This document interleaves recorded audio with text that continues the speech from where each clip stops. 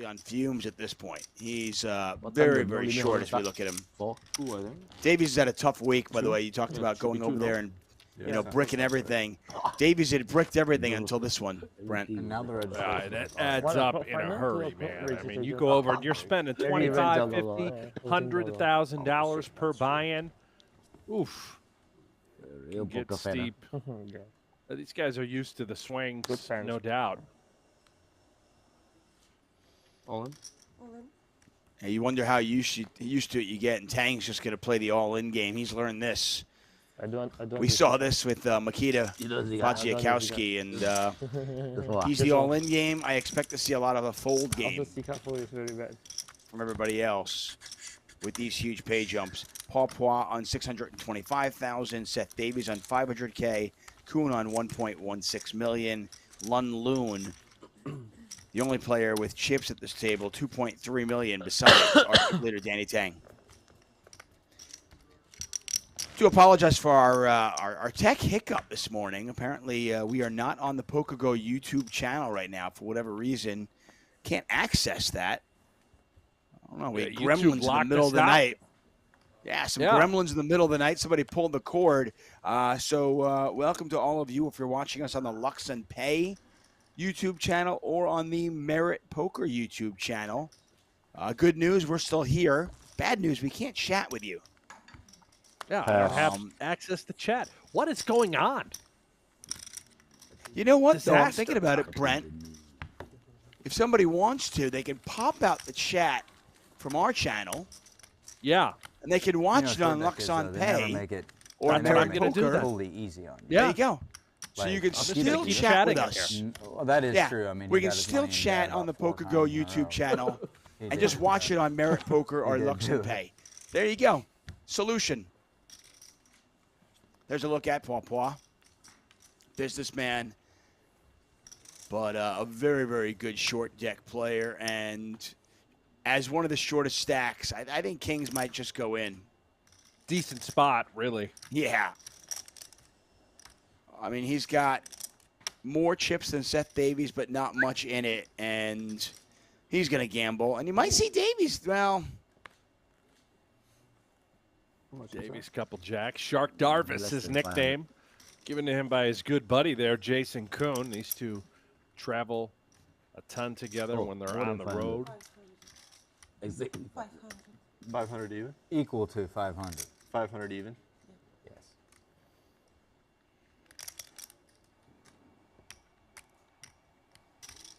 Wow, still have one left. I got you by 1 chip.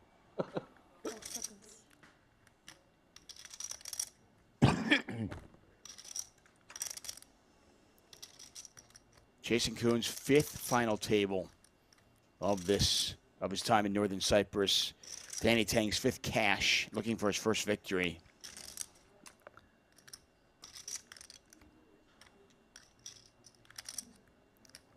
Paul Poit all in with kings. I'm just not sure Poit is moving all in with less than that. I mean, yeah, he could have ace-king suited here. Could have ace-queen suited, I suppose. But I think that's a good fold from Davies with jacks. I think you're either dominated or you're flipping. No, I'm watching. So lucky. Oh, yeah. Brent Hanks, David Tuckman here. We're in Northern Cyprus, the beautiful Merit Royal Hotel, Casino, and Spa. We're going to be here for the next, I don't know, handful of hours, covering some poker.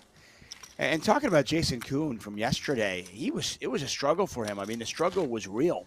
Just couldn't get anything going in short deck until just about 20 minutes before we went off I the wasn't air, trying to Brent. whisper. I mean, I was just. Yeah, it's you know. amazing how that happens, they right? did. Yeah, I was. We saw him bust, like, fully re-enter, whisper. maybe as many times as twice. Got I'm a back really in bad and just whisperer, spun though. it right to the moon.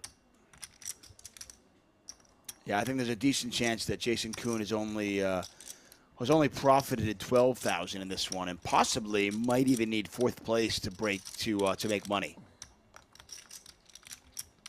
Here he's gonna make money with Ace King, 900,000 in his stack.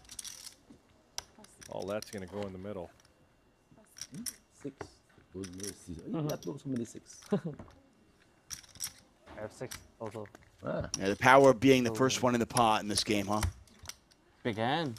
Pretty good. Pretty good. It looked like he flashed the old ace king too, boys. Big hand. good for pocket 6. Oh, that's dominant. Yeah, nobody's getting out of line right now with ICM considerations. Người ta có 13 mấy? Lên chơi bóng. 아무도 왜 해도. So for those of you who are joining us on Merit Poker or Luxon Pay, Brett and I do have access to the Poker Go YouTube chat Pass. if you want to talk to us. And I see Ryan Ricks is there. Good morning.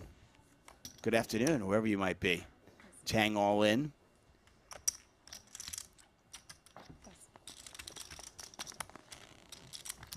Tang has added 400,000 to his stack. We haven't seen it flop yet.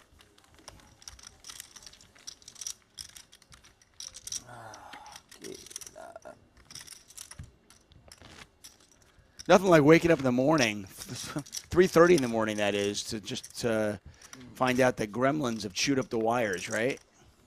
Oh, it's frustrating. I mean, I still don't know what's going on with this. Our own Poker Go YouTube channel just completely locked out. All in. Liam, cheers. Cheers, No, Liam. Baba, You know no. what, Liam? I'm a little happier now. Thank you for that. Cheers, Liam. Good morning to you. 우리 Tang all in with the Jack 8 suited. You need a monster to call, that's for sure. Okay. And that is Thought not they matched. a I was monster. gonna give you guys a chance to pay ladder, but it was the 6 and not the queen. Brent Hanks, David Tuckman. We are live from Northern Cyprus, the beautiful Merit Royal Hotel, Casino, and Spa, our host for the Super High Roller Series, Europe. We've got, Brent and I have one more stream tomorrow. So it'll be same bat time, same bat channel, 4 a.m. Pacific time, 7 a.m. Eastern time. We'll be live. We've got No Limit Hold'em tomorrow on tap. And then April 13th, 14th, and Cadillac. 15th. Yeah, April 13th, 14th, and 15th. We've got the 250K Super High Roller Bowl. The Cadillac of Cadillacs, right? The big boy.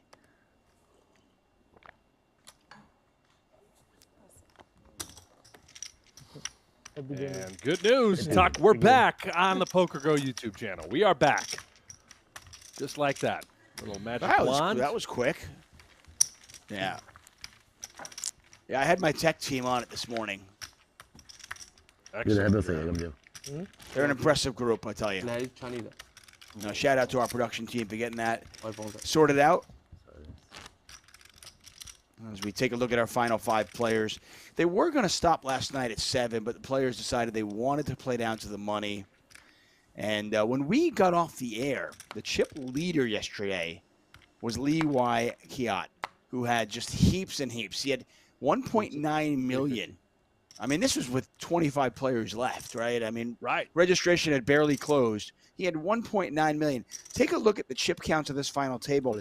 1.9 million would put him in 3rd place, just below Lun Loon at 2.3. So Lee Y. Kaya, not much went his Yes. way after that. He finished in 7th. He Gary kind of just Katz, walked I away, mentioned. Tuck. Ooh. Almost. 50-50. 50-50. Looks like we've got an all-in and a call. Queens. Queens.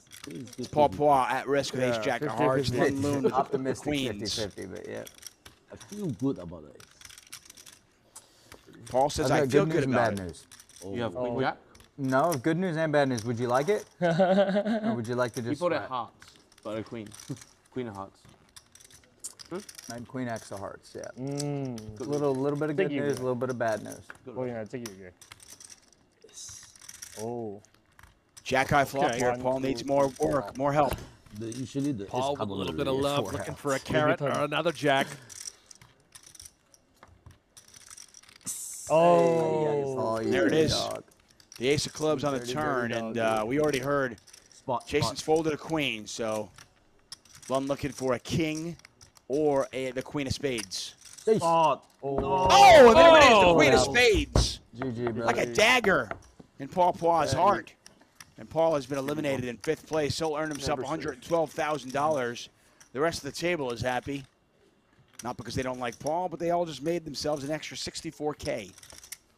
Especially Seth Davis, who's just extremely short right now. Davies is, I think he's sitting on about 6 antes or so. No, I just get a steamroll the table. Yep. Oh, yeah, that Queen of Spades on the river. You know, Lund Loon is obviously happy. Paul is crushed, but I don't think anybody's happier at that table than Seth Davies. Well, the Especially with the way his week has gone. The Really, extra he's $64,000 certainly helps. Take a look at our GG Poker leaderboard. Sorry, our payouts. Paul Poix, $112,000 as he exits stage left. Everybody looking for that first place prize, $640K. That money going up and up and up for now. 300. Remain I just bought in. Shark You just bought Darvis.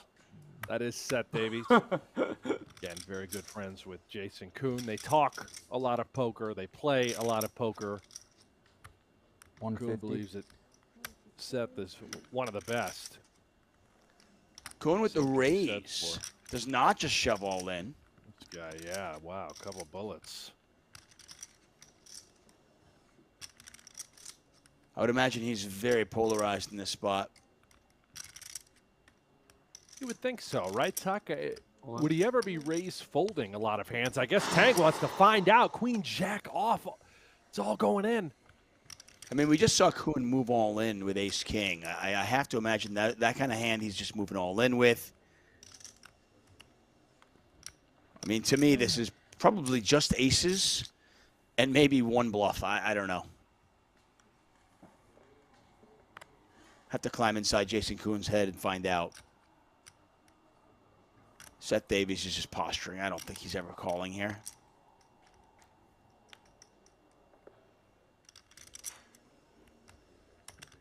He is extremely short, as you can see. Only 300,000. Maybe thinking that the price is right to dance, but 10-9 off doesn't seem like a great hand to do it with.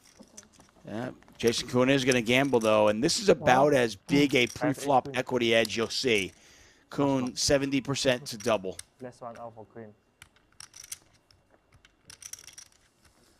Kuhn set the trap, and Tang walked right into it.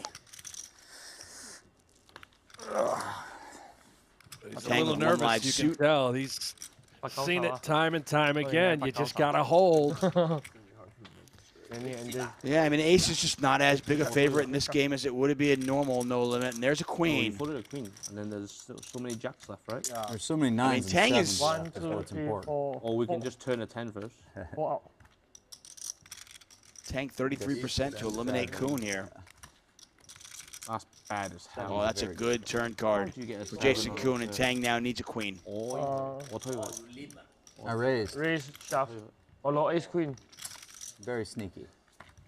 And still ping the one out. Oh, there's it. Million 15. Take back the 7. Million 15. I got you. Tang I'll hits break it two down. pair on the river, There she goes. but Kuhn with aces and sevens will get the full double to 2.1 million. And that's probably one player at this table. Danny Tang definitely did not want to double up. 1 million? Yeah, and I'll tell you what, the whole thing begins Long, hard day. with Jason Kuhn Yeah, coming they in need with to that start. sort of unorthodox open to 150,000. Getting Tuck, on I something think you going to nailed shove. it. Might be the only hand he do it with. Queen? Yeah, ace queen. Everything else just seems Oh, I like thought it's you had all in kings. pre-flop, as we have seen as part of Jason's strategy, but he set the trap pre-flop. It worked out to perfection. Major double up for Kuhn. Yeah, a really, really smart play there. You know, I guess he just knows his opponent and figured that Tang would fall for it. Row. I don't know Jason Kuhn's short deck game enough to know exactly what he's doing that with. But I think with Seth Davies on 300,000 chips only, and with there being a $64,000 pay jump between 5th and 4th, dare I say that was a misstep from Tang. 2, 3. I think it was a 5. misstep. A little too aggro. Not a lot of thought going into it, other than you know, was he going to call if Jason moved all in pre-flop with queen jack off? Absolutely not. No way. Did he think he Yeah. could possibly get Jason Kuhn to fold if he was raise folding various hands? Clearly, that was the mindset, but certainly a misstep. A little too aggressive. Well, you know what? Sometimes you just want to be a little too aggressive, and if you want to be, you can be. That's right, for free. On our own Texas Hold'em poker app, built from the creators of High Stakes Poker, Poker After Dark, and more. Be part of the shows that help shape the game with an authentic online poker experience. Poker Go Hold'em is available now on the App Store, Google Play, or by heading over to pokergohold'em.com. You got a chance to be aggro if you want to. Yeah, I mean, I am all for, as the big stack, kind of pushing around your weight and pressuring your opponents with ICM. And I just think with Seth Davies, who just moved all in, by the way, with only 300,000 chips, I don't know if Kuhn is ever doing that light. I mean, Kuhn is very cognizant of the pay jumps. You know, here's a guy, we talked about it earlier in the week. Here's a guy who made sure that he registered early in one of the next tournaments to save the $1,000 rake. So, and it looks like he's going to give him action here. We don't know what they have, but Kuhn has got to be pretty strong here. I don't know if he has to be that strong, though, right? I mean, we're putting in 300 certainly to consider folding if Tang were to once again go bananas. I think he could be calling with a hand as bad as, say, king-queen offsuit here. Okay, I'll give you that. I'll give you that. I mean, in fairness, I mean, you might even be in there with queen jack suited. And there goes Tang, ripped it. We don't know what Kuhn had. King 10. King Wow. So 10. he was actually lighter than I would have ever imagined. So yeah, good call by you. You nailed that on the head. There's Tang. Yeah, ace-9 suited. Take some red Wonderful cards. hand. Sure. Remember, aces do go low in this Give game, you 3 diamonds, queen jack, meaning X diamonds. could essentially represent a 5 Jack Queen. if the board were to run out I just Great. pulled Jack Queen. 6, Yeah. 7, 8, making Cool. ace-9 a straight. Pretty sweet. Good update there. Real solid. On the line, Tuck. Here we go. Yeah, Davies tournament life on the line. Pot is 875,000. King 6-6. Nothing there for Davies, really. I mean, backdoor spade draw, backdoor straight Crazy how this possibilities. game, I have no instant. He's looking for a pair, though. Yeah. Yeah, always a sweat. Davies 41% to win it, though. Big sweat. Oh, there is a spade. Big sweat. Davies with 10 outs. 10 of hearts. You guys want 10 of hearts. I know you guys all do. I think I had 10 of hearts. Oh, okay. 10 of diamonds then? Oh, no, I had 10 of... I had 10. A spade. You couldn't say it. Oh, lucky, bro. 7 of diamonds. Nice run. And you mentioned it, by the way. Tang does make that straight. So, flattering. interesting rules about short deck. No deuces, threes, fours, or fives in this game. Stripped down deck. Flushes beat full houses. And as you can see there, the ace can be used as a 5 when there is a 6, 7, 8, 9 available. So ace 9, Okay. 6, 7, 8 on the board. Game start. A straight for See if I can Tang break this eliminates Seth Davies in 4th place. He'll earn himself $176,000 for his 4th place efforts. And then there were 3, the remaining 3 players, all guaranteed a tad over $250,000. We've arrived, Tuck. The podium is here. Top 3. $640,000 for that gold medaling first place prize. We got serious money on the line now.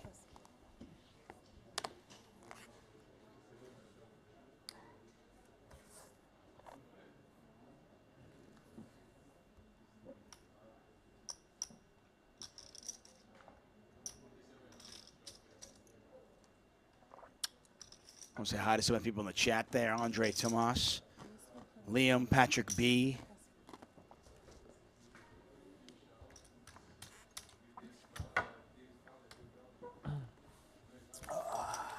Axinity Studios. Is that your burner account? Says Hank's the GOAT poker commentator, superstar, filet 1.73. mignon of commentary, Whoa, and also whoa, IT what? wizard. They don't get to see. I don't know. Excuse This me? guy just- Oh, no, I have... Who's that? guy just loves Anxiety you. Studios. 80. Wow. yeah, Appreciate that. absolutely loves you. Well, now we got an interesting threesome going on Yeah. here. So we get rid of the short stacks. Lun Loon, Kuhn, each on around 2 million chips. Maybe a tad less. Tang on 5.4 million. Threesomes, interesting, Tuck. I wouldn't know. Wonk wonk. Last time I got three-handed, Coin. 2004. Ooh, yeah, the college era, huh?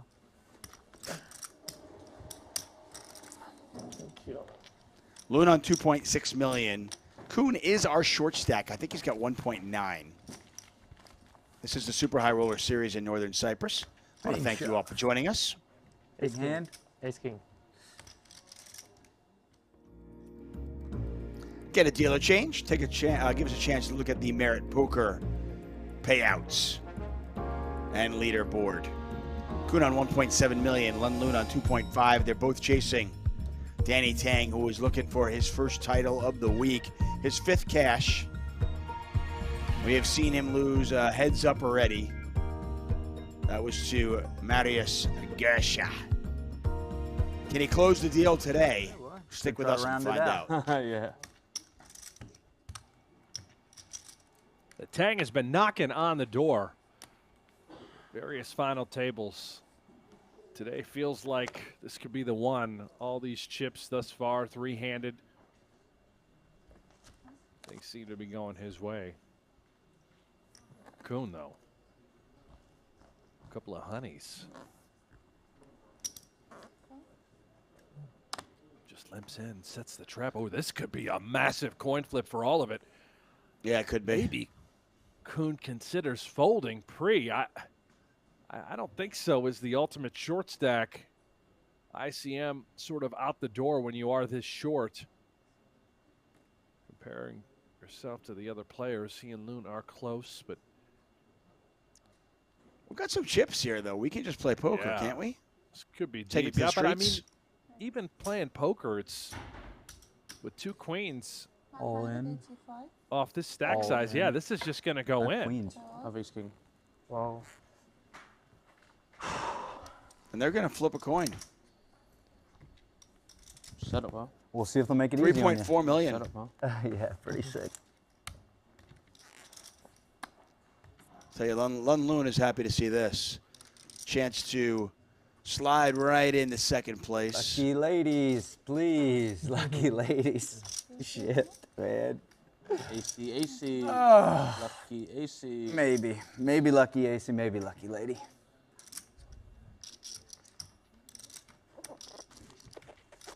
Take a look at this flop here. Ace King versus the Queens. So far, so good for Jason 6. Kuhn. I think a 10. No, 6. 6. 6. 9. How about a queen? Queen's fine. That's no fun. That's no fun. 6. 10. 6. No. 10 is not good? 10's fun. Like 10's a fun Ten is spot fun. for everybody. Like king, man. You want him to bust or not? 6. Hey, yeah. Right. There's still a lot of cards in the Right. deck I win with. And there Most was always cards a in the king on deck. river. King of spades. 6, 7, 9, of jack. spades. 3、6、7、8、9、10。 Get it in 10 there. out. King of spades. And Boom. pink. That's me, baby. Wow. 6、7、8、9。 That is 1.705. You got it. So 1.75 thousand. Monster pot, and that is certainly changes dynamic at this final table. Lucky ladies. Jason Kuhn. Kuhn absolutely sizzling. 佢攞住你兩隻勾。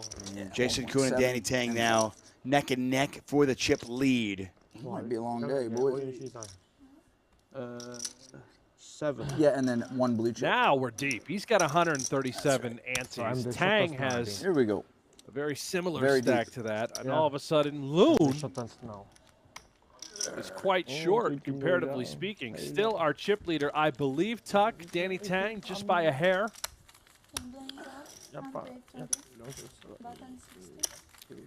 Yeah, we don't get a chance to see much post-flop play in I felt short like it was deck. set up, honestly. When you raised, I was like, I just felt like you had it to me. And I was like, this is sick.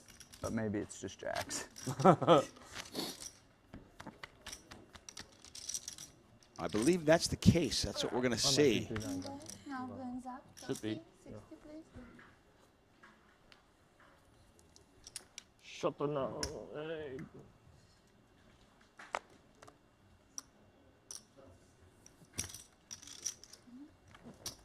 You Oh have. no, sorry. How much do you have, Danny?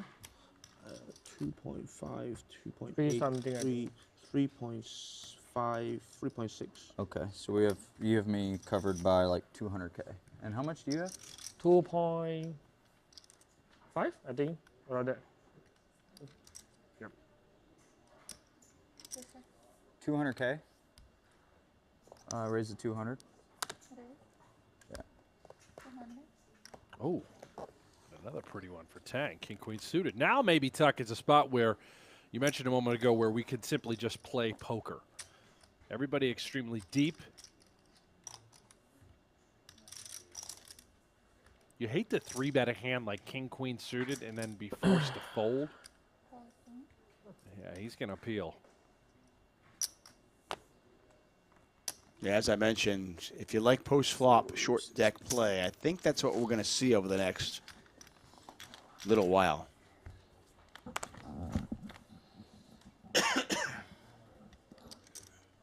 Queen high flop, all clubs, neither player with a club in their hand.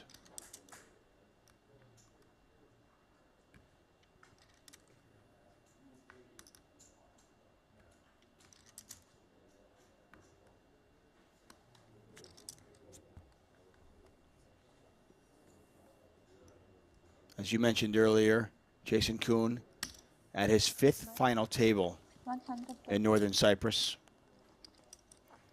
He's going to bet the gut shot.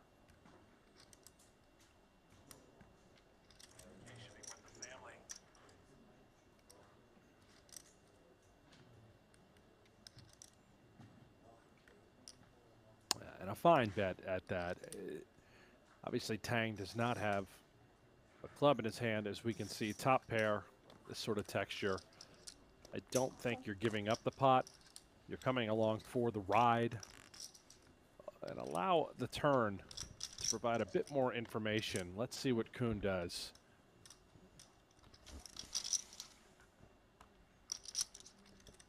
Kuhn now open-ended. He checks. You hear players talk about this game, the strategy of this game, denying your opponent their equity.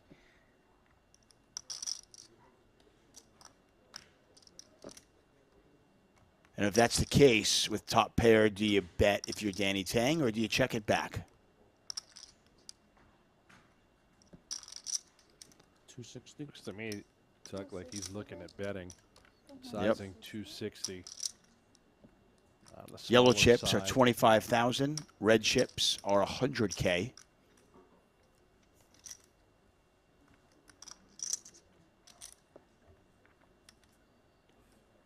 Kuhn knows, I think, he's up against King Queen, maybe even King Jack for the nut straight. Nice little pot there. If Kuhn had a club in his hand, he's absolutely coming along for the ride to the river. Yeah, we move on. Yeah, he has to be wary. You think about what Tang's calling range was pre-flop. I don't think Kuhn even thought, had he hit the bottom end of that straight, he would have been good. Or certainly wary that he might not be good in that I'll change spot. it. Brent Hanks, David Tuckman calling the action. Super High Roller Series, event number 5. There you go, buddy. The 50K short deck. We had 32 it's entries, awkward for me 5 to count cashed. this We're down to 4 3. Mm-hmm. Thank you.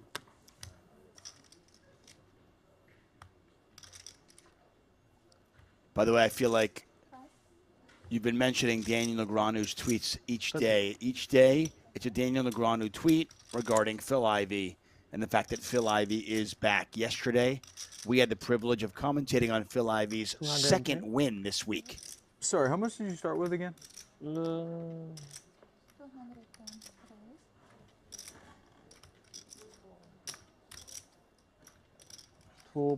2.2. It's like 2.3, 2.5. Okay.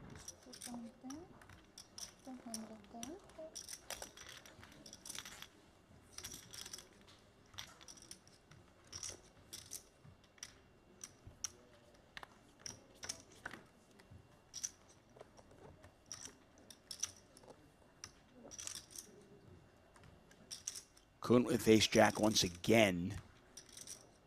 And again, he's up against king queen. Oin. A very similar spot. Loon just shuts it right down. Effective. Rip it. Against my hand, very effective. Big hand. All in. You have king queen? Yep.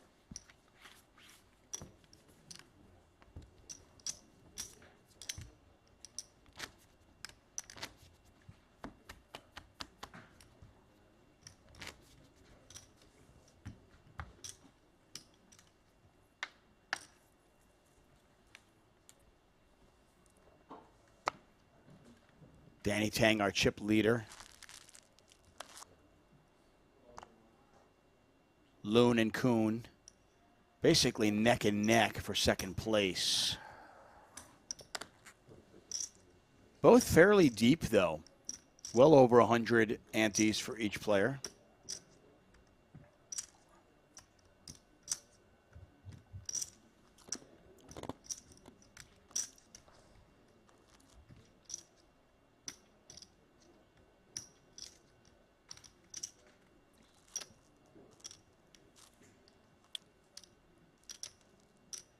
$225.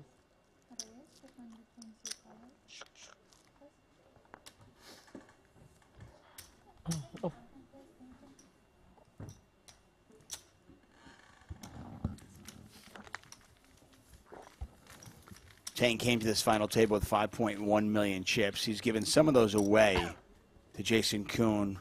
We had a huge flip, ace king versus queens. Tang has been able to get some of those chips back.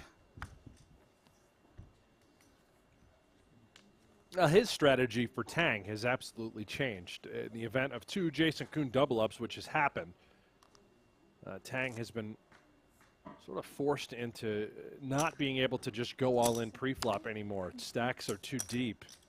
Kuhn comes with a simple little call with a couple of sevens. That is jack that hand. Yeah.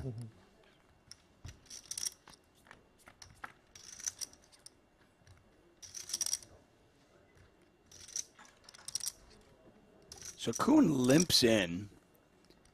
Loon on the button with 9-8. For those of you who are new to short 200. deck, there's no small blind or big blind in this game. Everybody antes. The button antes twice. This is interesting. Action Kuhn just begins bets 200 just into to the left. 150 with sevens on that board.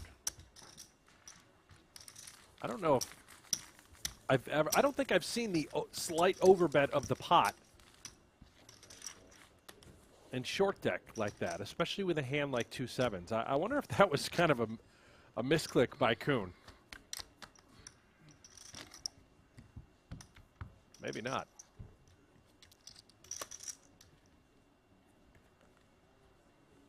I'm not crazy, right, Tuck? There was 150 in the middle, and he No, bet you're 200?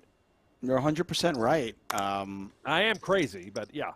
Yeah, the two things are not mutually exclusive. That said, I don't know. I mean, I imagine that Kuhn's limping in range there much stronger, Raise. and he can rep the king, the queen. 210. Oh, sorry. 110, yeah? Yeah, 110. I mean, yeah, it's got to be. It's got to be 150, I think, right? It could be 110. Those green chips are 5K each. All right.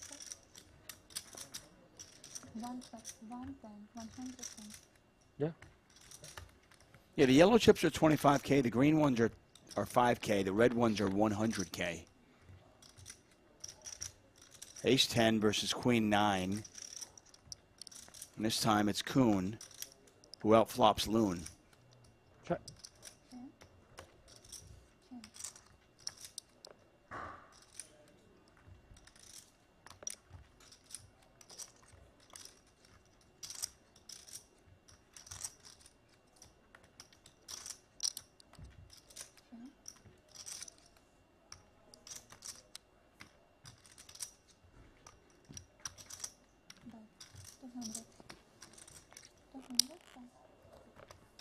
Loon gives it up, and Kuhn back up over 3 million chips. What, you got like king 8 off of it? No. No, I was calling a shove. Free? No, right on the turn. If he just put it in, I was calling. Yeah. I mean, he has nothing that can go of it. Well, I'm just Yeah. saying if he did have something, I would have called. That's how good my hand was. I didn't have king 8 off. Queen 8 off. Queen 9. Queen 9. Yeah. Big hand. And queen 9. Queen Only 9. 36 cards in this short deck. No deuces, threes, fours, or fives. Big boss. So we got a short I deck. respect the big boss. We got 3 players left, all with I short know, last we're on the boss. names. Gotta give you lots of walks. We're kind of equal boss, but Yeah, that's still equal boss. still mutual respect. Yep.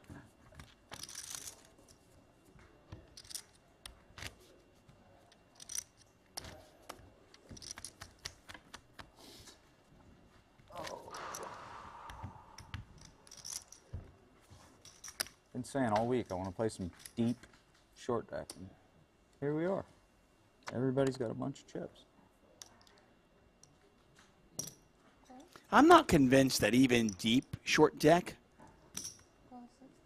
lasts a long time. Maybe this will be the day. Maybe I say that and we'll be here for hours and hours and hours watching these guys battle 3 ways. I don't know. I'm just not convinced. Yeah. Jay. I'm with you. I think there's just a little too much haymakers that are able to be thrown in this game. The variance sky high.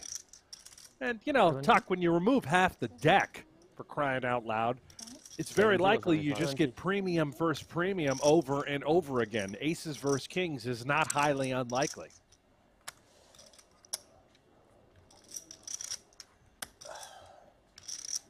Yeah, in a game where you're trying to deny your opponent their equity, well, your opponent's actively trying to keep their equity. So you've got that battle. This is kind of the perfect game for your shirt. No gamble, no future, and your show.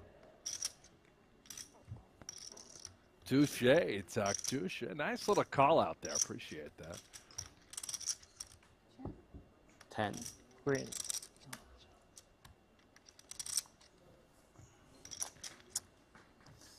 Yeah, this is a game where it's hard to miss. It's actually more likely for you to have a pair after all 5 community cards are dealt than not have a pair.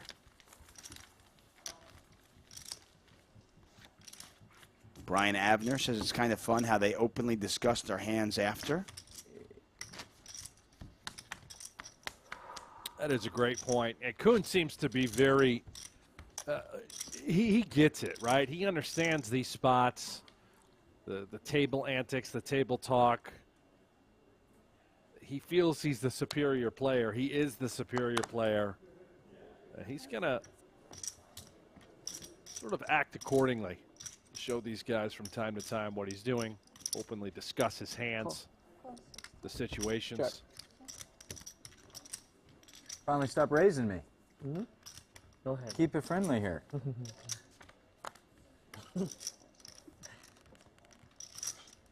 Check. Lone flops 2 pair.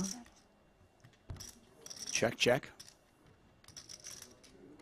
Kuhn catches up to him and passes him on the turn.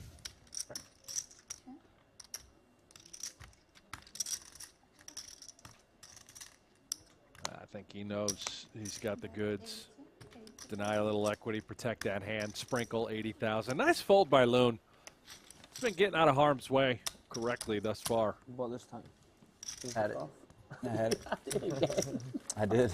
Vakash Every time I in the had it. chat. How come Next time I Negreanu isn't can't playing have these events? Good question. Next time I got him. He started to get a little FOMO on social media, on Twitter. He said he might head out to play these series. He was missing the action. Next time I won't have it. Turns out that the It's travel hard to have it every time. just didn't work out for Negreanu, so he's home. He's been tuning in, cheering on his buddy Phil Ivey, who's made 5 final tables spread across Triton and the Super High Roller Series. He's earned roughly $3 million. A couple sevens now for Kuhn and aces for Tang. Keep an eye on this one, Tuck. This is a situation where, again, these stacks are so deep. Tang open ripping, that doesn't help anything. Certainly going to raise. Size it up. 250, somewhere in that neighborhood. There's 150 already in the middle dead, as you can see. There it is, 225 to go. And Kuhn with a pair, you're just going to get a price. You're going to peel. You understand you're up against a pretty good holding from Tang. He can be as wide as, say, king, queen off, all the way through aces. Jack 10 suited, certainly a premium in this game as well. So he can have a variety of hands. It's not necessarily just aces or kings or ace-king. You called it right, Hanks. There's the raise, 225. Kuhn makes the call. Pot is 480,000. And a 7 on the flop. If you're Tang, you've got to be a bit wary. It feels like every flop is scary in this game. This one has a little flavor to it, though. Queen, Jack, 7. You start thinking of the hands that Kuhn might limp call a raise with. King 10. A ton. Yeah, Right. 10-9. 10-9 suited. King 10. Queen Jack. A lot of hands in there that Tang is either behind or basically flipping against. And here, he's way behind. Now there's 830 out there. Kuhn only 2.9. You mentioned denying equity in this game. Don't be surprised if Kuhn All in. comes with a very hefty sizing. How about just all of it? Yeah. And this is going to put Tang into a really tough spot. You, man. Just the overshove. Those draws you mentioned that Kuhn could certainly have. I don't think he would play them like this. Keep in mind, only because we've seen Kuhn play a lot. It'd have to be exactly Jack X of clubs where maybe he'd be just playing for all of it like this, although, again, highly unlikely. He might do this with a hand like Queen Jack, and, again, sets of 7s. What about 10-9 Jacks. of diamonds? I don't think so. I think Kuhn would just check call, you know, those sorts of holdings. Set. Just take your equity to the head. Uh-oh, here we go. He called. This is for Yeah, he like does make the call. 80% of the chips in play. Whoa. Don't go out. Kuhn is at risk here. We can just turn an ace. Just have you dead, you know. Turn to 7, bro. How'd you get this wet broad? Let's go. Tang looking for Sean. a red ace. Stuff, I think. 1 club. Yeah, you There got like are a 500 lot of left. cards that will give him Yeah, 10 more of club. equity. 10 of club. Come on, bro. Take it easy on me here. 7. Kind of flip. Oh. I don't think so, 8 of man. clubs. Makita did me dirty. I don't think Days in so. a row. I don't think so. Doesn't feel like it this time. 7 outs for Tang.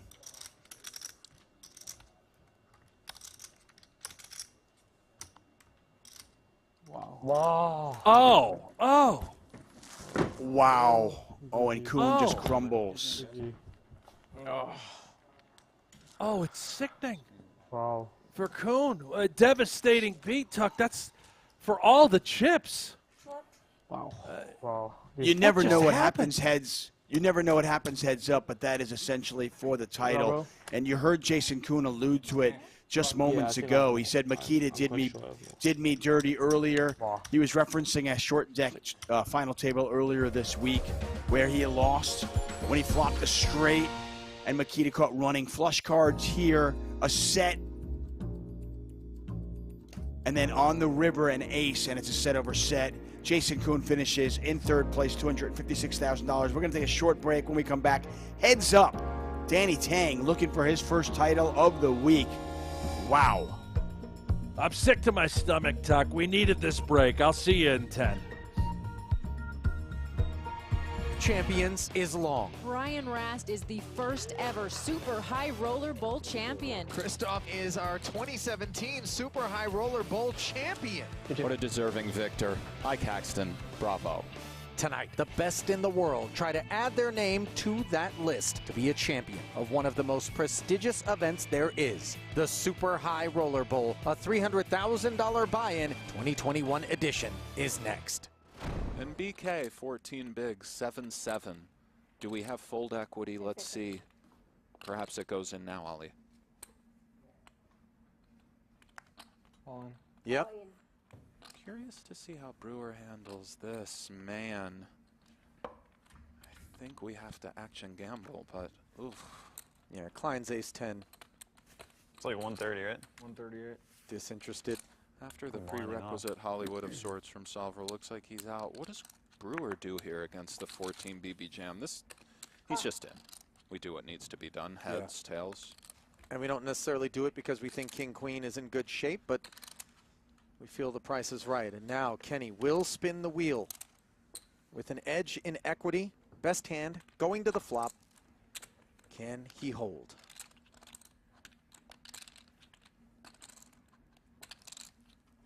Well, a massive situation for both men. Yeah. Shortest and second shortest stack at the table. The cruel nature of poker upon us, although these are short stacks who again have to gamble, but it is now up to the deck to decide. Thank you. Oh. Brutality. I'll pair the board, dealer, a little sweat. Can we get a board pair? King or a queen, perhaps, for opportunities? Right, there you go. Oh. It's never easy with BK, but There is the queen, and now 3 outs for Bryn Kenny. He needs a king and a king alone to chop it up here. Is it there? Good game, guys. No. good game, sir, BK. Our first casualty here at the final table. Meanwhile, Bill Klein is open to 45,000. Michael Adamo looks down at 2 queens, which have been somewhat omnipresent here. 35. Up we go. I think within both Foxen and Bonomo's right, by the way, to take a bit of issue with the fact that at least 200,000 in chips were kind of hidden from view in the original configuration and Sean's stack there. Fair enough, the chips need to be visible. Awkward spot for Klein. Adamo second in chips. Klein first. Perhaps we respect the nature of the chip situation, although Klein might have big ideas. Ace-Jack off is a big ideas kind of hand as When far do we as end bluffing tonight? is concerned. We will end at the end of the level, or are we done? Oh, look at this, Ollie. Okay. Whichever comes first. Bluff me. 95. Kind of click-back territory? I doubt you have Or no, meatier than that, huh? Meteor than a clickback, and for Adamo, we saw in a semi-similar spot, Bonomo went with the just call here. See what Mike comes with shortly. This is a big flop for me.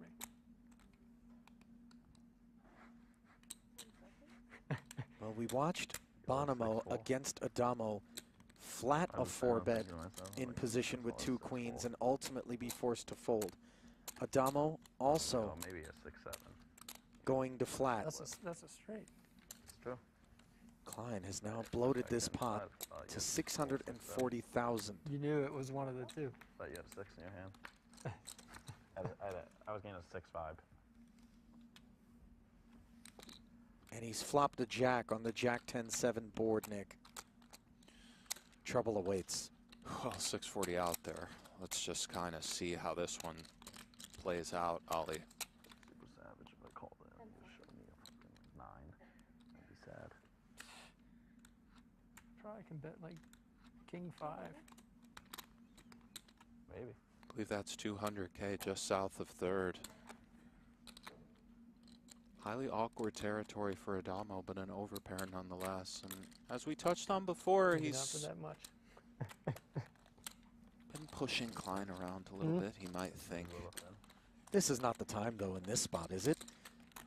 Big stack against the second biggest stack. No, I'm not saying that, but when we're trying to assess the relative strength of our queen-queen, some of the meta, a million out there, Ollie. What a situation this is, and the rest of the table should probably stop talking. Really tough card for Klein there. Yeah, the 7 doesn't rate to be involved with Adamo's range. And now he has himself Jackson 7s with an ace kicker. That's about the most brutal card in the world for Klein. It never hits Adamo and is something of a brick. Looks like he's counting out 300-ish, perhaps a stack counting of sorts.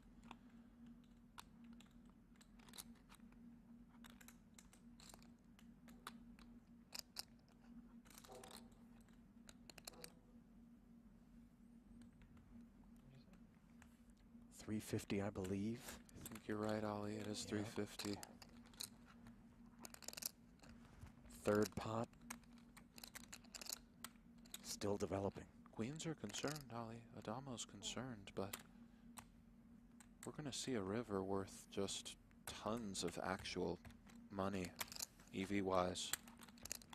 Now that Klein's been called pre-flop, on the flop, and on this turn, which puts 4 to a straight out there.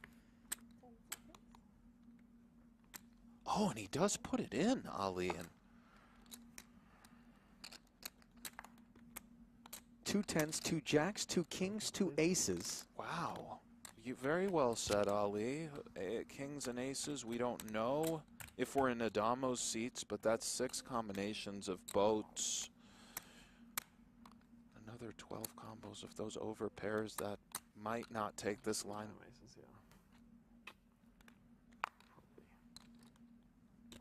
What did Adamo ask? Would Do you jam aces? aces here? And then he said, probably. This is very intense. Time bank's coming. Welcome to the blender. Truer words never spoken, my friend.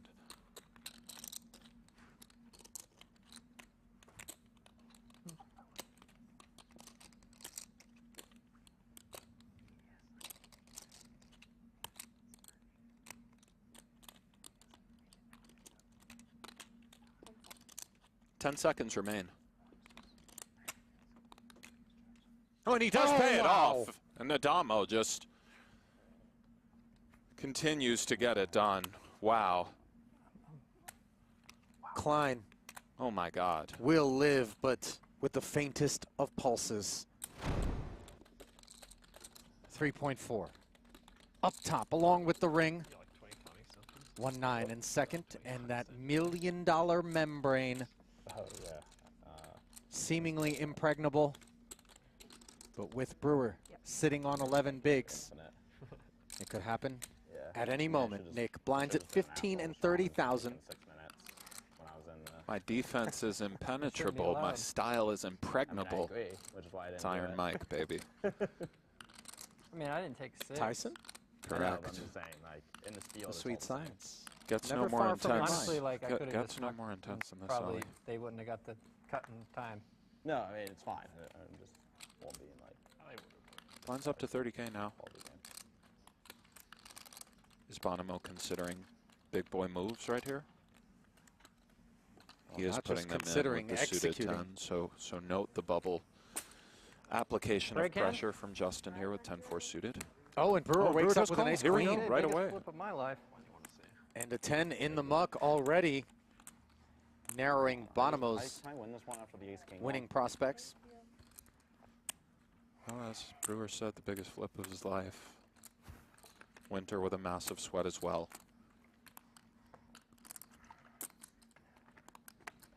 2-1 favorite on $1 million bubble. Ali. This is the real deal. 695 in the middle. Ace, queen, queen. Can't be Not too to be greedy, out greedy, there, yeah. Chris, but And the flop Oh is my. queen 5-7, top pair against the heart draw, and it's never easy, is it, Mr. Brewer? no, I mean, just look at him, guys. He's He's squirming a little bit, but as is Winter pacing. Cleanliness is godliness. Fading a heart now, and that's all. 4-1 favorite for Mr. Brewer to double and slide into third. At least chip stack wise, and The mantra now. well, No heart. No heart. oh King of hearts. man. It's hilarious, man. I lose ace king to 9-3 suited on the bubble, and then ace queen to 10 full suited on the bubble. I'm the best. I'm gonna buy you something nice. I mean, Did you like that? I'm the best. That was good for you. Well, I had 10-9 off no heart, so I was happy with the flop because I guess you're more likely to hit a heart. Palpable steam coming off of Chris Brewer, a consummate professional, but a disappointed one nonetheless, as he is left on the Actually, you've been fucking outside money on final of this table. bubble as it bursts, courtesy of his elimination. And even know now what that all means. three of Actually, I these didn't tell gentlemen myself, are actually. guaranteed $1 million+ for their effort here I just in played Super big High games Roller with, Bowl like 10 6. boards. Did you say 2.6 and a Bitcoin. penchant earlier? Did I catch that? I mean, I Actually, let it it's pretty slide nice what I during had. the hand. I know you Really? Yeah. like to focus on the Bitcoin's what, action, but 40K? here in between, as we see a dama with the I ace haven't jack looked- I suited, I try not to look on the during button. these series. Ali, you know I just wanna did. verify. You know I did. We didn't want to use penchant, perhaps there. Isn't it French? Is it not penchant? Are we in France? Is it not? I mean, I wish you guys could see how the way this guy is just like, he's so smug. do you say Las Vegas, or Oh, do you yeah. just say Las Ace Vegas? Jack tens, you but know? sure, here he is. 2 red tens for Winter, going to be a welcome sight here in the face of this open from Adamo. Indeed, sub 30. All in. Oh, It goes in, and I mean, for a Damo Ace Jack, who did? It snapped. So Yep. here we are. gentlemen, start your Playing engines. some poker. Can Winter do it again, Ali? This is also a small flip for you. This has been epic spins for Sean. That's a decent pot. It's a big pot. A decent one. You don't feel it, man. 1-6 and change out there. Bonomo taking a quick peek and then returning You're to so lurk sick in the you want me to shadows. double. So It'd you be can fun three-handed. We could play for 5 hours. win-win.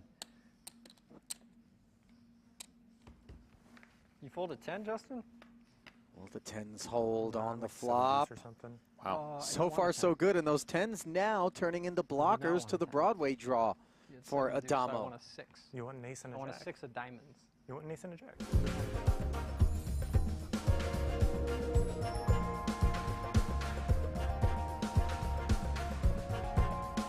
Whether in Cyprus, easy for you to say. 50K short deck. We are heads up and in brutal fashion. Once again, Jason Kuhn getting eliminated in third place in the most brutal way. A few days ago, it was at the hands of Makita Badziakowski, who did it. Jason Kuhn was about a 90% favorite to win that hand. This time, Kuhn gets it in with a set, was about 77% to win the hand. Danny Tang makes the call with aces, hits an ace on the river, and Jason Kuhn is out in third place once again. Danny Tang, our chip leader, with about a 3-1 chip advantage. Playing heads up here for $224,000 and the title. Hundreds of thousands of dollars, Tuck. That is essentially what was cost Kuhn. You mentioned the bad beat against Makita a couple events ago where he was a 91% favorite when the money went in, which is extremely hard to do in short deck. And then here today, nearly an 80% favorite when all the money went in for roughly 80% of the chips in play. And those are just sickening beats. It's a part of the game that you and I and everyone here in the chat are accustomed to seeing and being a part of. It hurts, let's face it.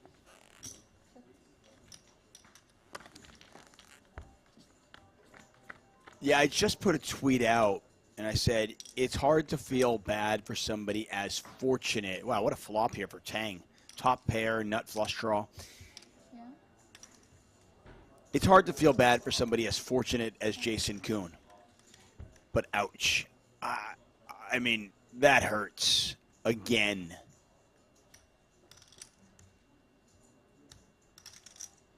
His fifth final table of the week ends in brutal fashion. You know, something I think also worth mentioning is we see Tang has just got an absolute stranglehold on this one, understanding that flushes do beat all the houses. He's not going to be afraid with this sort of holding despite the other queen. But, you know, Ivy, understandably so, has grabbed all of the headlines this week. It's Phil Ivey, after all, 5 final tables, nearly $3 million in earnings, 2 victories across those 5 final tables. Jason Kuhn also was at his 5th final table here today. Ali Mshurovich, which unbeknownst to us yesterday, didn't even realize that was his 4th final table of the trip as well. Danny Tang has put, I believe, 3 or 4 final tables together across his tenure here at the Super High Roller Series as well as Triton events. I mean, there are some other guys here outside of Ivy. In fairness, I mean, Danny Tang, this is his 5th cash. Considering the fields, if you're cashing, you probably made the final table. So when I say made the 5th final cash, table, yeah. Yeah, he probably has 5 final tables as well. Yeah, Danny Tang, Ali, Jason Kuhn, they've just made final table after final table this week. It's been unbelievable. And I get it. We're going to talk about Ivy. We're going to talk about his 2 victories and sort of the resurgence, the comeback for Phil Ivey, if you will. And that makes sense, right? He's the GOAT. Everyone wants to see if he's going to come out and play the World Series of Poker. Back on the bracelet hunt. Daniel Negreanu said that as of right now, and I talked to him yesterday, as of right now, Phil Ivey's plans are to play at the World Series of Poker. I don't know what the volume will look like.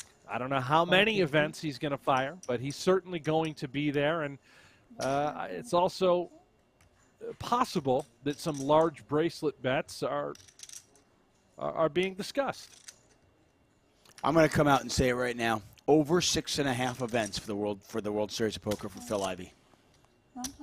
I'll take the over. I'll safely take the over. And now, unless something comes up, and Daniel said the only thing stopping Ivey from playing a heavy schedule at the World Series of Poker is really, it's going to be about what's going on internationally, whether, the Triton guys put some events together, whether some big cash games go off. That'll be the only thing stopping Ivey from playing a full series. Triton and the rest of the poker world don't tend to compete too often with the World Series of Poker because they do have those high rollers. They do get the one drop, and I think the rest of the world understands that most of the heavy hitters do want to be in Vegas for the World Series of Poker to at least play. Even if they're not going to play the World Series, they want to play the cash games there. So I would be surprised if that was the case. I by the way, I think over 6.5 is probably pretty safe too. I'm thinking more like 9. Yeah, I'm with you. I think you're right. I can see that for sure. Let's turn our attention to this heads-up battle. Lun Loon, kind of under the radar, but he's quietly had a pretty good time here in northern Cyprus as well. He's got a lot of work to do, though. About a 3-to-1 chip disadvantage to our chip leader, Danny Tang. And going back to that hand, that elimination hand versus Kuhn, I know checking back in this game is not as prevalent as it would be in No Limit Hold'em because it is a game of protecting your equity and denying your opponent's equity. But when you think about Jason Kuhn's limp calling range pre-flop, and then you look at a Queen Jack 7 2-club board, would you ever be tempted to kind of check back the aces, knowing you might get jammed on and you're not going to like it? Oh, I would, man. I mean, I'm not trying to play a pot for all the chips in the tournament with a single pair against arguably the best short deck player in the world when all the money's going in. When Jason Kuhn puts that money all in, I'm at least, if I'm going to bet aces on that board, like Tang did, I'm going to bet fold when Jason Kuhn puts it all in. He is never putting it in there without a high equity hand or perhaps even just, a massive favorite sort of holding. He's never going to be very far behind. Well, you're never far behind with PokerGoHold'em.com. That's right. You can play free Texas Hold'em poker. It's from the creators of High Stakes Poker, Poker After Dark, and all those amazing shows. You can be part of the shows that help shape the game with an authentic online poker experience. My man, Brent Hanks, it's his voice in the game. You got to check it out. Hello. Yeah, it's now in the App Store, Google Play, or you can get it by heading over to PokerGoHold'em.com. Yeah, I mean, I think you and I disagree. I think Kuhn is probably being pretty aggressive with, maybe a 10-9 suited, a King-10 suited type hand. But even those hands have a ton of equity against aces. Money. And I'm not going to sit here and pretend to be an expert in short deck. I'm not. I know you're not either. Right. And maybe checking back is a mistake.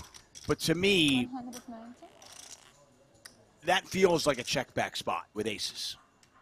Yeah, I mean, there's no reason to build a pot with just that sort of hand. You're exactly right.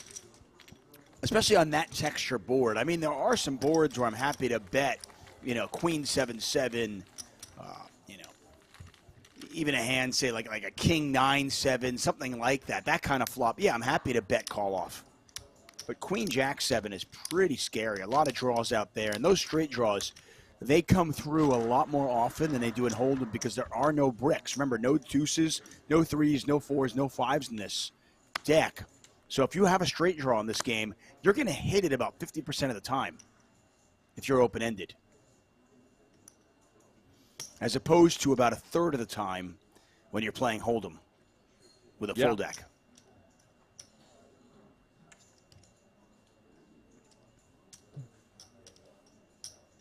I want to thank all of you for joining us. Loon is going to raise this to 210,000. 210.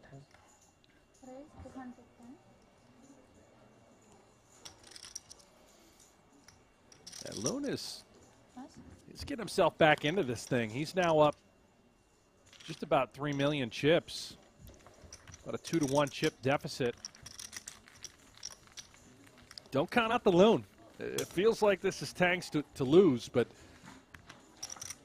here we go, Loon. Make some noise, baby. The cord gives nothing.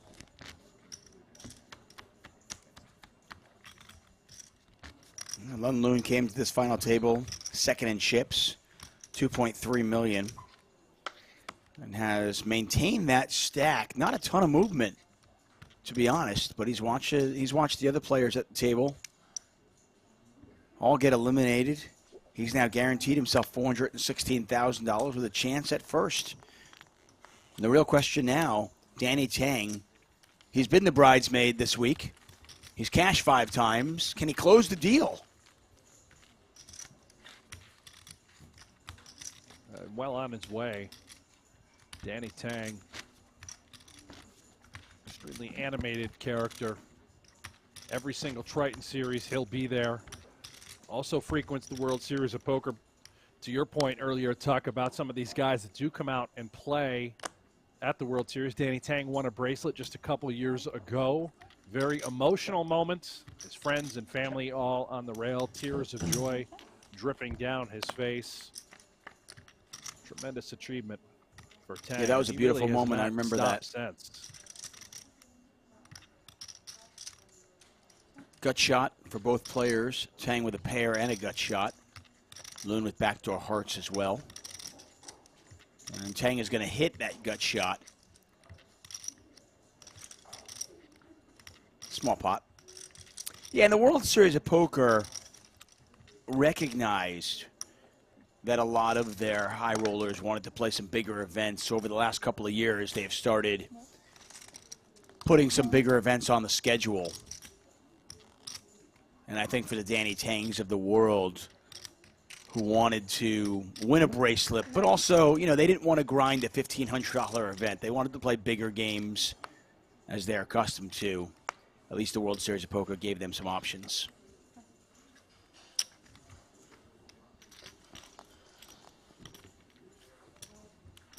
Vandero in the chat. This is so boring. Bye. Well, hey, Vandero, thanks for stopping by.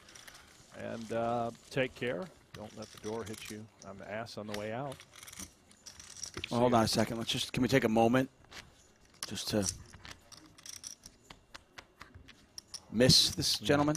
Mm-hmm. Yeah. I just give me a second. It's gonna take me a moment to get over this. So Jimmy sorry. Bluffett says, Tuck, after this table, are we open for the day? No. Don't be silly, Jimmy. First of all, good morning to you, Mr. Bluffett. Always good to see you, as always. After this final table ends, and I have no idea when it will end, but when this ends, and at some point it will, we'll close this page. We'll get a new YouTube page on our PokerGo channel with a new table. It will, in all likelihood, be the 50K No Limit Hold'em event. Maybe a slight chance it'll be a cash game. I don't know. I haven't heard yet. I am in Los Angeles. Brent is in Vegas, and the players are obviously in Northern Cyprus, along with the organizers and the good people over at Merit Poker. So, but yeah, no, we are not going to be done with just this event. We'll stream at least for the next few hours. My guess would be it'll be the 50K No Limit Hold'em event number 6. But we will close this stream and just open up a new one on our PokerGo YouTube channel.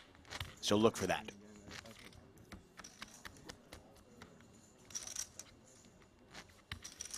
Bobby asking in the chat, how much money are these guys going to make? Well, the loser of this heads-up battle will take home $416,000. Yeah, a lot of money, huh? A lot of cheese.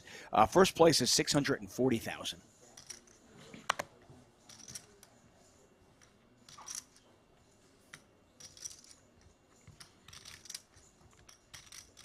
Joseph asking how long until the blinds increase. Well, there are no blinds in this game. We play with antes in short deck, but the levels are 40 minutes long.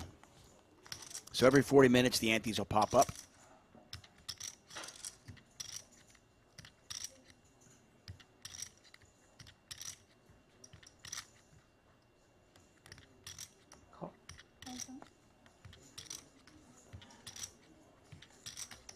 Nico asking, what's the biggest buy-in during the World Series of Poker this summer? I don't have the schedule in front of me, but I know they have some 50Ks now. Tang flopped the full house. I'm pretty sure they have a 100K bounty tournament happening early on in the World Series of Poker this year, where it's 10K per bounty for everyone you eliminate.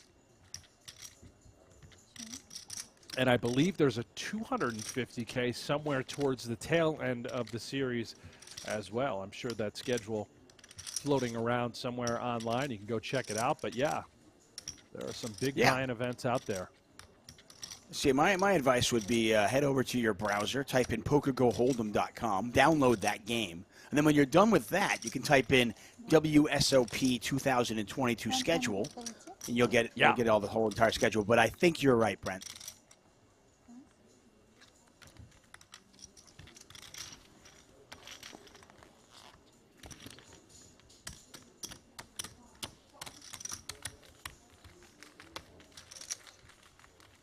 Bobby says, wow, that would be lifestyle-changing money for me. Thanks for answering. Watching it from Amsterdam. Well, good afternoon, Amsterdam. And wherever you are in the world, thank you for joining us. Let us know in the chat where you are. How about the pokernews.com YouTube channel here in the chat with us saying that the 100K is the first event with the casino staff tournament. So there you go. There is 100K going on. Now, I also think that with pisses that me off, 100K, Brent. yeah. That pisses me off. You know why? Why is that? Why did since I work for a casino, I'm eligible to play in the casino employees event. I obviously want to play in the 100K, but there's a conflict. Why do they put those right next to next? I mean, now I got to choose. I guess I'll miss the 100K. Yeah, I hear you. Now, speaking of choosing, and this is could be problematic. I know for certainty that Triton has another scheduled stop in Madrid at the tail end of May that is going to overlap with that 100K at the World Series of Poker. So now you're going to have these high rollers sort of having to choose. Are they going to play the World Series 100K bounty event in May in Las Vegas, or do we head over to Madrid in Spain to compete at the Triton stop? Certainly the player pool is not exactly massive when you're talking about these price points and these high rollers. So, yikes. What do you do, Tuck? Yeah, the World Series of Poker is such a unique animal that they always seem to get a turnout. And I'm not convinced that all these high rollers are going to come out, you know, May 28th and stay through the end of July anyway. The World Series is so long. It's such a marathon that I know a lot of the players, from whether it be from Asia or Europe, they might not even make it out there until the end of June. Yeah, I have to believe that, you know, the purpose and the whole point of having that 100K at the beginning of the series was to try and lure them out. Hey, come on out. Spend the summer in Vegas. We're going to give you high rollers throughout. And that little Madrid stop, little wrinkle for the World Series. We could see a low turnout for that 100K bounty event. Yeah, I don't think you're wrong. I mean, I think you definitely you've got something there. And by the way, Madrid is just absolutely stunning. I think this is Triton's first stop there. They have been to Jeju. They've been to Montenegro, Malaysia, Northern Cyprus. I think this is Triton's first stop in Madrid. Ace-10 for Tang. He is very much in command of this hand. Still a 3-to-1 chip advantage. 110, but 110. If you're worried or concerned that Brent and I are not watching, don't worry. We got the poker right in front of us. If a big hand starts to develop, we are going to be on it. I promise you that.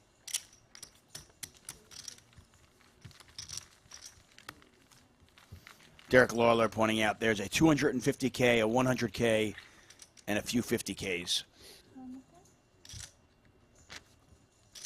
Jiggy Dirt. Who's the better tournament player, Helmuth or Ivy? Well, I'll tell you what, Jiggy, that is... We just break...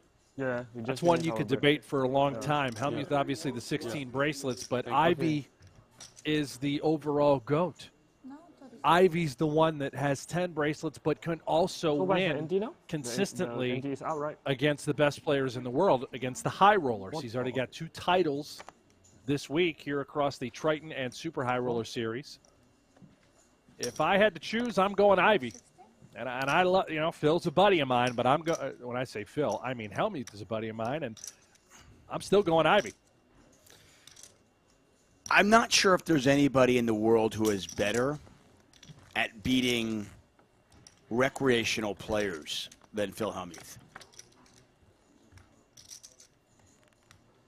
It's uncanny how good he is against a recreational player. That said, as you know, Joe and Jane Public continue to get better at poker, I think Phil Hellmuth's edge gets smaller and smaller. And make no mistake, you know, that recreational player who's been playing poker, they're all getting better.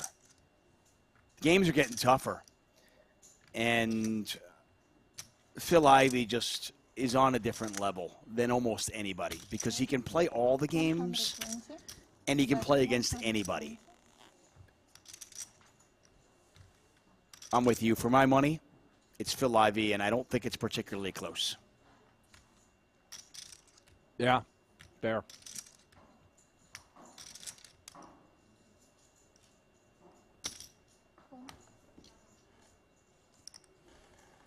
Pro France Can we says throw Negrano into the conversation?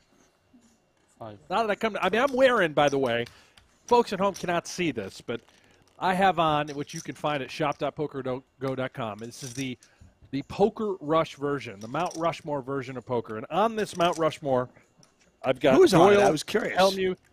It's Doyle, Helmuth, Ivy, and Negrano. So I ask, can we put Negrano in the conversation as better as the best tournament player? I mean, come on. And Negrano's there, plenty of bracelets. He's competing regularly against these guys, putting up the results. We know he's put in the time away from the table to study. Plays at an extremely high level.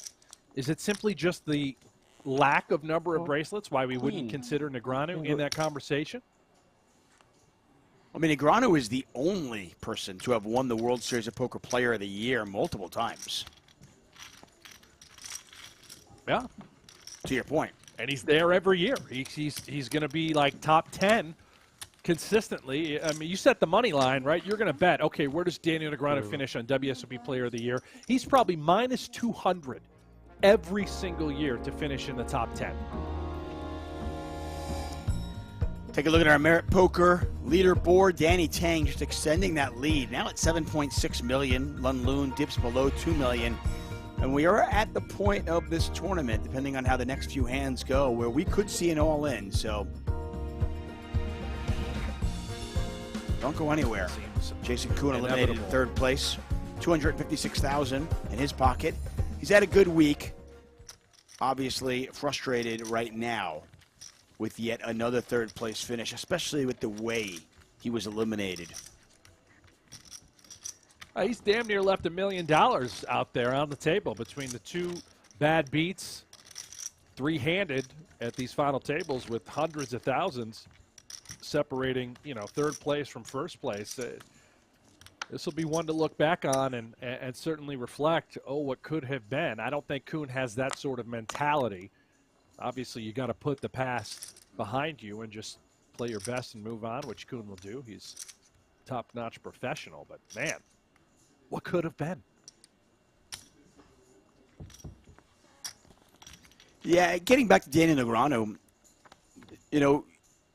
here is a player that doesn't shy away from playing the best in the world. He plays all the games. He plays a ridiculously high volume. He wants it as bad as anybody. He's certainly in the conversation, and I think he is worthy of being on the Mount Rushmore of poker. That's for sure. Yeah. Where can I get that shirt again? That's nice. Shop.pokergo.com. Head on over there, buddy.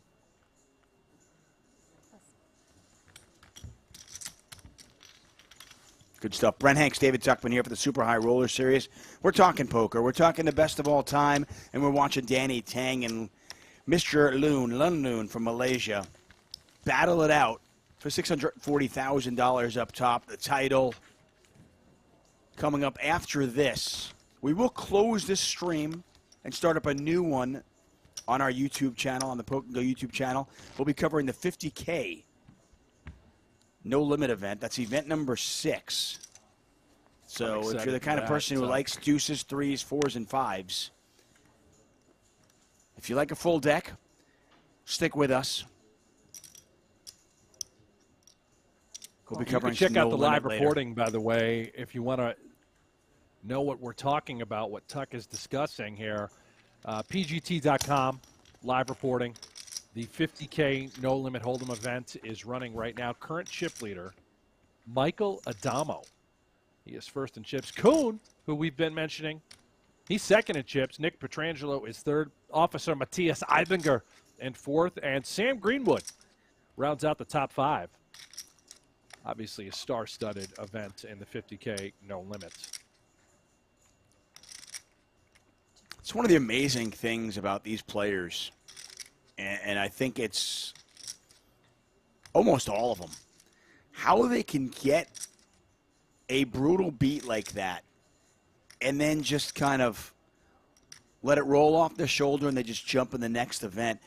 I don't know about you, Brent. If I got knocked out like Kuhn just did, I'm going to have to go for a run. I've got to go to the beach. I need to cool off. Maybe I late reg later on tonight, but there's no way I can sit back down at the table and jump right back in. I couldn't do it. No, that's just the way he's wired, man. That's the way a lot of these guys are wired. They've been through the ringer. They've suffered the worst of beats time and time again, but the reality is you get back on the saddle. You're there for a reason. You're there to play all of these events to win as much money as possible. He's going to jump right in. He's going to play his A game. That's the difference between a 1% type of player and your average folks at home tuning in. There's no tilt factor whatsoever. That's the amazing thing. I mean, yeah, could I sit down and play? Absolutely. Could I sit down and play my A game? No way.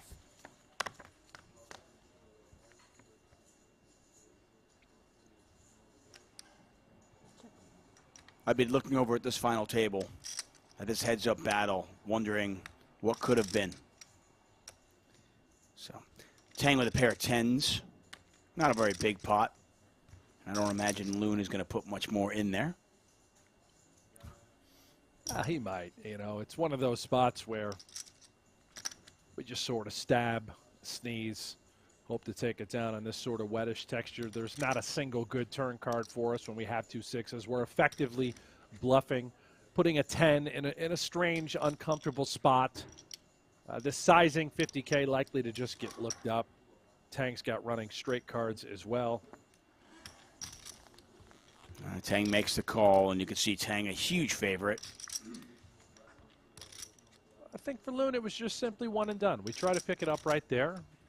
We get to check back various turns, maybe try to spike a little 6 on the river. You get hands like King 8 to fold. Yeah, it looks like he might come with a little bit more heat, so he has decided he's going to turn this into a big bluff.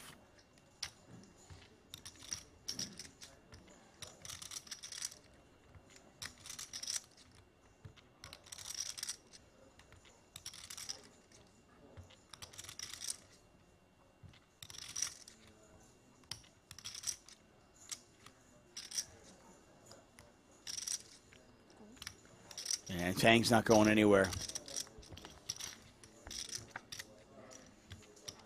Tell you, Loon has heart because this is not easy.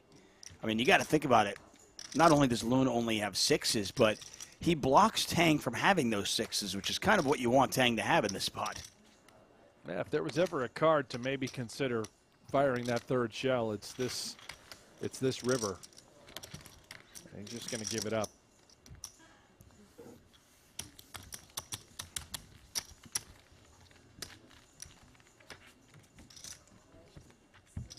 Look at that. Danny Tang with nearly 8 million in front of him. Possibly just moments away from winning his first title of the week. Beautiful trophy between these two players. You can see in the bottom left corner of your screen. James Ufu says, I love Phil Hellmuth. He's the second greatest poker player of all time. Oh, yeah? Who was number 1, James? I assume we're going to go with Ivy there.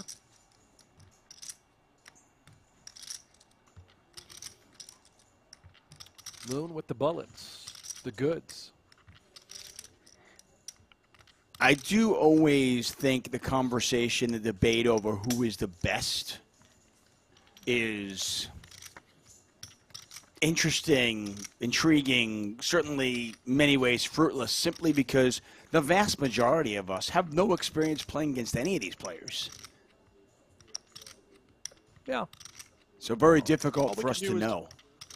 All we can do is go off results and what we, you know, sort of what we gather from other great minds, well-respected players. You know, when a guy like, you know, when a guy like Daniel Negreanu says that Phil Ivey is the GOAT, that is meaningful, right? I mean, considered Negreanu to be one of the best, the greats of all time, but he's saying, no, this guy is the GOAT, and it's not close. Okay, well, I mean, I'm going to take his word for it. Yeah, and I think that's what you kind of have to do.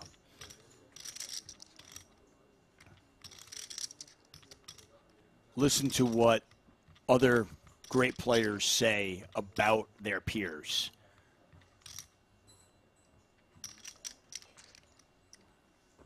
It's a great point by, I think, too, by Niall Mitchell in the chat. Best is also very vague. It is.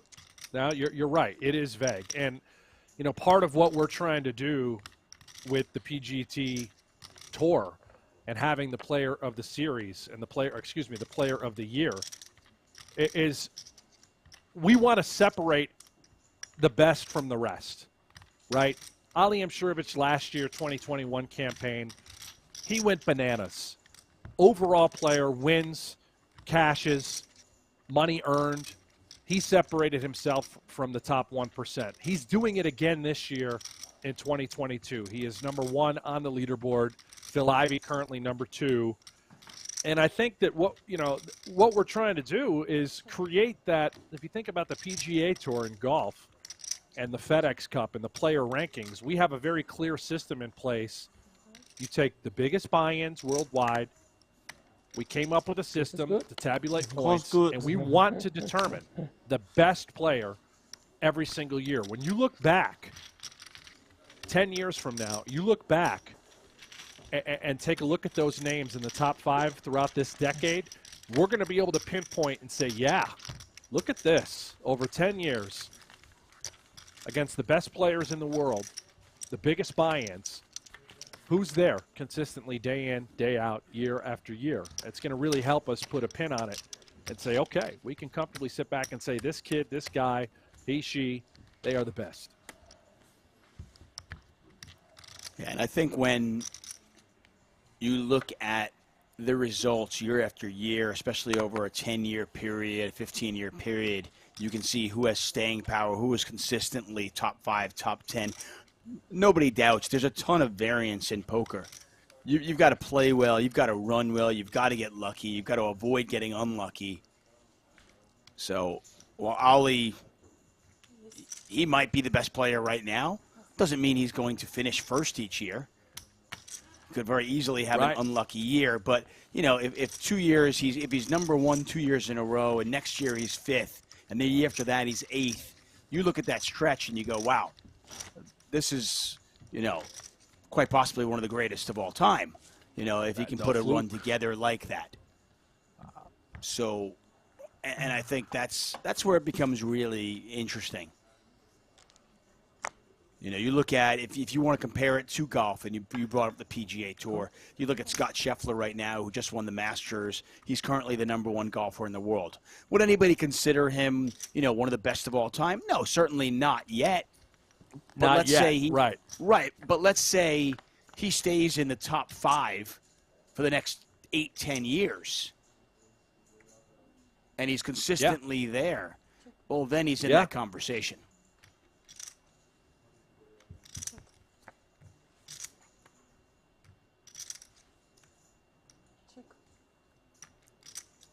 Alex Hirsch says, Hank's the visionary. I like it. It was actually my idea, Alex. I don't want to take credit for it or anything. Confirmed. No. Yeah. Hank's and I were PGA playing really Golden. is the model for the PGT. It really is. That's what golf is, right? I mean, it's the PGA Tour is the top 1% of golfers in the entire world. You know how many great golfers are out there, by the way, that are scratch golfers that can't even sniff the tour? Yeah. I mean, we all know them. We all have buddies that are just like, they're zeros, they're handicaps, 1s, 2s, -1, -2, whatever. But they can't play on the tour. They're not good enough. These guys on the PGT, it's just like that in poker. Average tournament players, big results, they're a dime a dozen. But if you're going to be on the PGT day in and day out, competing event after event, that's special, at least for this industry. Yeah, the only difference, and it's something that I love about poker, is the fact that if you've got a dream, if you've got the money, you can play against the best in the world. And that's not going to happen in golf. No. And by the way, and in golf, you can't beat the best in the world ever, right? I mean, you're not going to go out there and beat, Scotty Scheffler. You're not going to go out there and beat John Rahm in some sort of pickup game. At poker, anybody can sit down and anybody can beat Phil Ivey. That's just the reality of variance and sort of the luck factor involved with poker. Now, if you're going to play Phil Ivey 10 heads-up matches in a row, Godspeed. You're not going to win that. Unlikely, for sure.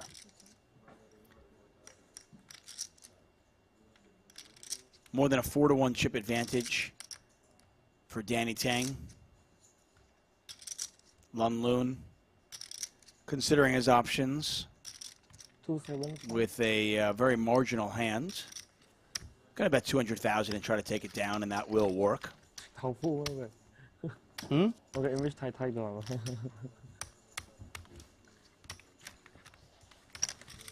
Poker's also interesting because, and I love, by the way, the comparison to the PGA Tour. I love the vision you guys had. I think it makes a lot of sense because, you know, when you think about how many players play, you know, how many players can legitimately win or be the #1 golfer each year, it's small. It's not a lot of players. And I think that's the same for poker. I think poker is unique in the sense that we have so many different games. And if you were to ask Dan Negreanu or Phil Ivey or Eric Seidel, who are the best stud players out there? Who's the best Hold'em player out there? Who's the best Omaha 8 or better player out there? You'd get different answers for each one. But when it comes down to who's the best all-around poker player, regardless of game, to me that list starts and ends with Phil Ivey. Yeah, I don't think it's close. I think you're exactly right. Even let's include online poker. I mean, let's not forget that Phil Ivey, I still think to this day, might be the most winningest online player when it comes to cash games. Back during the Full Tilt and Stars era, you know, during the heyday, he was crushing.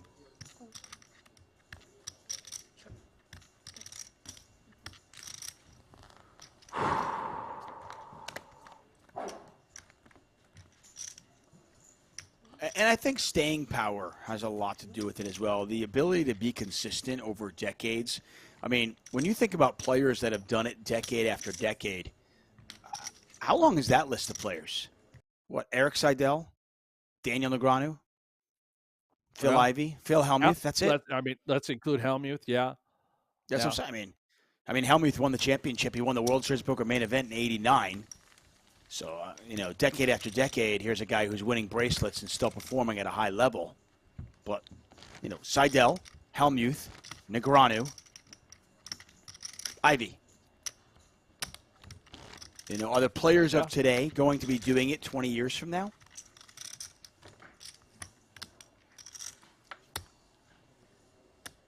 Now, by the way, I mean, I think the internet kids, the kids who grew up with online poker, the moneymaker era, I like to call them, you know,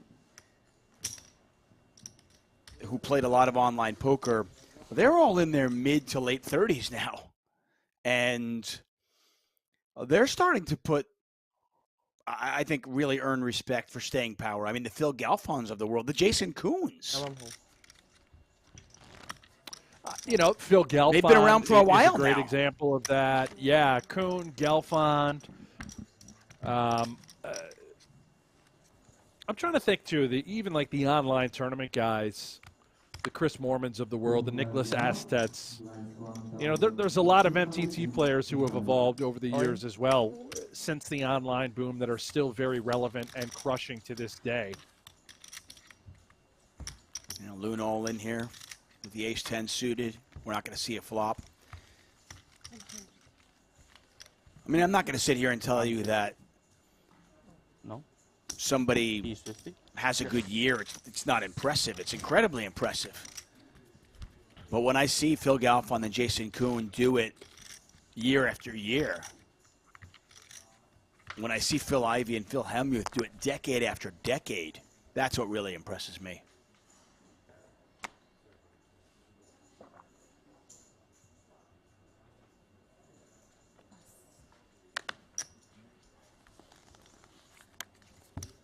Chat, a couple people pointing out Garrett Adelstein when it comes to cash games. Yeah, I mean, listen, Garrett's phenomenal.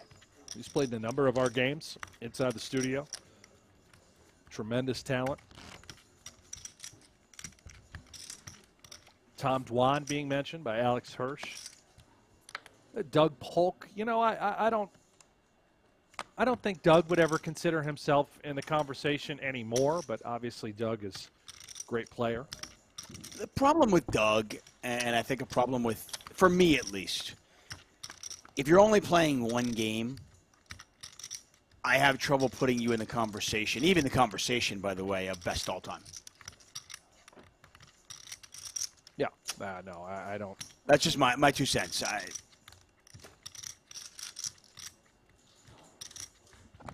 Don't get me wrong. I think Doug Polk is a future Hall of Famer. He's a shoo-in. When he's 40, he should be put in. Maybe not necessarily for everything he's accomplished in the game, which has been remarkable.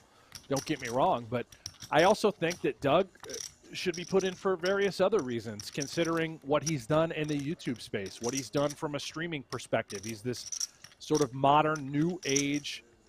I don't know if it's not media, but yet it is media.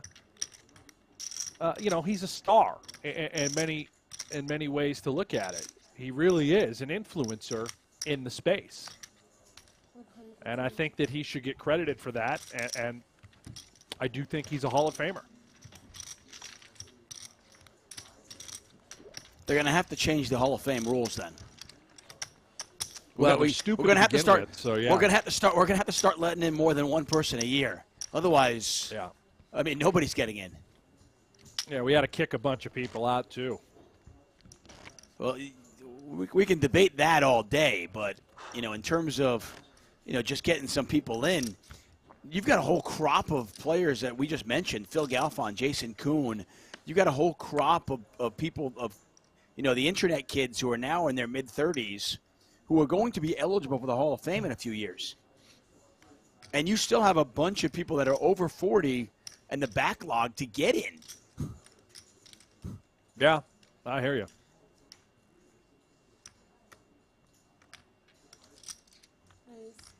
Yeah, I don't understand the rule of having one person or two people in a year. I just don't get it. To me, it's like I don't think a lot of people understand. I just don't understand. Like, to me, if you get the votes, like there should be a number, whatever. I don't know, like baseball does it. If you get a certain number of votes, you're in. Hey, if you want to cap it at 5 a year, okay, that's reasonable. But Jeremy Osmus comes to mind, the guy's in his 40s. He's been doing it for 15 years at a very high level, cash games, tournaments. By the way, every variant he's extremely talented at. I think he's a Hall of Famer. You're going to have Nick Schulman there in a few years. Certainly Nick Schulman should get in. But Jeremy Osmus is a perfect example. With the current rules at the Hall of Fame, Jeremy Osmus is never getting in. There's just no chance. He's drawing dead. Yeah, and it's a shame, right? He certainly should be in. Now, to be eligible to make the Hall of Fame and the Poker Hall of Fame, you've got to be 40 years old, so he's not eligible yet. I think Who's undoubtedly Jeremy Osmus. He's not 40 yet, He's in his 40s. Yeah, he's in his 40s. God, that guy looks good. I know. He's 40? Yeah. Yeah. That's he's unreal. in his 40s. I know. It's not fair, right? He's like the Jared Leto of poker. Jared Leto is like 50-something years old. Man, I think he is 50, and he looks like he's 25. Hey, let us know in the chat. Who do you think should be a Hall of Famer? Who should be in the Hall of Fame? Let us know. Philip Bergeron says, clearly you do not understand the point of Hall of Fame. No, I think I understand it quite well, and the current setup is just remarkably flawed. I mean, in fairness, you and I can argue. We can all debate on whether, ABC player, this player, that player deserves to be in the Hall of Fame or not. My only point is, with the way they are currently putting in Hall of Famers, the backlog is going to just be ridiculous. It's there's just a lot of very, very worthy people that will have to wait forever, essentially, because they're only letting in one or two a year.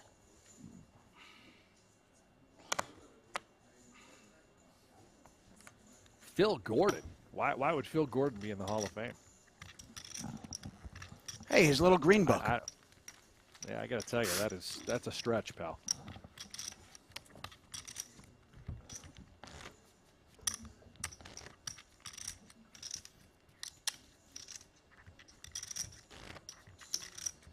I mean, until Cloney Gowan gets in the Hall of Fame, I'm not even going to pay attention to it. Cloney Gowan. What happened to Cloney Gowan? Wow. Where is she? Talk about a I think we need blast from the past. Yeah, we need a VH1 show. Where is she now? Watching heads up. Lun Loon, Danny Tang. Tang all in. Antes have moved up, and you're seeing a lot of these hands not see a flop as one of the players is going all in. We have not had an all-in confrontation just yet. Yeah, that's gonna change with that level going up. Tang now able to assert pressure. Loon also, there's going to be a variety of hands where he simply just has to move all in pre-flop. You can see only 43 antes in his stack. Not exactly deep for short deck.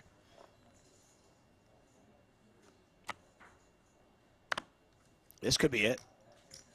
All in. There's the all-in. Loon's going to call. Oh, my. Finally, we get a confrontation. But a 3.5 to 1 chip advantage for Tang. But if Loon can double up here, we've got a tournament. This pot is 4.2 million. If Tang can win it with Queen Jack, it's over.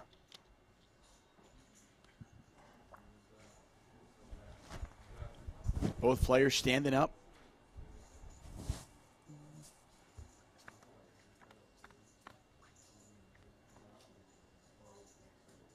King 9-7, 2 spades, 1 club, neither player with any sort of a flush draw. Tang with a gut shot. Loon with top pair. And Loon a 70-30 favorite. He's going to hit this 30% of the time. He's going to hit it right now. GG, man. GG. He's going to hit it right now, and that's it. Event 5 is in the books. The river is irrelevant. Yes, Lord. Lun Loon finishes in second place. He'll take home $416,000. The one. And there's your champion, Danny Tang, with his 5th cash of the series, finally rings the bell. Great showing, Danny Tang, baby. The 50K short deck winner, his 5th final table and cash. Finally, Tuck, he takes home first place. Danny Tang had to get a little bit lucky, and everybody who wins a tournament often does. Danny Tang, $640,000 in his pocket, and that nice trophy. He finally gets the monkey off his back, and he wins a title here in Northern Cyprus. We're going to sign off here, but we are going to be back in 20 minutes on a new YouTube stream on our PokerGo YouTube channel. We'll have the 50K no limit. More action in 20 minutes.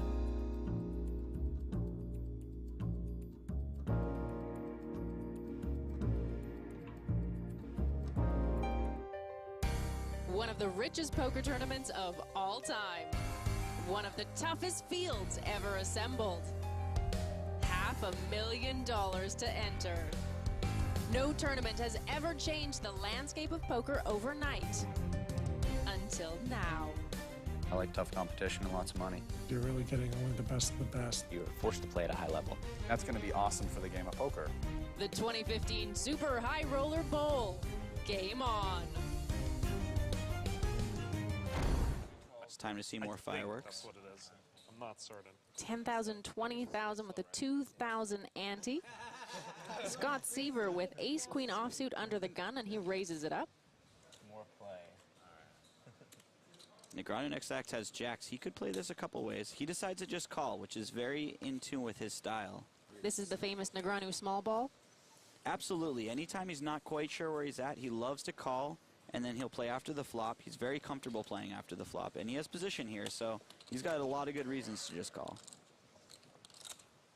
It passes over to Kim in the big blind. Ace-7 offsuit. And we've seen him defend this sort of hand here before. Yeah, he keeps getting great prices out of the big blind. He has hands that have some equity, and he's making good defense. Unfortunately here, he's dominated in a bad way, but normally this would be a pretty standard call. Ace-6 queen. Top pair for Kim, but top 2 for Seaver. This is a bit of a tricky flop for Dong.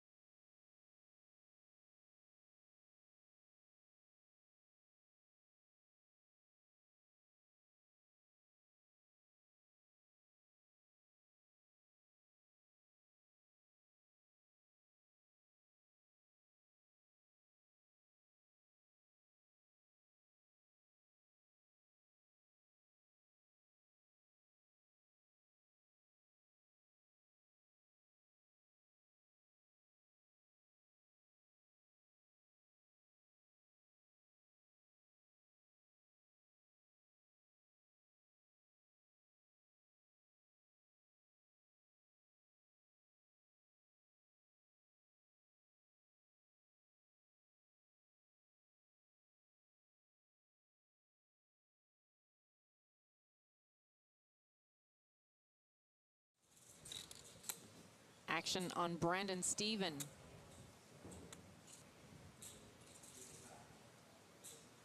He finds himself in a pretty tough spot here. He liked his hand a lot before all of that action, and he does lay it down. Yeah, and thanks to Brandon's nice check, he actually gets away without losing any chips after the flop.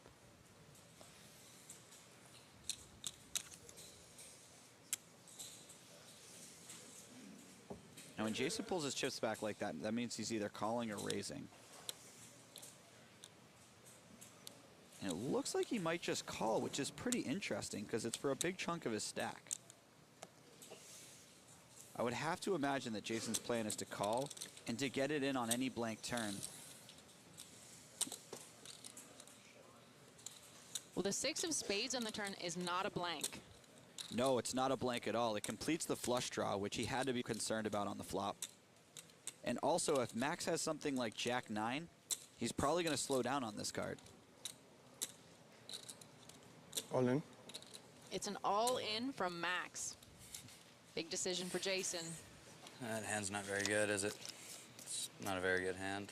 Doesn't really hit that board very well. Good discipline fold by Jason. Tom Marchese is under the gun with ace-king offsuit. He raises to 72,000. It's got to be the first time he's ever folded king three. Yeah. Folded him in 8 seconds, probably. Seaver with king-jack offsuit. It's a good hand, but it's not doing that well versus Tom's under the gun opening range.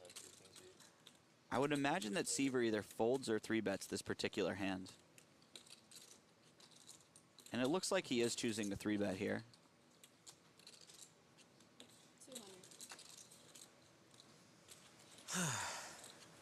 Brandon really wanted to get in there with the Jack-10 suited.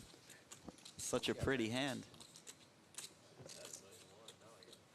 Back over to Tom Marchese now.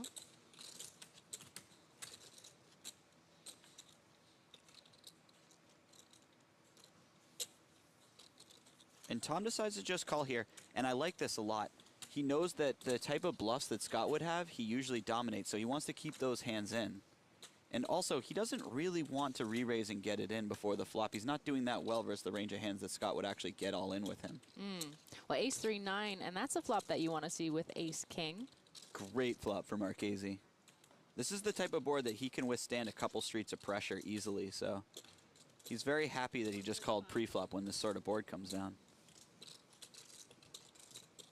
Seaver fires into this pot. And Scott chooses to go with the smaller sizing, and I like this a lot.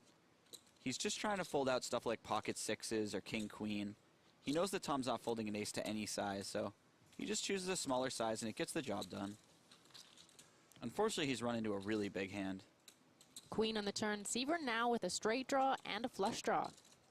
Yeah, that was one of the better cards for Scott to see. He picked up a lot of equity, and it'll be interesting to see how he plays this on the turn. Marchese checks.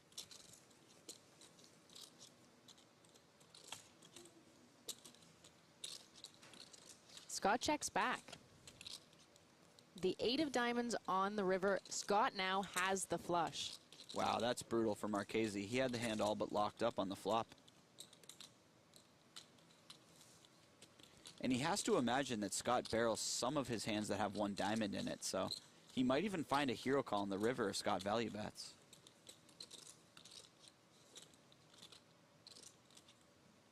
Pot of 743,000. Scott Seaver reaching for chips.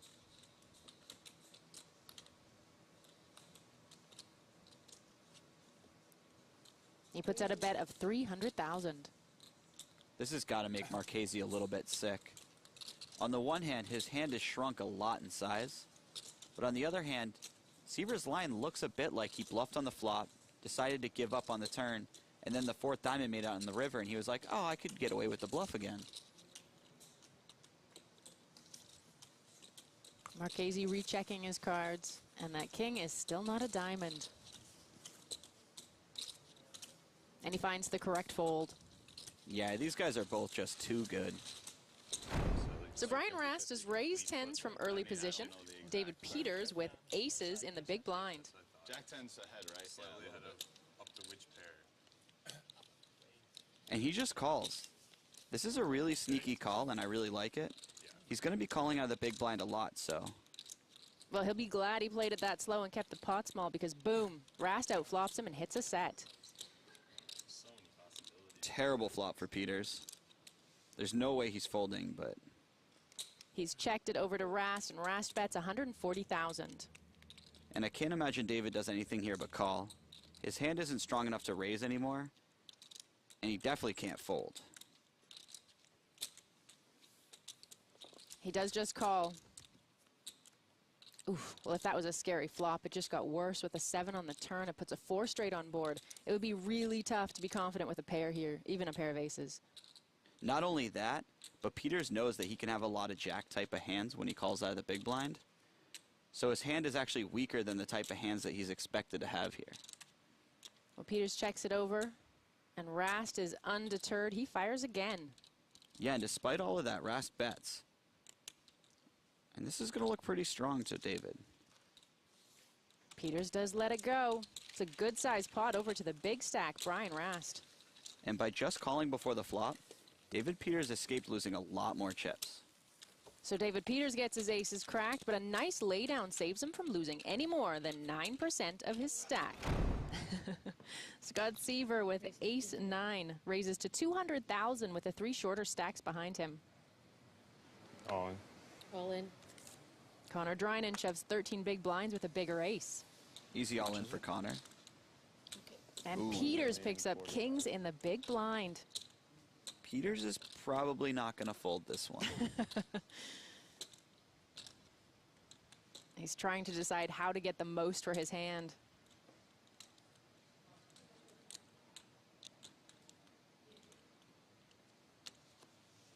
Peters just calls, clearly trying to entice Scott to stick around.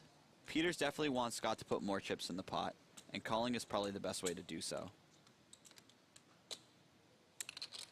I'm gonna fold, but that's probably not right. It's definitely right, as he sees when the cards are flipped over. What did you have, Scott? Scott being a bit coy about his hand. I like how Kuznetsov just told Scott what he had in the previous hand. And now Scott's very tight-lipped when it's back on him. 8-5 queen, all clubs, and Peters' hand just got even stronger with the flush draw. Not my flop. That's a terrible flop for Drynan. He just lost the ace of clubs as an out. Well, that might be his turn. The 10 gives Drynan an extra out. Only the 10 of diamonds or a non-club ace will save him now, or he is out in 5th. Oh my god. Wow. Red 10 on the river. What a card. And I had the ace of spades also, so you had only... I figured when you said 2 cards that don't matter, you were just being nice for me. And I have the... Wow. The blinds are still at 50,000, 100,000 with a 10,000 ante for the 4 remaining players. Even the short stacks have over 30 big blinds right now. Brian Rast with huge chip lead and king 7 of spades in the small blind raises to 300,000. Scott Seaver in the big blind. Jack 9 offsuit, he just calls. Jack 9-10, and just like that, 2 pair on the flop for Seaver, although Rast does have a double gutter and an overcard. Scott Seaver with the stare down. Yeah, Scott Seaver seemed to make it his policy to stare his opponent down right from the beginning of the hand all the way through the end. Rast bets 275,000. And Scott decides to just call. I think he doesn't want to inflate the pot too much. Queen on the turn gives Rast the straight. That's got to be an ugly card for Scott to see, but he hasn't seen it yet. He's still staring at Brian Rast.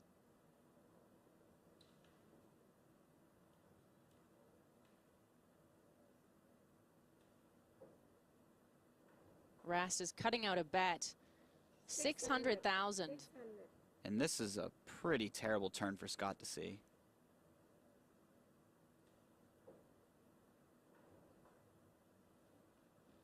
His 2 pair has shrunk up considerably, and he's going to call here just in case Rast has a flush draw or something that he's bluffing with still. Queen on the river means Scott's 2 pair is counterfeited now anyways. This might save him some chips. Yeah, I can't imagine Scott's going to be putting very many more chips in the pot. I'm all in. Rast shoves. Oh, come on. Scott thought for a moment that he might have made a full house if the queen on the river was a jack. I'm not going to waste time. I'm not calling on the queen. And I'm not quite sure about Rast's bet. It had to have been designed to fold out the chop if Seaver had a king himself. But Scott can have a lot of full houses there, and it seems like a really risky gambit to take. A lot of interested people on the rail watching, including a lot of the high-stakes poker community. And this is tough for Rast. He has to just clear his mind and get right back into the mix. He can't be thinking about the last hand. Well, the eights have shown up again, and this time they're in Brian Rast's hand. He's raised, and Drynan has queens in the big blind. All in. Drynan moves all in. It's like 3. And unfortunately for Rast, this is a snap call. And in back-to-back hands, Rast might lose almost all of his chips. I have 8s, he has queens. It's a bad spot for Rast. He's going to need to get just as lucky as Scott did with his eights.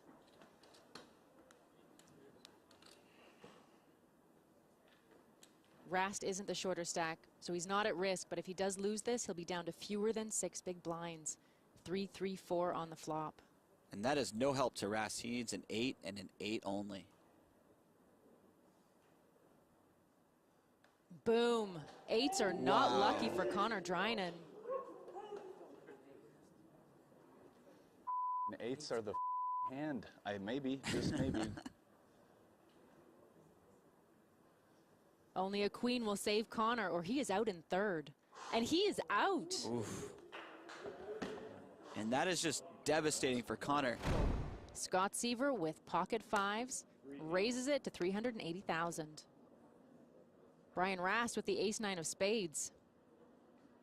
And this could get pricey. Both these players have very strong hands for heads up.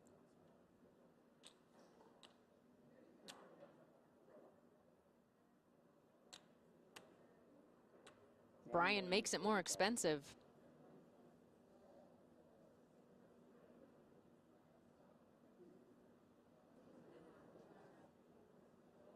All in. Scott shoves the rest of his chips into the middle. Wow, and this is actually reasonably close for Brian.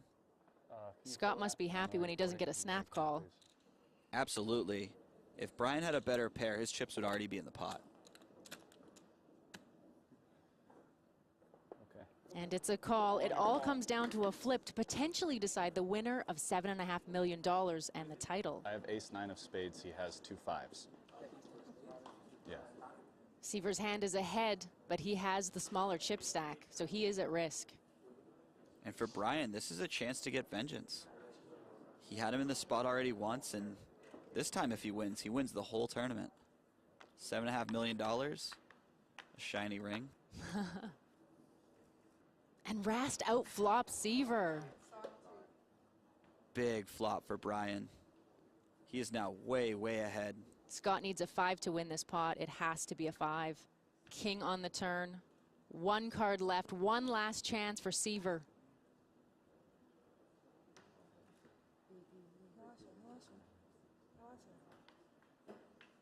And the 6 on the river. Brian Rast is the first ever Super High Roller Bowl champion. Congratulations. Thank you. And what a deserving champion. After taking that bad beat, he just fought hard, came back, and now he has the title.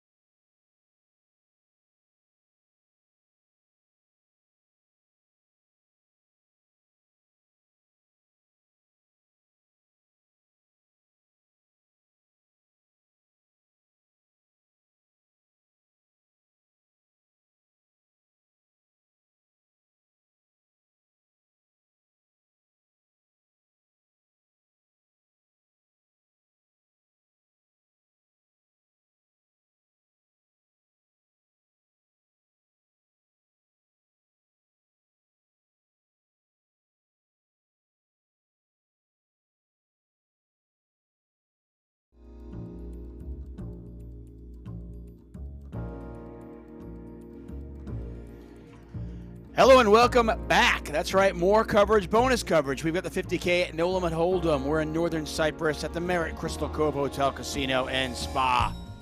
Absolutely gorgeous, as you can see inside. We've got some big names, as you might expect. Super High Roller Series, 50K, No Limit Hold'em. We've got 21 players remaining out of a starting field of 24. We'll get more piling in. Benjamin Heath, our chip leader at our feature table. Ali Imsurovich, Steven Shidwick, among others. Chris Brewer, we got the mullet at this table as well, playing No Limit Hold'em. David Tuckman, Brent Hanks. We're going to play with 52 cards, Brent. Is that okay? Oh, yes, Tuck. The more cards, the better. Magical mullet indeed for Chris Brewer, by the way. Just look at those lovely auburn reddish locks there, C3, next to Chidwick. Ben Heath, he's got a little mane himself cooking.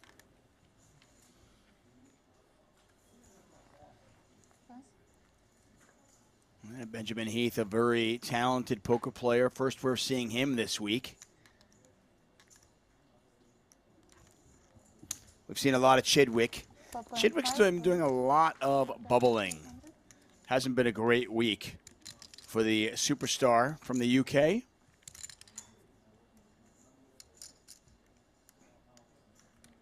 Kind of like Speaking of Hall of Fame, by the way, there's another player who at some point needs to get in there.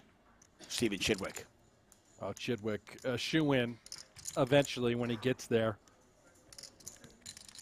At least in my mind, Tuck. Ali. We've had a lot of Ali as he has made 4 final tables this week. It has been just kind of par for the course for that man. Everything turning up Ali over the last 18 months or so, and he is currently the leader in the clubhouse. I shouldn't even say clubhouse as he's actually still playing, but he is the leader right now in the PokerGo Tour leaderboard. Currently with 1,839 points. Phil Ivey with 1,725. And a pretty big drop-off to third, and that is Isaac Kempton, Alex Foxen in fourth. Foxen, I don't believe, made this trip. I think he's back here in the United States in Florida, grinding it out. And also congratulations to Alex Foxen and Kristen Bicknell. They were just married, as pictures leaked out on social media. Foxen's meteoric rise in poker, just unbelievable when you think about where he was just a few years ago and where he is now. Well, he really is taking the high roller world by storm.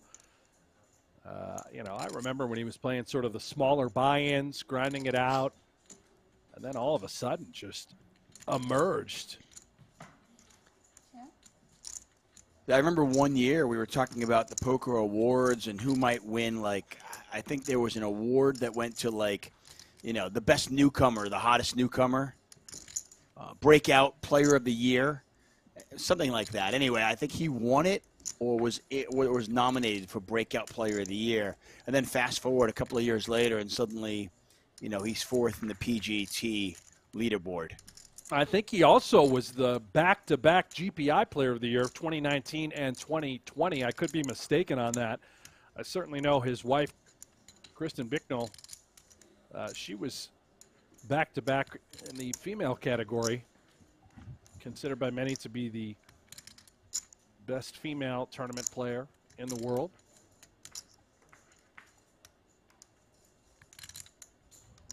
Brent Hanks, David Tuckman here for the Super High Roller Series' bonus coverage. We've already crowned the champion. It was the Tanganator. That's right. Drank the Tang, Danny Tang, in his 5th final table, 5th cash of the series. He finally gets the monkey off his back and wins one. He earned himself $640,000, defeating Lun Loon heads up, Queen Jack for Tanganator, Ace King for Lun Loon. Tanganator turned the straight. River was irrelevant. And Danny Tang took first. And this is bonus coverage. We got the No Limit Hold'em. This is event number 6. This final table we'll have for you tomorrow, 7 a.m. Eastern, here on the PokerGo YouTube channel. It's free. And if you are just joining us, if you're just stumbling upon the channel, do us a favor. Do yourself a favor. Hit that subscribe button. Give us a thumbs up. Hit the subscribe button. We are approaching 250,000. We're so close to that magical 250,000 mark. I'd love to get that. I'd like to get it on your my watch, Chuck. I'd like to hit that 250,000 mark with you right here. I get, like we said, I get a bonus. I get munchkins if we hit that 250,000 mark. So, come on, let's do it.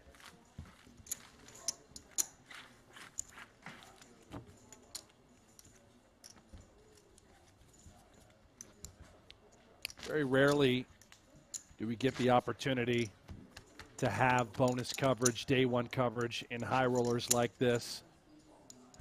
And of course, today, special occasion. By the way, Chidwick with the music in the ears. I don't think I've seen that from Chidwick where he's listening to tunes. He just took those out, perhaps getting dialed in. What do you think he listens to? 9 Inch Nails. Yeah. Nailed it. I don't know. I you know, it could be Yanni. Could be sort of just, maybe it's a podcast. You know, it could be Norman Chad's podcast. It's Hello, definitely Norman. not We that. see you in the chat. It's definitely not that. Martirosian, by the way, very talented player. We've seen a lot of him this week. He's got 4s.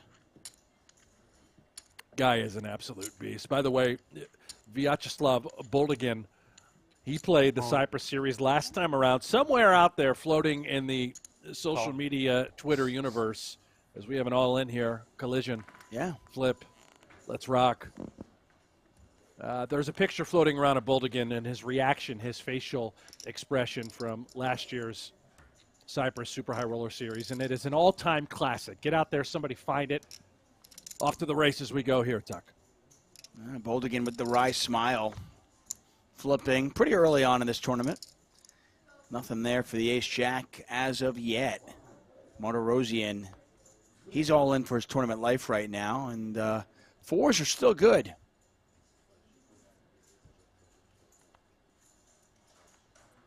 And they continue to be good, and a full double up there for Martirosian. He's up to 172,000. Boldigan down to 68K. Some people in the chat suggesting that maybe Taste of Tang needs to be a T-shirt we can get over in, on your website. A little taste of Tang. Tangerang. Pootie Tang? No, when you were a kid, didn't you ever drink Tang? Yeah, I did. I love Tang. Yeah, I mean, it's you know terrible. what? I know, but I loved it. But I'm surprised that I don't have Tang in my house right now. My kids would love Tang. What is wrong with me? Well, I mean, just pure sugar, isn't it? Just sugar and water. It's perfect. I know. Mix it up, wash it down. It's kind of funny. Some of the drinks that we grew up with, I've had over the last couple of years with my own kids, and I remember them being so good, and then I taste them now, and they're just absolutely disgusting. Well, you've acquired. I had a faith Yoo-hoo. as you've aged. I had a Yoo-hoo the other day. That was awful. But don't start trashing Yoo-hoo. I mean, there could be a lot of folks here in the chat that just love Yoo-hoo. A fantastic chocolate milk, a little concoction from the I sugar like chocolate gods. milk. Yeah. I like chocolate milk. Yoo-hoo, Not Yoo-hoo. is absolute trash. I mean, listen, when I was a Oh. kid, I loved the Yoo-hoo. I was all over it. I'm just letting you know. Well. Boldigan with a pair of 7s. Chidwick Guess with we can Jack High. kiss the Yoo-hoo sponsorship goodbye we've been working on.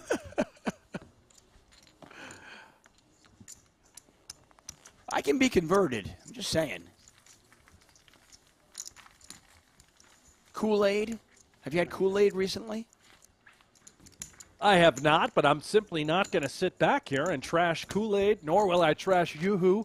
I think these are fine beverages that children around the world are allowed to enjoy. Adults can partake as well.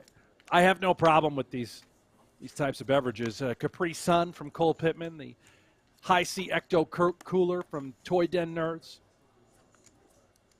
And you're really giving them a bad rap here, Tuck. I can't allow this to continue.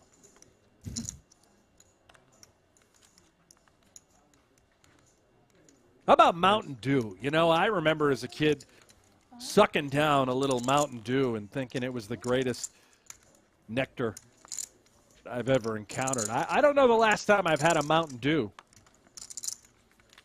Not only did I have a Mountain Dew, and when I say I had a Mountain Dew, I mean I don't really drink soda very often, but I had a few sips of a Mountain Dew. I let my 8-year-old have a sip of it, which is, I mean, basically I let my 8-year-old have crack.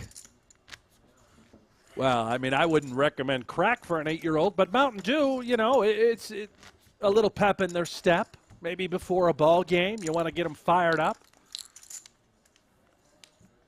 I wouldn't recommend crack for an 8-year-old.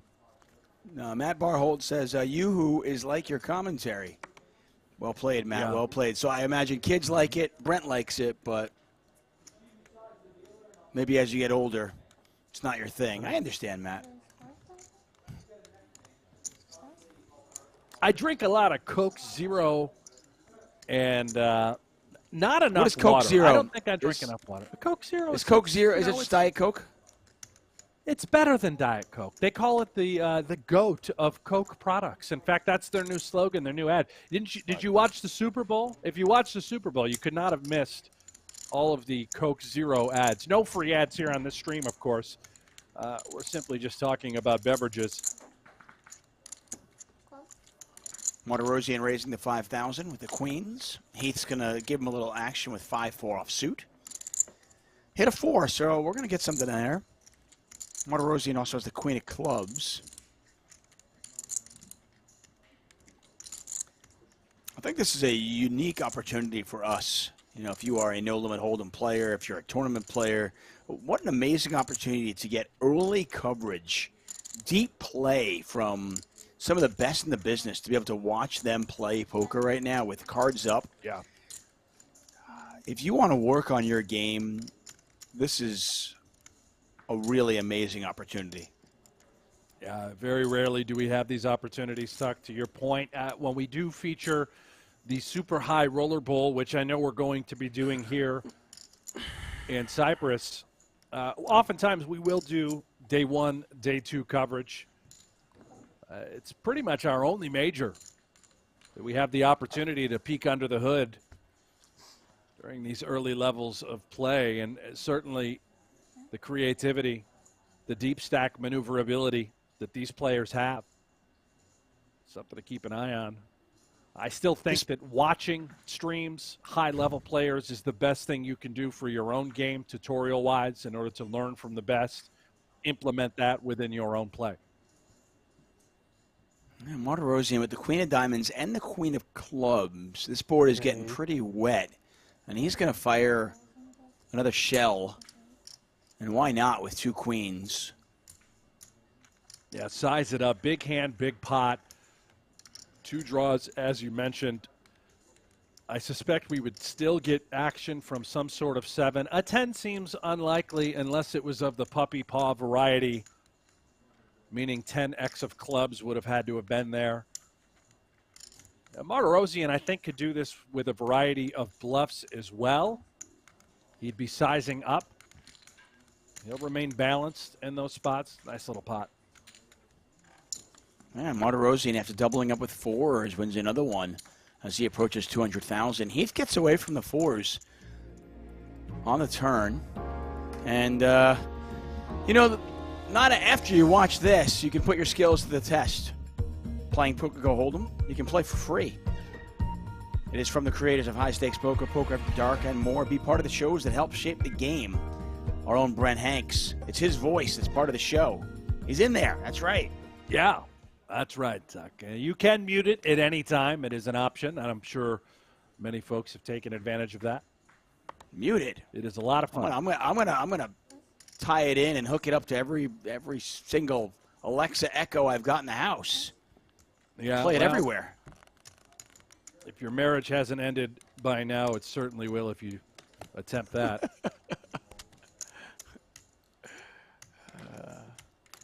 I want to thank you all for joining us here. I see you, Ben, Fred, Devin, Gary, son of Gary, Beef Jerky Boys, Will Dwan.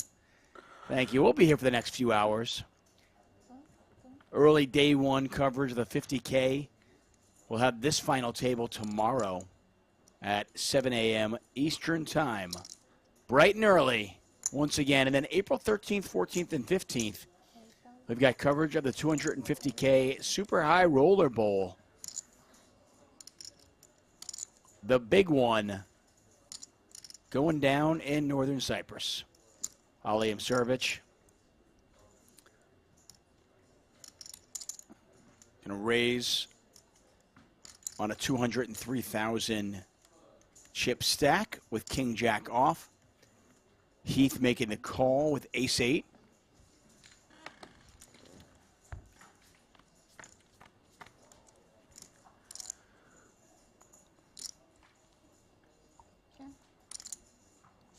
Not much there for Heath. He's got the 8 of spades. Imserovic with the overs and the gut shot.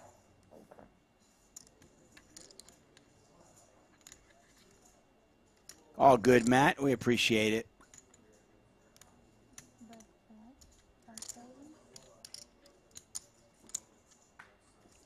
People in the chat pointing out that Northern Cyprus is not Cyprus, hence why we point out that we are in Northern Cyprus.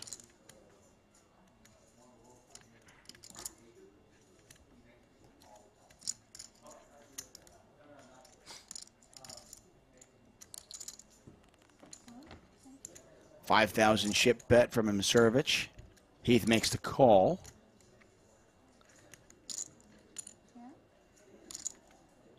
This is a sticky little peel and call by Heath. Clearly calling correctly with ace high. Understanding that Ali would be barreling and continuing with these sorts of holdings, the queen jacks, the king jacks, the king queens.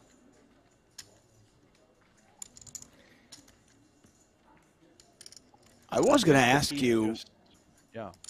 Yeah, I was going to ask you, though, when you call with ace 8, what's the plan after that? I mean, he got kind of the perfect turn card because it forces Ali to shut down a little bit. But on almost every other turn card, you have to imagine that Ali is going to win the pot, right? Assuming that Ali has, you know, a lot of two barrels in his range. And you can see the little grin there. Ali knew that Heath was a little sticky. But you're going to see that, right? I mean, Heath believes ace high is the best hand. Check call. Take a look at some turn texture. If Ali barrels again, maybe we call again with ace high and force Ali to fire a third shell with a variety of bluffs. Otherwise, perhaps based on history, he suspects Ali would shut down by the river with just king high holding. Keep in mind, king high, especially king jack, king queen, that would have showdown value against hands like 7-8 that would be open-ended, against queen jack that would be open-ended. So, you know, there is showdown value with king high. Yeah. And by the way, I mean, I mentioned the 10 being a card that, a good card for Heath. There are obviously other good cards for him as well, as he did have some backdoor flush equity, backdoor straight equity. He had the ace. And at the end of the day, he was getting a good price. I mean, the pot was $23,000. It was $5,000 to call. I mean, you're nearly getting 5 to 1. You're just going to see it time and time again where these players continue to fight for pots. You know, they're going to hit the streets. They're going to force a couple of their big hands here to fire clips. Yeah, this is interesting here. Ooh, hello. So jacks for Chidwick. He goes 4,500. Heath calls with king queen suited, and Ali has picked up ace 4 of clubs. Does he 3-bet this? Here's your answer. No, he just calls. And again, sometimes Ali would 3-bet it. Here, elects to simply just call. Martirosian coming along for the ride as well. 4 ways. Pot is 20,000. How do you like your jacks now? I think you like them. An ace for Ollie, a set of jacks for Chidwick, Heath with a gut shot, no backdoor flush equity. The only one who doesn't like this flop is Martirosian. He can get away from it pretty easy, you imagine. Action on the superstar from the UK, Stephen Chidwick, who checks.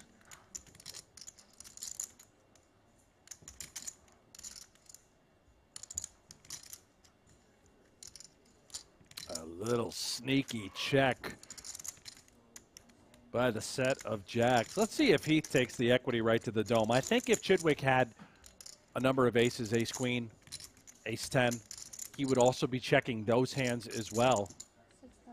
He's going to go for it. Yeah, Heath with a gut shot. A little splash, a little sprinkle. No spade on the pond for Heath. Just a pure gutter. Clearly has plans on later streets. Maybe we just bet small here in hopes we get called by those hands I mentioned. Chidwick could also have the ace 10s, the ace queens. Very rarely do we get check raised. Are we surprised that Ollie just folded the ace 4 to the button bet?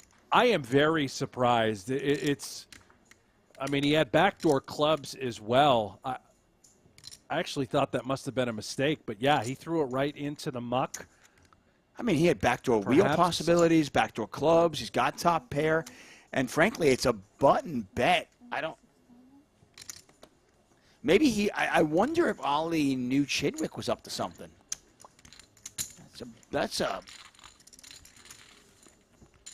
I mean, that's where from a poker player's perspective, as I watch this and I try to learn, if you're home and you're watching this and you're trying to learn, I really try to look under the hood and try to figure out what was Ollie seeing there. What did Ollie, calling pre-flop with ace 4 clubs, certainly reasonable. 3-betting would have been reasonable. But the fact that he was able to fold that on the flop without losing an extra chip, and look at him, he's not even bothered by it. Uncanny. Yeah, it really is. I don't think he expected Heath to be betting a lot of the king-queen types of holdings there. It looks a lot like Heath can have a hand like ace-jack that he'd just be simply flatting the button with rather than 3-betting. He was also concerned about Chidwick. Again, I think Chidwick likely would have checked his ace-10s, his ace-jack, his ace-queens, maybe even as good as ace-king there. And Ali just got out of the way. The guy is spooky good. Yeah. I mean, you'd think that you would lose at least one street of value with ace 4 clubs on that flop, but not Ali. Chidwick raising with king queen. Only the big blind comes along for the ride, and Chidwick with a lock on this hand in all likelihood.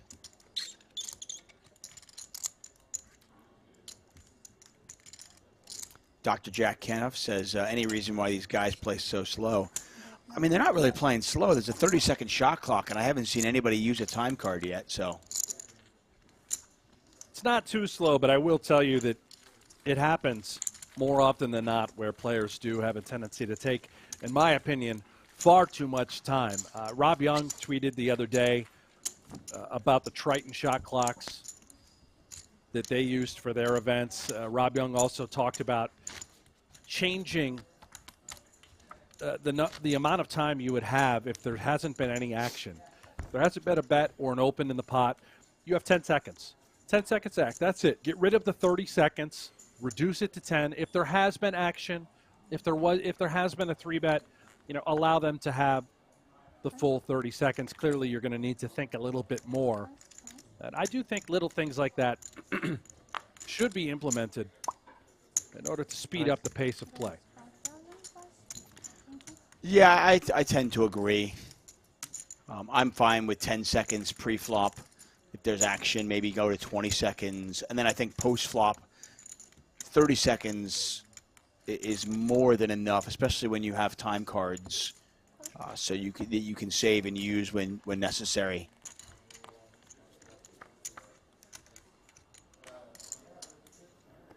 Norman Chad, I I don't know if he's still with us in the chat, but by the way, big flop here for Martirosian. A little straight flush action. Yeah, and we got an action flop. I mean, Chidwick open-ended, Martirosian with a gut shot straight flush draw, looking for the 4 spades. And the 4 spades would be a lot of action, as it would give Chidwick the 8 high straight. And I'll get back to Norman Chad in just a moment. I do hope he's still with us here, tuning in.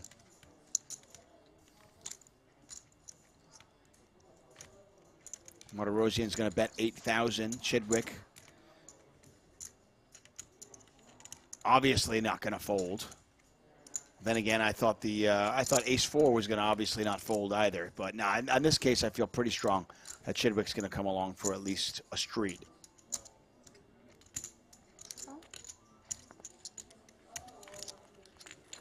And he makes the call. Pot now 29,000 in there. Oh, hello. And this is just getting even more interesting because Martirosian, now with a double gutter, he's got the flush draw. He's got a straight flush draw. He doesn't know he's up against 8-7. Well, I think he's considering that Chidwick could have it. Now, what makes it difficult is when we have a 7 in our hand, we block it, right? But it certainly can be something that Chidwick has. Just because we have one makes it a little less likely to be up against that sort of holding.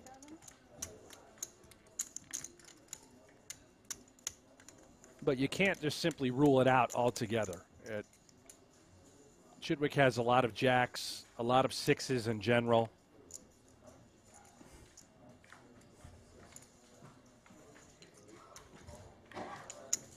Chidwick out of position with the absolute stone cold nuts. Does he reveal the strength of his holding now? Does he play it cagey and just call? Yeah. No one will shut up over here. I think he knows that Martirosian has either A, a healthy draw, or B, a very good jack or better, right? Could be 2 pair types of holdings. Yeah. You can have 5-6 on the button. You can have 9-6 suited. You can have a variety of jacks, even as good as Jack-9 for top 2. I would expect more money to go in right here, simply because there are the presence of 2 shovels, 2 spades on the flop. But let's see what Chidwick does.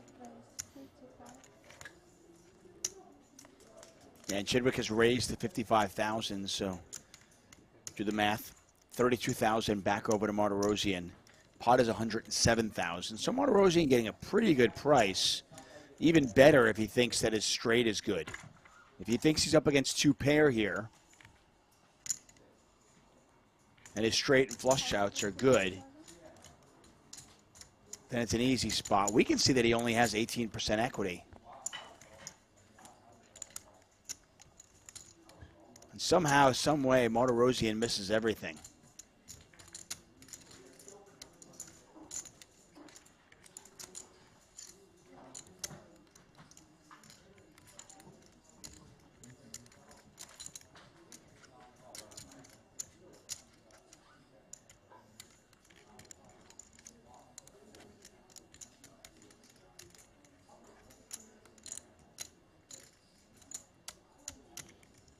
All in. Chidwick all in, Martirosian obviously can't call. Nice pot there for Chidwick, up to 260,000. So you were mentioning about Norman Chad. Yeah, you know, he took a lot of criticism over the fall covering the World Series of Poker main event. And frankly, I'm not entirely certain it was fair, right? The amount of heat that he took. He made some good points. And was the timing of those comments perhaps, you know, not great, considering that we were watching the biggest moment, thought the it was- biggest event for all the money on the line. Yeah, For that's people, fine, for people who aren't familiar, what did he say in reference to what? It basically was talking about the pace of play and how players are simply taking far too much time to make big decisions, to make even not even big decisions, but to make minuscule decisions and taking the maximum amount of time allotted. And you know, I agree with Norman in many regards that he was pointing out. I think that we just continue to need to evolve to keep in mind of the viewing experience at home for the casual fans who want to tune in on CBS Sports, who want to tune in on YouTube and not watch a stream that lasts for, 8 to 12 hours and people taking 30 plus seconds every single decision, even if they already know they're going to fold. And there's a lot of merit to that. And I'm glad Norman spoke up, and he did it on the biggest stage at the right time. And I think that changes will be made in order to improve the experience for those that want to watch at home. Now, us hardcores, Tuck, you and I, we commentate all these events. A lot of the professional poker players who tune in, we understand that, there are long and lengthy decisions to be had. And we understand what these players are doing. But you got to remember, if you want to grow the game, continue to grow the game for a casual audience, you got to speed it up.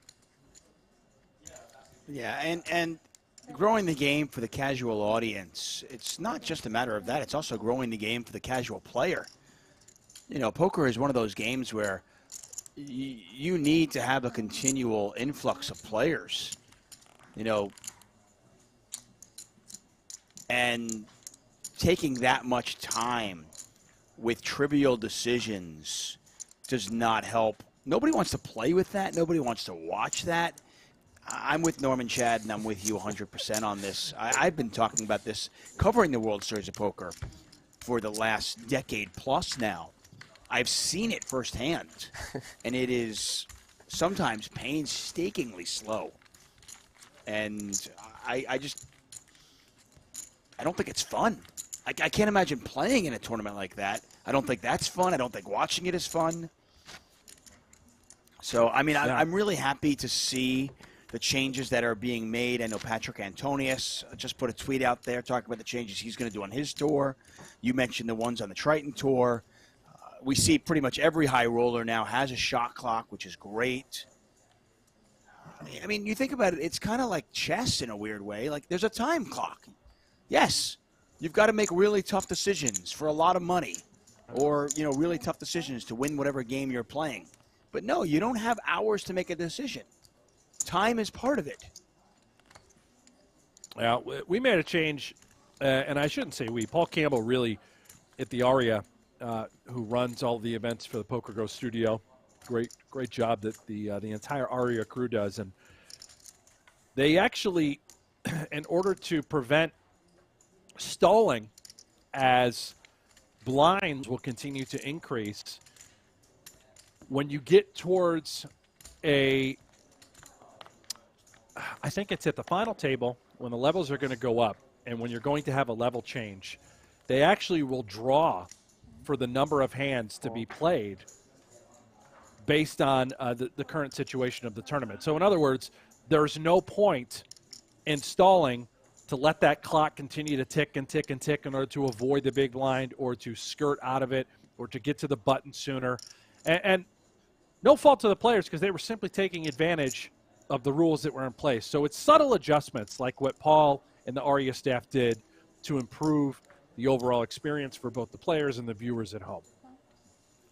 Yeah, there's a chat here. King Guy says, commentator, you should put the money up in a tournament this size and then make your fast plays. I understand your point, but I will counter that argument with something very simple. The players in this tournament right here that we're watching, they want me in this tournament. They want Brent in this tournament, okay? Married dudes with kids who at this point in their career, we play poker more recreational than professionally. We don't put in 40 hours a week. We're not studying 40 hours a week. We just don't have the time. They want us in this game. And I will tell you wholeheartedly, I have no interest in playing in a tournament where people are tanking 3-4 minutes I don't even want to play in a tournament where people are taking 30, 40 seconds pre-flop, and they want me in the game. So, I mean, that's my argument to you. Yeah, and I'll ride that same train, Tuck. I mean, I'll tell you right now, Bill Klein, who is a frequent flyer at all of the Poker Go Studio high rollers that we put on. He comes out for every single major series. There was a time where he stopped coming to the Aria and he stopped playing in high rollers because of the tanking and stalling by various players, and he hated it. It was a miserable experience. He did not enjoy it. Many of the recreational business types that wanted to come out and play these events, they also would stop participating because of the nonstop tanking. Yeah. And that message was heard loud and clear. And all due respect to Bill Klein. Did change their names. Yeah, of course. Yeah. And Bill all due has respect every to right Bill Klein, to do that, but, and I'm thrilled he did it. But Bill Klein is a businessman first. He's the first one who will admit it. You know, these professional poker players, they want Bill Kleins in the game. Many, many years ago, I was covering the World Series of Poker. I was in the black booth at the Amazon room, and I'm covering I believe it was the 100K one drop. And I'm going to throw somebody into the bus here. We're watching Doc Sands play. And Doc Sands is, you know, just at this point, slow as molasses. I mean, it was just ridiculous. And my dad was in the booth, and he was watching. And trust me, he's another guy. My dad plays poker. He's a recreational player. I mean, he used to play growing up, but you want him in the game. And my dad was watching this, and he just didn't understand that. We say, he thought it was just ridiculous. Yeah. And watching that just alienated him from the game. He was like, I would never play this. This looks terrible. It looks so boring. So, yeah, and I am on the speed up the game bandwagon. And by the way, I think that's the same for baseball, for a lot of other games. If you want me to watch them, if you want me to play them and enjoy them, then make the game faster. Listen, I'm fine with. You've got a tough decision for your tournament life. It's on the river. Somebody's made a big play. Hey, take your time with that one. But, you know, pre-flop, you're under the gun +2, and you got Jack-8 off suit. You don't need more than 5-6 seconds to make a decision there. Come on.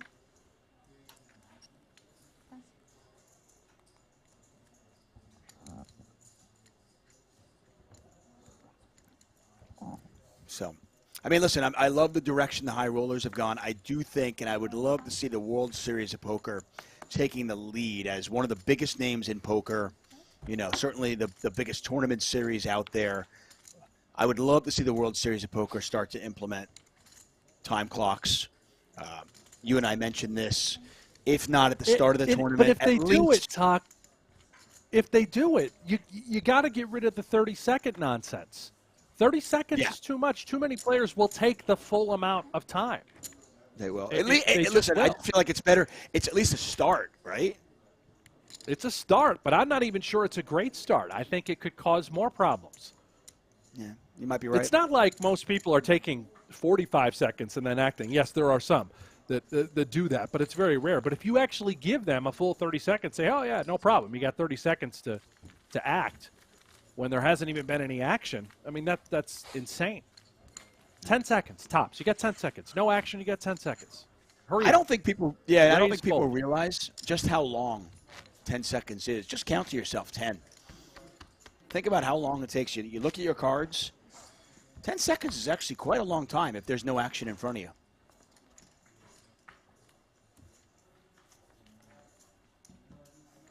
Here's a really terrible take by Gauntlet 4.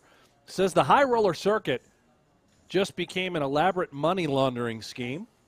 These guys not only have like 5 to 10% of their own action as commission, and the money isn't theirs. Well, that is absolutely untrue.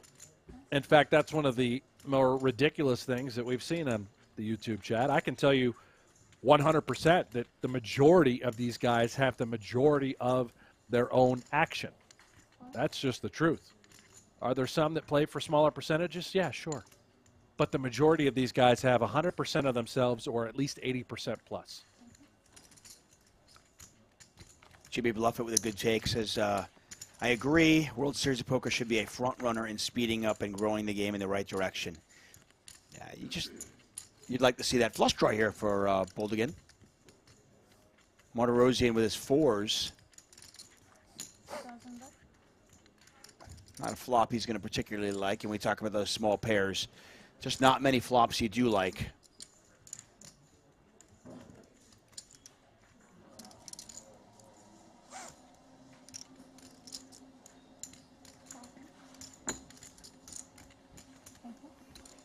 Owen Lawler, is this real life? Well, probably not. I mean, it's all just a simulation after all. But yeah, this is real. Not sure Boldigan realized that his 5 wasn't out. We can see it is.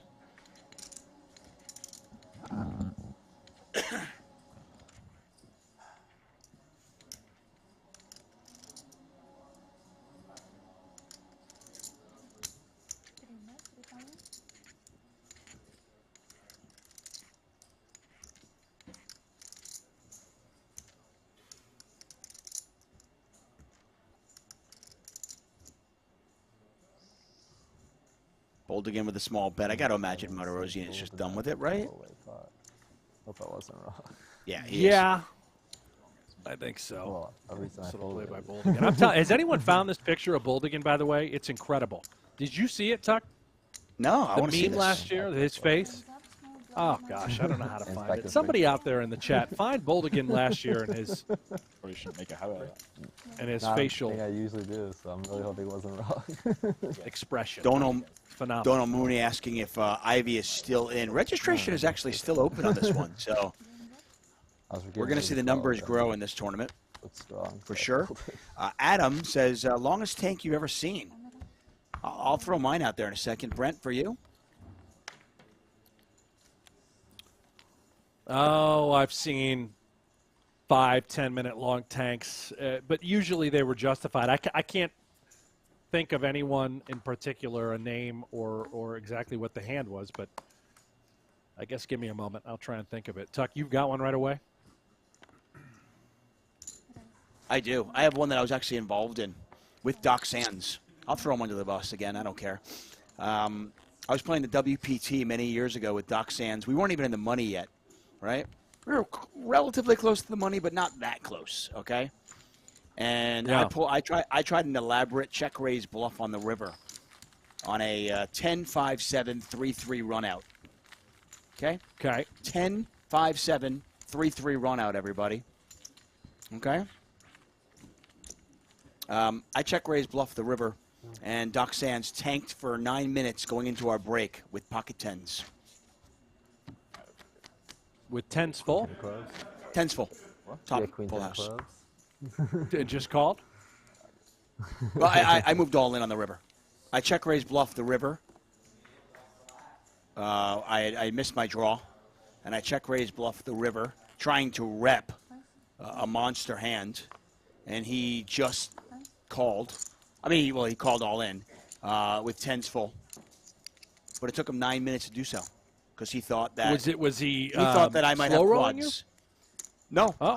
he legitimately, the way I had played the hand, he was like, I guess you have to have quads here, and he just thought I had Yeah. quads. And Wow. he had the second All right. nuts, and he took 9 minutes to do that. Yeah. There you To go. his credit, he apologized after, but still, it just was baffling to me, the whole thing.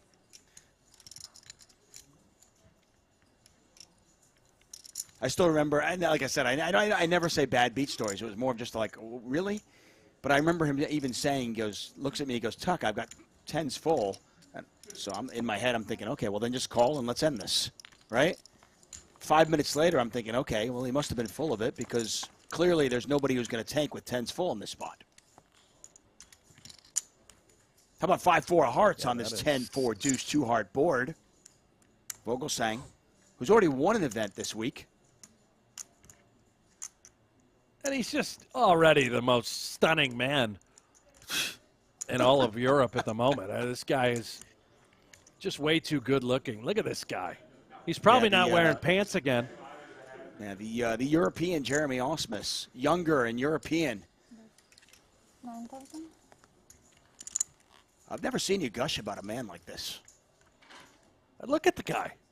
I know, he's beautiful. Incredible. And he can play poker. It's not He's got fair. everything. He is checking all the boxes, I know. And here he has flopped a big one. He's got a pair of fours with the flush draw. Let's see how he plays this. Chidwick bets 9,000.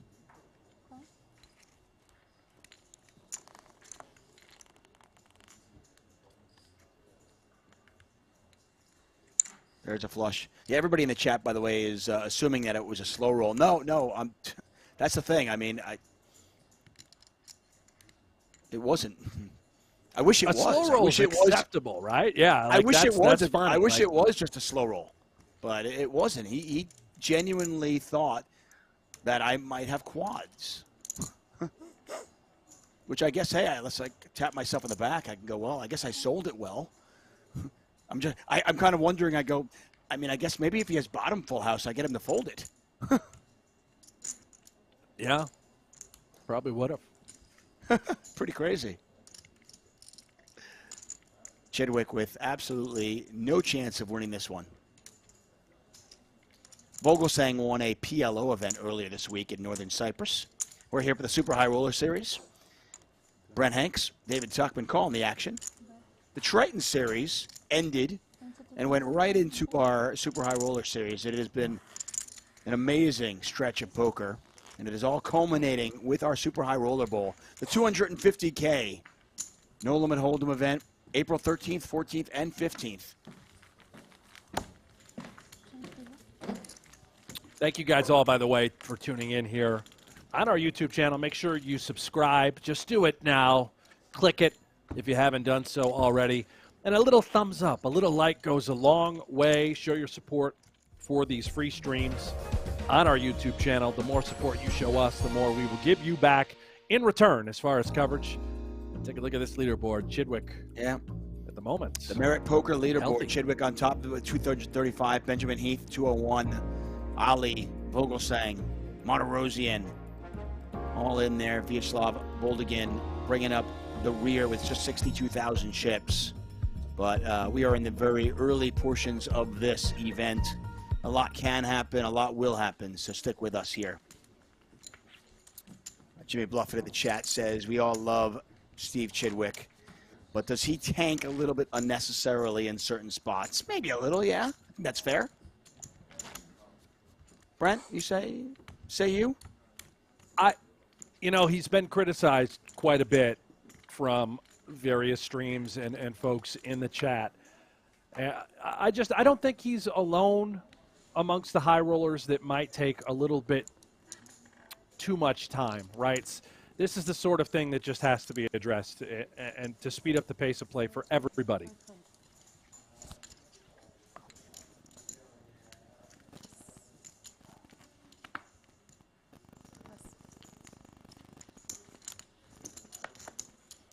And I want to make sure that people understand this, and I don't want to speak for you, Brent, but I think I probably can. Neither one of us is advocating for making impulsive decisions. You don't want to give off timing tells. You want to think about your decisions. There's a lot of money at stake. Take a couple of seconds. Take 6 or 7 seconds before making a decision. That's okay. But just... Yeah. I'm with you. I mean, I think that's probably one of the biggest mistakes recreational players make. I know it's something that I did early on in my career, where I'd get overly excited and I would, call an all in super quick, rather than just take 3 seconds and just, okay, am I doing this right? Heath quickly folds. Heath is so solid.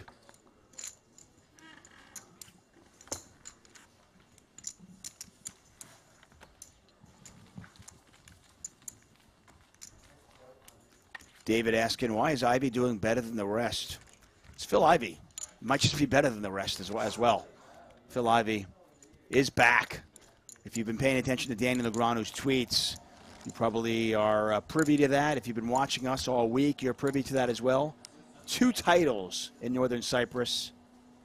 Numerous final tables. Ivy has been on a tear. And with the World Series of Poker just about 6 weeks away, I got to tell you, I am pretty excited to see what happens there. How many events will Phil Ivey play? What'd you set the line at? 9? I I said it at 6.5, but I think it's way too low. I would actually, I think he's going to play 9. Yeah, I thought you moved it up a little bit. Yeah, I think he's going to play 9. Vogelsang. I mean, with the 50Ks and the 100K and the 250K and all those 10Ks, I think there's a chance he could play as many as 14 to 15. Yeah, I would take the over 9 as well. I mean, assuming he is, in fact, going to come out for the World Series.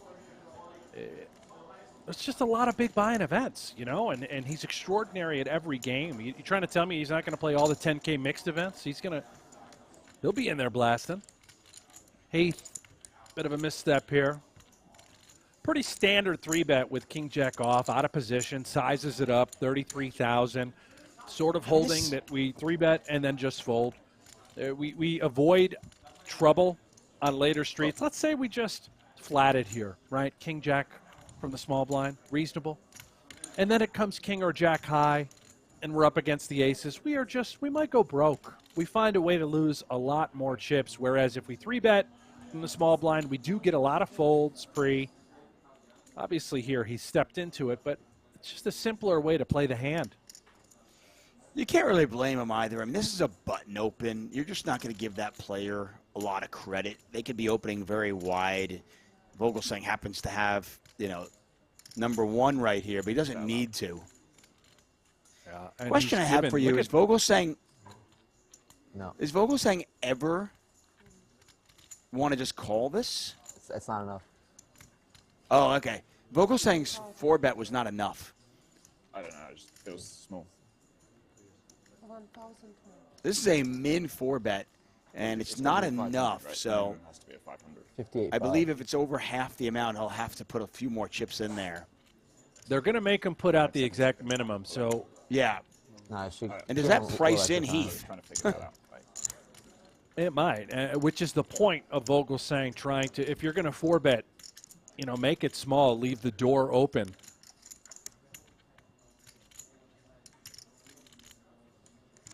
Yeah, I would. To your point, Tuck, I wouldn't mind a flat. You flat, you take it in position with 2 aces. I mean, they're not that deep. Once Heath makes it 33,000, right?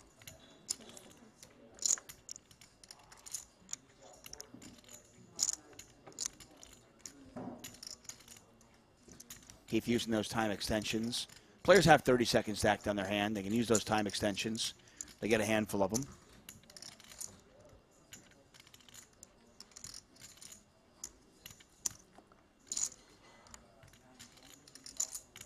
Now Heath, because of the weird misclick by Vogelsang, is he leveling himself into thinking he can get one through? He certainly has the price to call, and he'll do just that. Credit to Vogelsang with this really small 4-bet. He's getting maximum value at the moment. Yeah.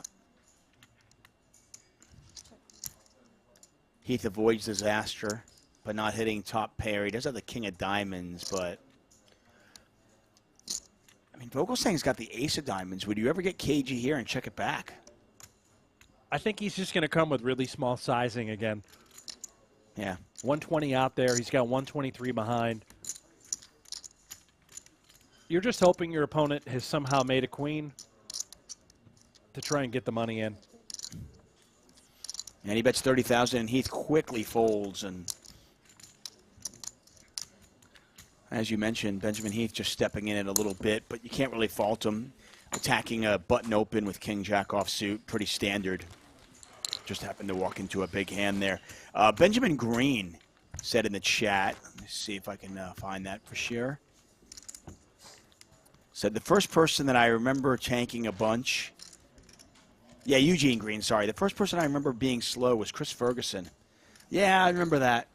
Chris Ferguson with the hands and the sitting there and the waiting, and you're just watching, you're going, come on, man, just do something. Yeah. Well, I remember when Jesse Sylvia. I don't think that's the most memorable thing Chris Ferguson no, did no, along the way in his career. Definitely not. Definitely not. I'm good friends with Jesse Sylvia. I love the guy. I remember when he made the main event final table versus Greg Merson. He got coached by Vanessa Selps, and Vanessa, part of her coaching was to tell him to take time, to not give away timing tells. That was tough. Queen here for Heath.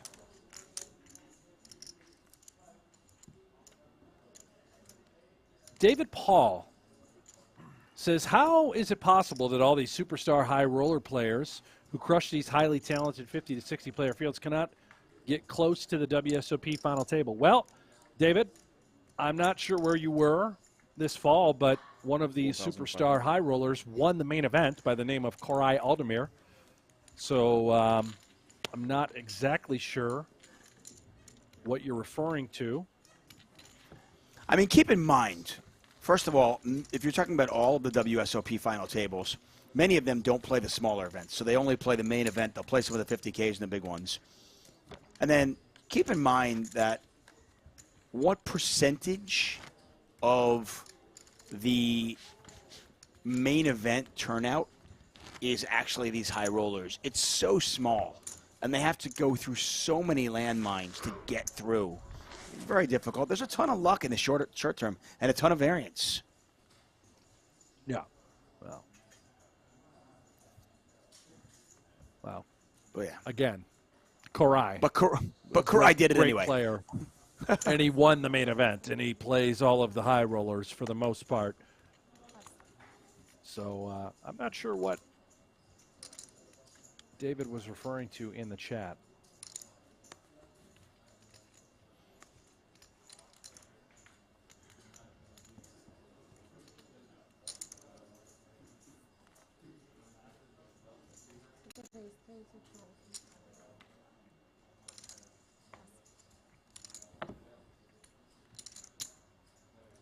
Get a raise here from Chidwick, and just like Heath walked into it. Oh no!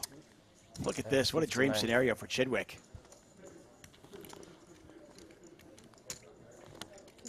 Chidwick raising, Ollie 3-betting, Boldigan all in, all perfectly reasonable plays, but Chidwick happens to have something good this time. All in.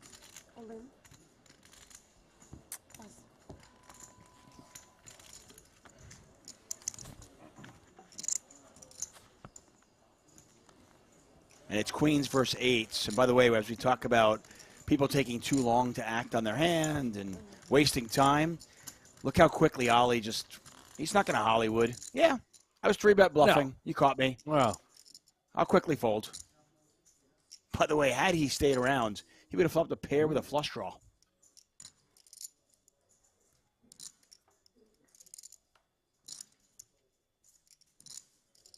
Boldigan looking for one of the remaining eights.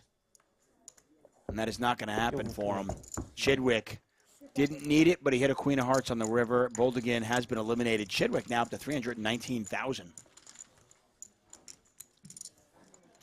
Yeah, Chidwick building early, accumulating. Will he finally make his first final table of the stop? We'll find out tomorrow, Tuck. We're obviously going to have that final table coverage of this 50K no limit event. Yeah, that starts at 7 a.m. Eastern time. Make sure you join us tomorrow for that. We're not going anywhere just yet, though. Ian Sheriffs in the chat says, yeah, for sure. Ian Sheriff says, George Holmes made Koray work for that win. It was epic. Yes, it was. No doubt. One of the better heads-up battles we have seen in a long time. True story, by the way. George Holmes knocked me out of the main event this year. Is that right? Yep. Wow. He was the guy who delivered the knockout blow to me. At least it's good. At least you look at that and you go, well, at least my chips went to good use. I'd say that to be very true. Yeah, Holmes was, what a special showing. The main event, it seems to happen every single year, right? Someone comes out of the woodworks, amateur recreational type of player. Dreams come true. Special tournament, indeed.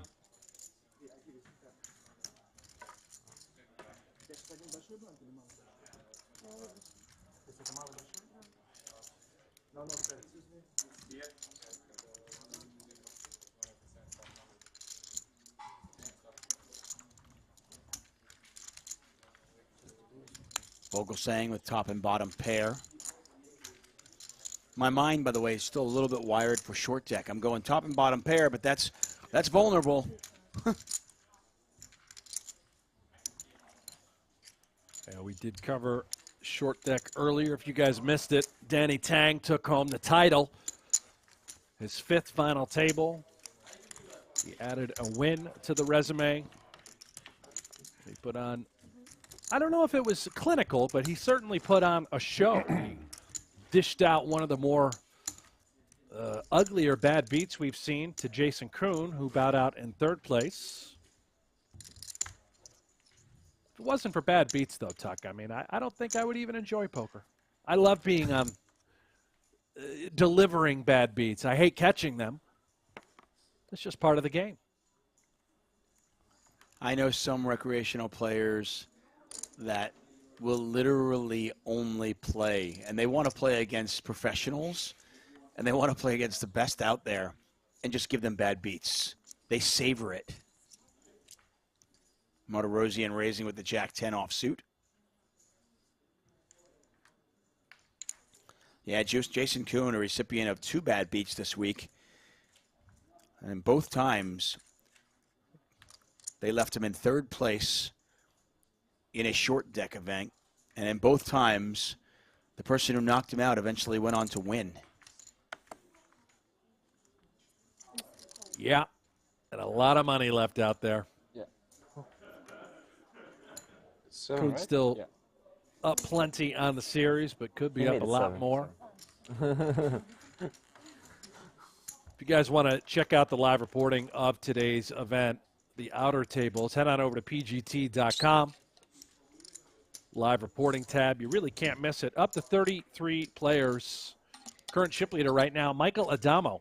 He has 460,000. Sam Greenwood in 2nd, 390. Jason Kuhn, who we've been talking about, he's in 3rd with 320. And ready for this, Phil Ivey. He is top 5 in chips. He's 4th with Makita the Milkman Bontakuski in 5th. We are. Yeah, something tells me that at the end of the next break, maybe we'll get a table change and we'll get Mr. Ivy. I don't want to promise anything.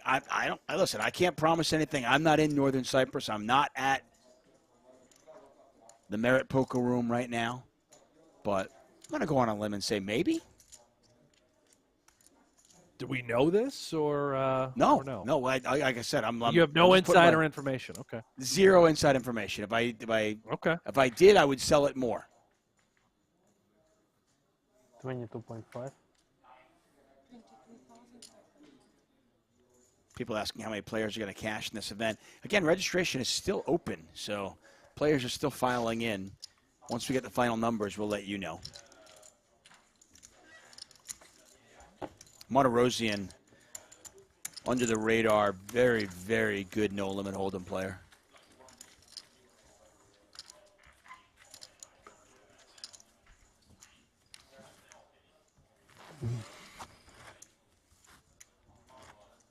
Michael Adamo, just another absolute beast. And that guy just crushes. I mean, what he did at the tail end of 2021 was unfathomable. I think he printed roughly, was it $9 million in the course of 2 months' time? He won the Super High Roller Bowl. He won the Poker Masters. He won. I think he won the High Roller at the World Series of Poker as well. Yeah, he did. I And the guy commentated just on that. Went bananas. Yeah, and he was just relentless. He had a chip lead at that World Series of Poker High Roller. And I was fortunate enough to commentate on that, and he was absolutely relentless, just put on a clinic.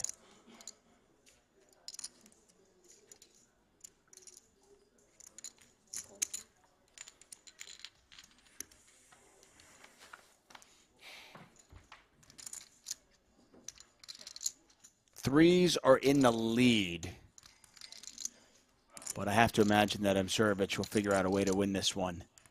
19,500 in there. Vogelsang. Gonna take a stab. See if maybe he can just win it right now. We know he can't. Interested to see how Ollie plays the king high flush draw. Just a call.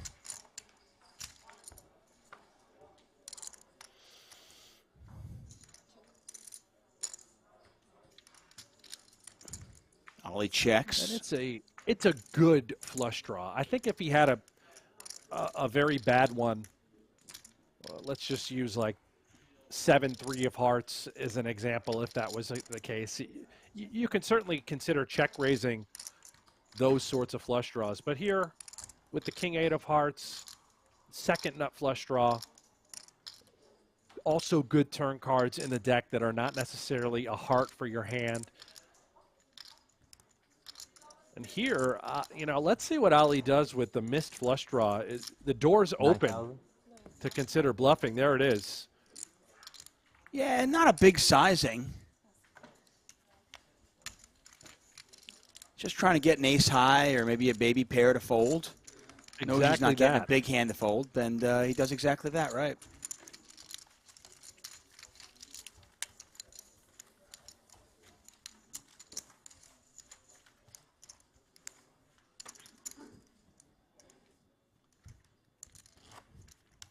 Yeah, the only player hotter than Adamo might be the guy we're looking at right here. Servige making 4 final tables here in Northern Cyprus in just the last 21 months or so have been magical for this man. Pretty good troll here in the chat. TQ Suited says, we have the B grade commentary team when it's Tuckman and Hanks. I'll tell you what, I kind of take that as a compliment. I mean, a B grade is pretty good. I expect much worse. Yeah. I mean, considering, Ali Najad, Nick Schulman, Lon McCarron, Norman Shad. I mean, the list of commentators that are out there that are so good. Hey, I don't think last time I got a B was in like 7th grade. Okay. Yeah, Jimmy, appreciate the modifying here, but hey, when people say that sort of stuff, you don't need to hide the comments, buddy. A good troll is, I appreciate those very much. And even if he's not trolling, that's a pretty good grade. I'll take a B.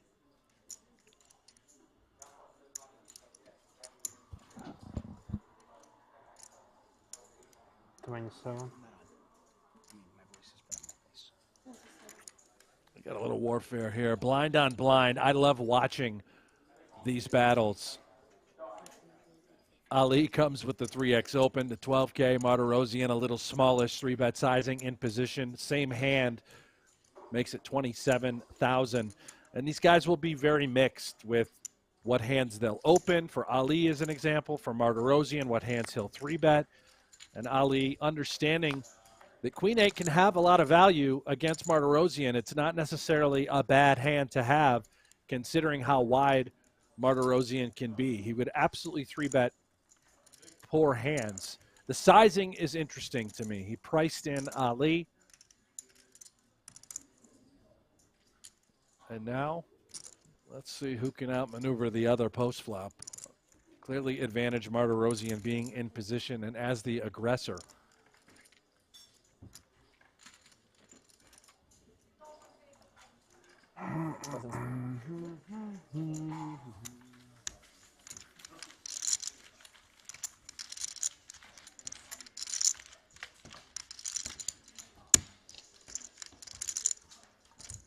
You are watching the 2022 Super High Roller Series. This is day 1 coverage of event number 6, the 50K No Limit Hold'em. We'll have this final table for you tomorrow, 7 a.m. Eastern Time.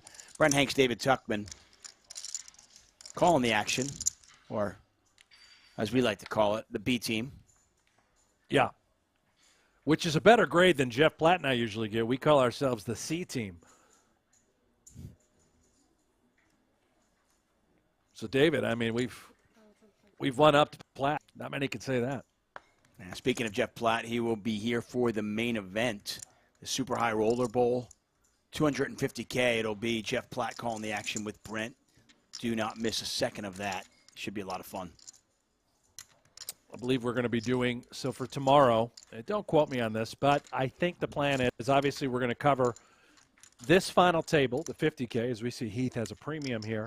And then once the 50K final table wraps up, we'll probably get some bonus day one coverage of the 250K Super High Roller Bowl. Probably.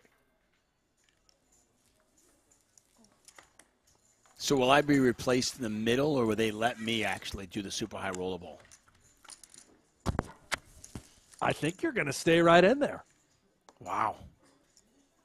I Big day think. for I me. mean, maybe I'm pretty excited. maybe they'll kick you out. Heath with ace king. Not much there for his opponents. Chidwick with nut, no pair.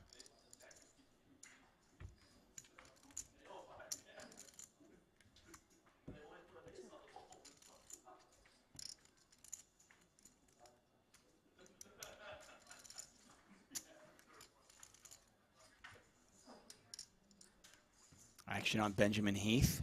Bottom left corner of your screen, you'll see stack sizes under their pictures. You'll see the percentage of the time they'll win the pot if it goes to showdown. And Heath should win this right here. Maybe Chidwick's curious. Well, the value of king high.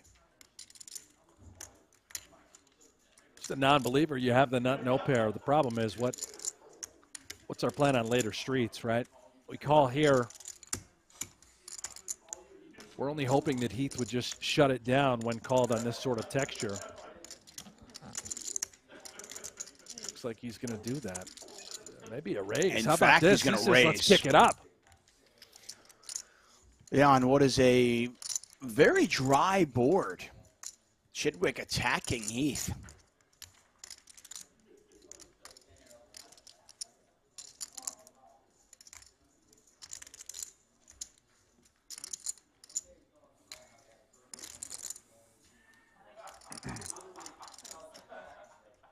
Zachary Marsh says David and Jeff should do the 250K. That'd be a couple play-by-play guys in there together. That'd be a first. Although with the way Jeff is playing these days, he could probably do both sides, right? Oh yeah, yeah, he goes both ways. Chidwick adds a little equity here.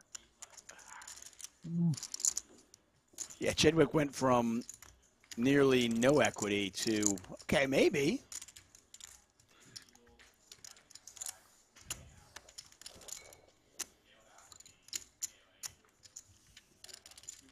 Are we at all surprised that Chidwick would choose this hand to do this with?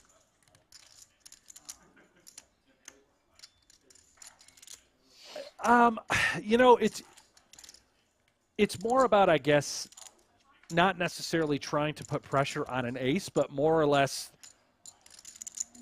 trying to push Heath off a similar holding. You know, he just didn't believe that Heath had an ace here. And that was, I think, sort of the point of the check raise. That you don't see it that often. There's not a lot of hands that make sense to really check raise. If you're Chidwick, it would be like aces up, or maybe a gut shot with the wheel with backdoor diamonds. You know, things like that that at least have some sort of equity. Chidwick, man, he goes to the streets. He's like a street poker sort of GTO combined player. You know, not everything he does is theoretically optimal, but he's in the moment and he understands his opponents better than everybody else, right? It's just you know, I think Robert in the chat, he says this is just a Chidwicky thing to do. And here he just thinks maybe we shut it down, that he can't really continue unless he has an ace. It's very interesting because I think really, really good poker players find bluffs that most of us don't see. And this is not a spot that I would normally think would be a bluff. So, yeah, we'll call it a Chidwicky thing to do. He does shut it down. Heath will put a value bet out there, and the hand will be over in all likelihood. You know, I've seen players take, you know, backdoor equity and bluff in this spot. You know, let's say they've got on an ace-9-3 board, maybe they've got like, you know, jack-10 of spades where there's a lot of really good turn cards that you'll want to continue on. Plus, you Right. can get some king highs. You can get some king highs and some queen highs to fold. You know, hands that we're actually losing to. Yeah, that's exactly right. I just think Chidwick's hand selection there, not optimal, but he does this from time to time. And he sort of goes beyond the limits of what we would expect to see and takes strange hands to do it with. And I don't think it necessarily at all means that it's bad. I think he likes to press the envelope and likes to challenge himself and do new things. Yeah.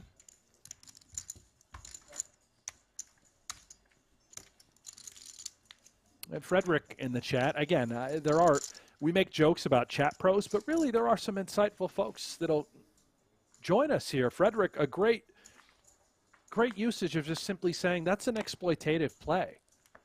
You know, it's not necessarily game theory optimal, but perhaps he just thinks he can exploit Ben Heath, and that's all he was out to do.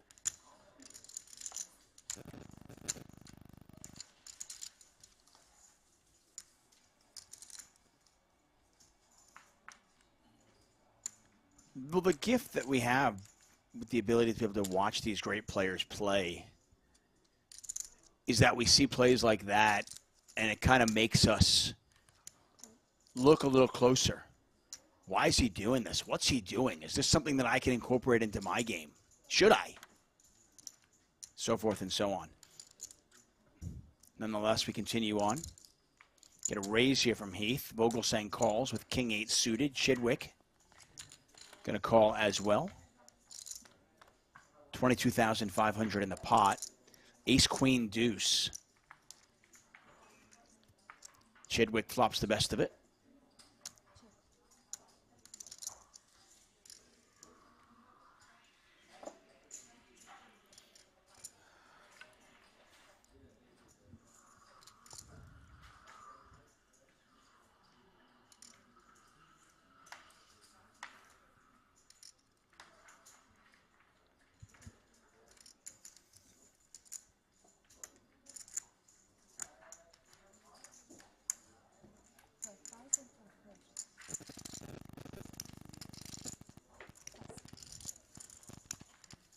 I just realized, maybe you said this earlier, and I missed it, but we have both Vogelsangs at the table. We've got the tractor, Christoph Vogelsang, who joined us. And, of course, we've got the most beautiful man in Europe, Tom Vogelsang. They're not related, at least as far as I know. I mean, what sort of simulation is this, Tuck? Yeah, this is wizardry. Two Vogelsangs, one table, something has to give. Right there.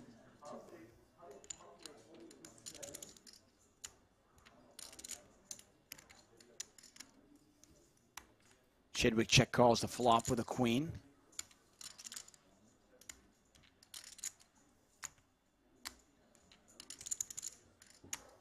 If Heath bets here again, clearly turning sixes into a bluff, he would strictly be targeting a queen. And he's going to shut it down. You will see that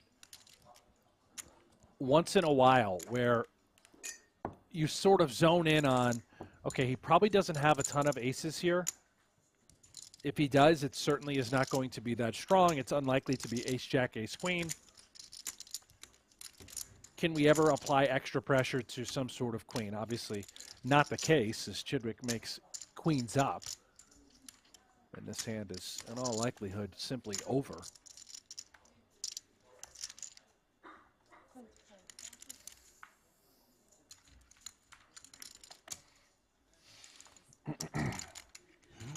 $25,000 bet from Chidwick does not get looked up. Chidwick back up over 300,000.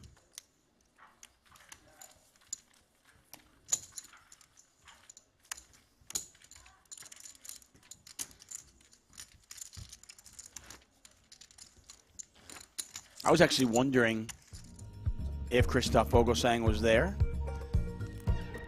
Poker Go Hold'em is here. Free-to-play online poker. That's right. You can play free Texas Hold'em poker from the creators of High Stakes Poker, Poker After Dark. Be part of the shows that help shape the game with an authentic online poker experience. PokerGo Hold'em is available now on the App Store, Google Play, or by heading to PokerGoHold'em.com.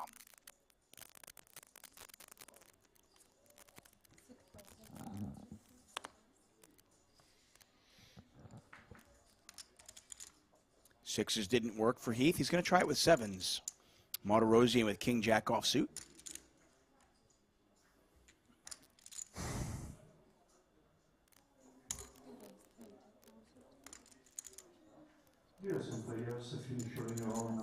Three bet from Martirosian. I believe this will be the last hand before the players go on break.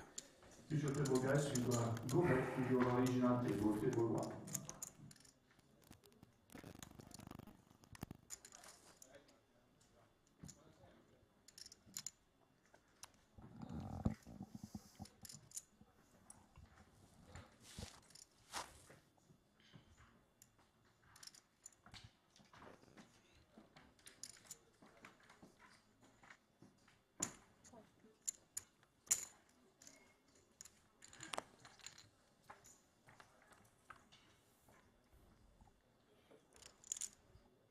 Ace-9 deuce, two spades on that flop. Heath does make the call pre.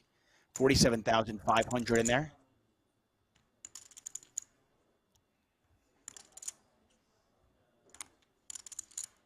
Heath checks. Martirosian, the pre-flop three better. He's going to try to rep that ace. Not a big bet. Doesn't need to bet big.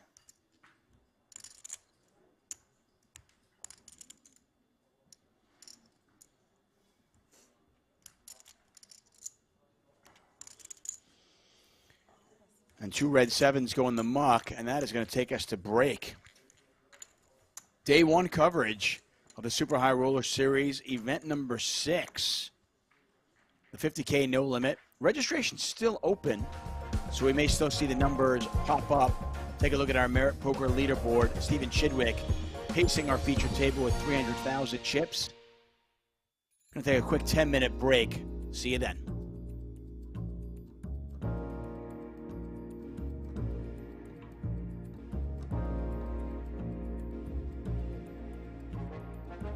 One of poker's most exclusive tournaments.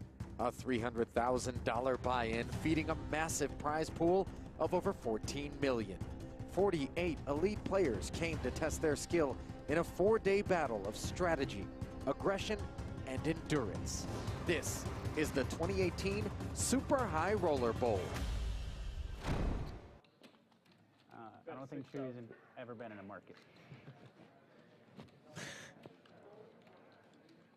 Ace-9 in Ivy's hand this time. He makes it 6,000 here on the flop with top and bottom pair. Petrangelo sticking around as the third heart rolls off and gives him the flush. That was a dramatic pause that I put in there as though it wasn't self-evident.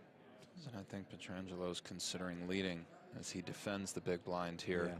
The 7 of hearts is rich with possibilities regarding Nick's range in form of the 8-10 and all the flushes and some 2-pair combinations. And the idea behind the lead here is that Ivy gets very pot control-y on turns with his ace-X, and we want to simply build the pot with our flushes and charge certain hands that have equity. And oh my, Ivy rivering 9s full of aces. Petrangelo's hand absolutely strong enough to lead here, and he will. And of course, Ivy will be raising either in the form of a shove. He goes so big that it looks like Ivy will shove this river. And Petrangelo is going to go into a tank, probably think aloud as he often does, and we will probably get some inner workings into his poker mind. And he has graces us Ivy with his thoughts. well covered here. He does.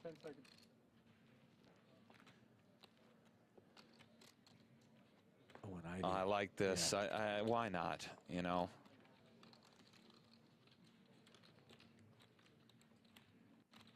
This is going to be a difficult laydown for Petrangelo. He might make it, but it's going to be tough.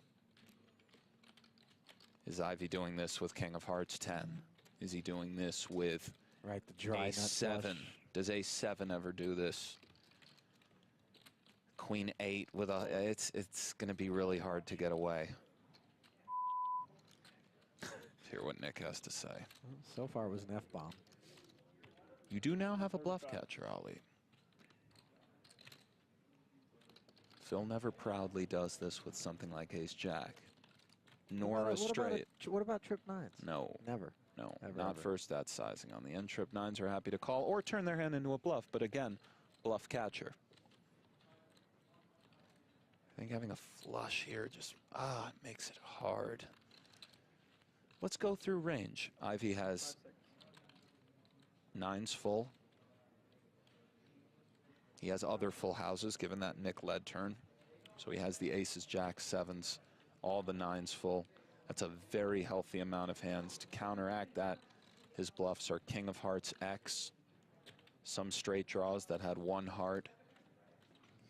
There might not be enough. Ivy also has bigger flushes. Petrangelo might find this fold. If you think he's under bluffing things like Ace-7 and King-10 with the King of Hearts, there is a chance Petrangelo puts this hand in the muck. It's pretty reasonable, frankly. This is a dicey, tough situation. It's hard for your opponent to have the hearts as well. But But they're out there. Yeah, and they're out there. Is this the line that he takes? I mean, he just calls a lot of his flushes on the end. Maybe the king-high ones put it in, but his range is rich with full houses.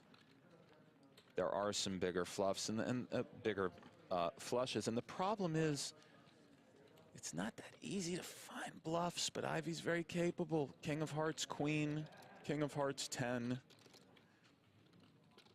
Just other stuff, I don't know, 7-10 with the 10 of Hearts.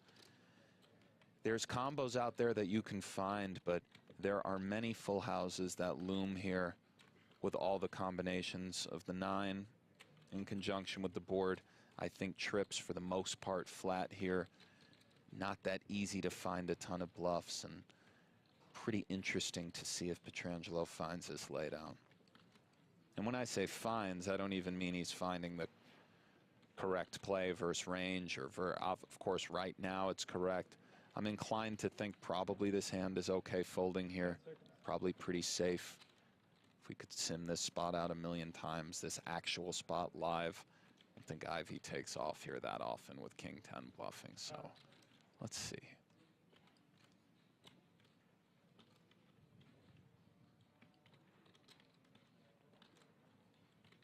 It's 135 total? Yeah. Gross spot, Ali. Indeed.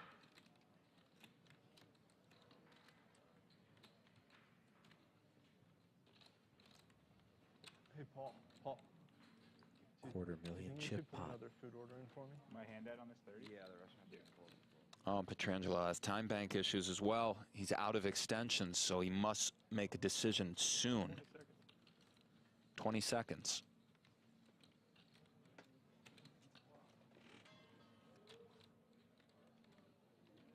Ten.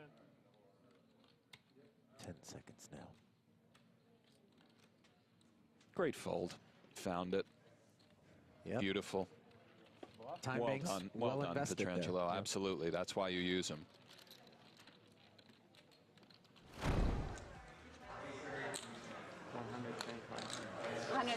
Back at the outer table, take a look at this. Badziakuski has flopped an open-ended straight draw up against Stephen Chidwick, who has the overpair with 2 kings, and Makita has bet 125,000 into the pot of 150. I believe Chidwick will just call here. Sure enough. Another 250 into the middle, 400,000 the pot size. Chidwick checking once more. Maybe Makita will be okay to just check back here and try to occasionally bluff the river on some runouts after getting called on Jack 10-5. However, there are some straight draws that Chidwick may have that have to fold in some ace high. So it's close. Definitely has outs. 350. Oh. 350. Tell you what, Nikita's not the one. He is barreling away. Well, he's leaning on Amali, and of course Chidwick will call. It's the higher variance approach, but it's worked out for him to this point. 10 seconds. Though to be fair, I think the leaning sort of started more after he took that big bundle off of Chidwick with the set of aces. Steven calls again, and if you're Mikita, you got to be asking yourself, I got an almost pot-sized bet in on the flop that got called. I put a meaty one in on the turn here that got called, and on the river, I just got an 8. Third check out of Chidwick. Where does Mikita have him? Probably around Jack X. 5X is absolutely allowed. Some 10s. King, Queen is possible. Nikita would know that he's bluffing now if he chooses to use this hand as a bluff. And of course, something like a shove is an incredibly bold play on the bubble, in the 600K bubble. If anybody's capable, it's this dude, but I don't know, Ali. We shall see.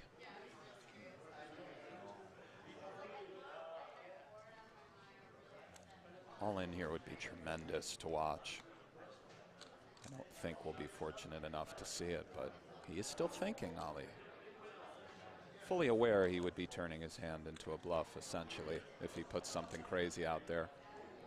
Or conversely, might he think that if Chidwick had some sort of draw, it's best to check back with the showdown value of an 8? I feel sizing-wise, I mean, it's a pretty enticing move to just put Chidwick in. It's also quite maniacal, but think about it. If you're Chidwick with Jack Queen, Jack King, even 5-4, do you really want to call off 1.8 million when Seth Davies is over there on the other table with 30 bigs? And he does do it, Ali. Wow. Chidwick is capable of calling, by the way, but let's see. What a play by Badziakuski. I was just having fun up here, but he did it. 1.3 million. Let's see if Chidwick comes with the call. Wow, I guarantee you he won't have any time extensions when he does whatever he does. This is a massive pot here on the order of that which these two shared earlier in today's competition. What a play by Down Nikita go the Badziakuski. Beautiful. And I'm surprised Chidwick didn't think about it a little bit longer. But what a great, great, great, great, great play. Picking up the action back at the table.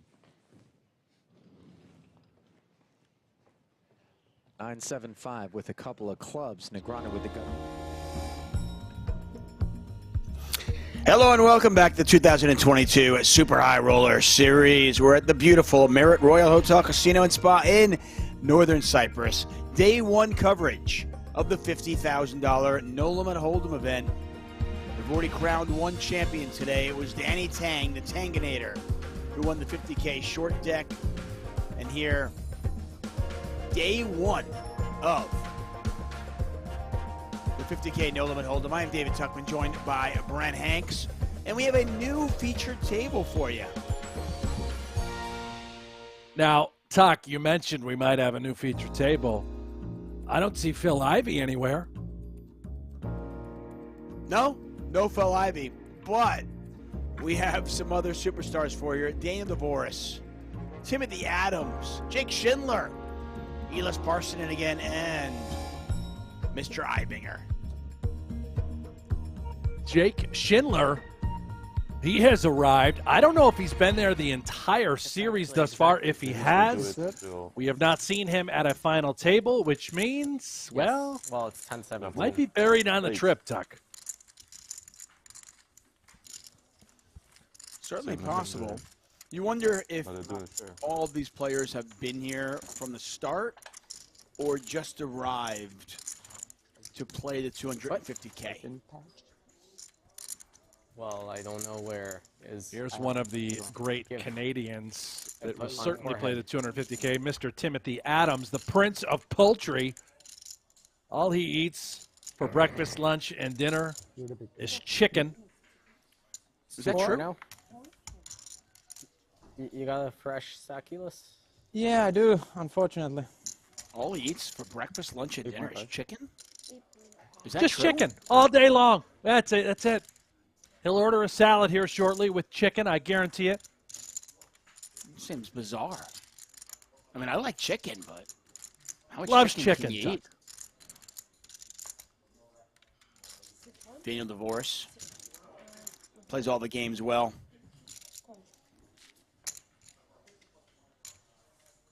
Thinks about the game in a special way. He is our chip leader at the feature table. Of course, DeVoris, another one of those Canadians that's made the trip out here.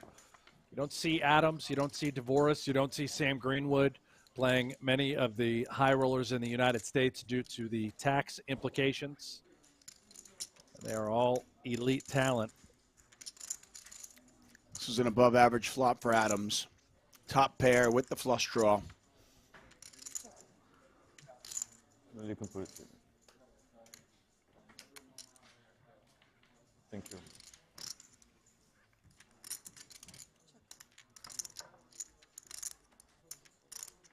Three of clubs on the turn. Once again, thanks for joining us.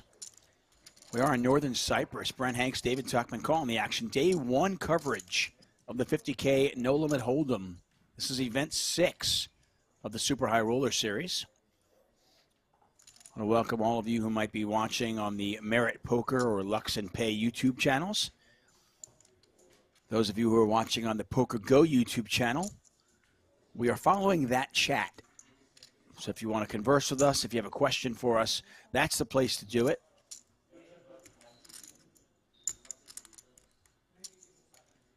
And if you haven't done so yet, please hit that subscribe button. We are just under 250,000 subscribers. Trying to hit that 250,000 mark this week if we can. Would love to do that, Tuck, on your watch. By the way, I wanted to point out that the cheeky, sneaky little check back by Adams on this hand on the flop, which I believe has earned him this additional action from the pocket fours. Had he bet the flop, he may have lost a customer. He certainly keeps DeVoris curious by taking this line. Not a great run out for the Queen Nine of Diamonds. Clearly, backdoor clubs do come home, but perhaps we do try and eke out a little bit of value still in hopes of being called by worse. And he's going to go for it. Hard to imagine DeVoris calling another straight here, but he's getting a really good price. Look at this bet, 8,500 into 81,000.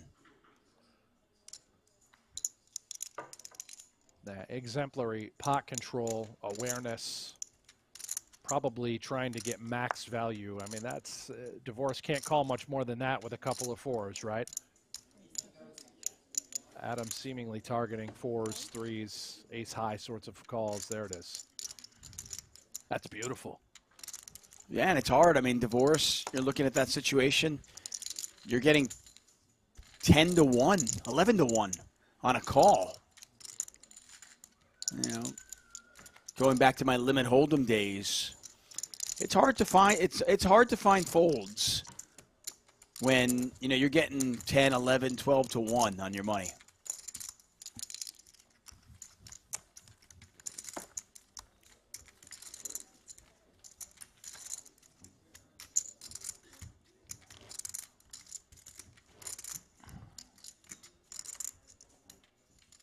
Brian Metzger in the chat says Schindler did play a Triton event, so based off that, we assume he has been there, and it has not been going well for him. Greg Hausch says, you say that, but then you don't answer 90% of the questions. Well, that's because, Greg, only 10% of the questions are good questions. I didn't even see any of Greg's questions. What did we miss, Greg? We answer all the good ones. How's that? 9,000. So, Zach Marsh, by the way, you don't need to write everything in caps lock, man. I mean, this is like, we get it. You're here in the chat. Thank you for joining us. Yeah, caps are very aggressive. It's a very aggressive way to chat. You don't need to do that. Just not What necessary. my dad does. Schindler raising it up with ace jack. Timothy Adams is going to call him.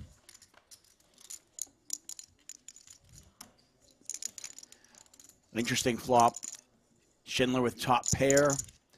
Top kicker. Adams open-ended.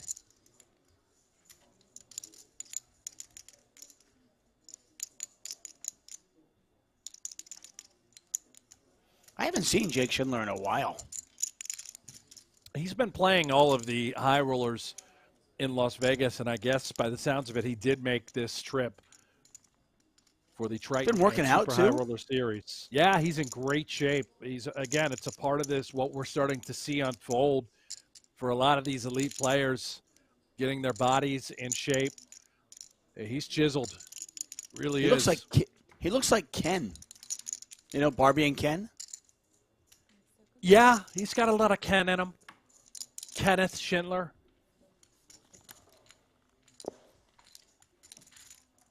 Check, bet, call. Pot is He has 60,000. a great presence, posture, poise, demeanor at the table. A man of, well, not so many words. He lets his chips and his game do the talking. Typically, when he does speak, it is quite funny. He's got a great personality when you get to know him. Extremely intimidating figure.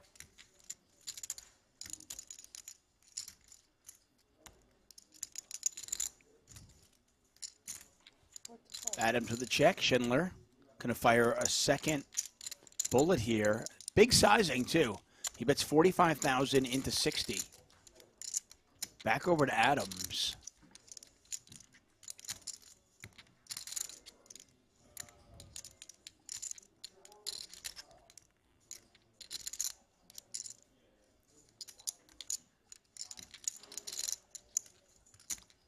Thanks for the love, J. Rom. Appreciate that.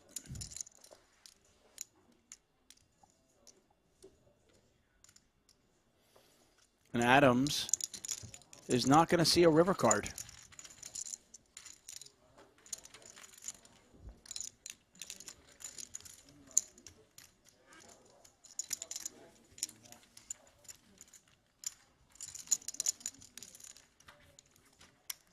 Hello, Brian S. J. Derek Rom. Lawler. Yeah, hello, everybody. J. Rom on the chat says, would like to know what happened with that hand that was going on with Chidwick. I assume he's talking about at the break, and did he call the all-in? He did not. That was from years ago in the Super High Roller Bowl. You can go back and check all that out on Poker Go. Subscribe now. Rewatch the older Super High Roller Bowl main events, and Makita got that bluff through with 9-8. High level.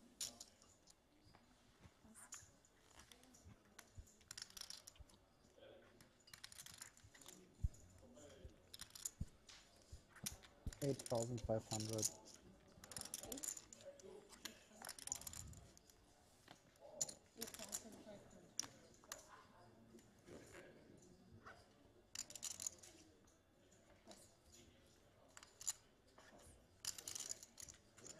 Somebody brought up Ike Haxton in the chat. And I wanted to ask you your take on Haxton and where he fits in the poker world, the upper echelon of players. Yeah, it's a good question. You know, Ike used to play all of these events. We haven't really seen him since the COVID pandemic began. Do I think he can compete? Do I think he could play with these guys? Absolutely. Do I believe he has an edge? No. But I also don't think that many of these guys do have much of an edge. I think that, you know, the ROI is a small percentile. as far as return here. I mean, these guys are just all 15. so good. But Ike would be all right. You know, he'd fit right in there. He'd blast off with the bunch. He's got all the money. We know that.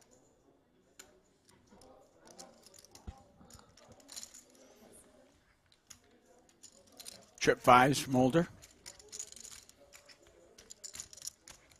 Bet and take it. Very quiet for day one. Yeah, Is you're that not going to get a typical? lot of talking. Yeah, you're not going to have a lot of chatter at this table in particular. Nobody here overly animated, all quiet, reserved.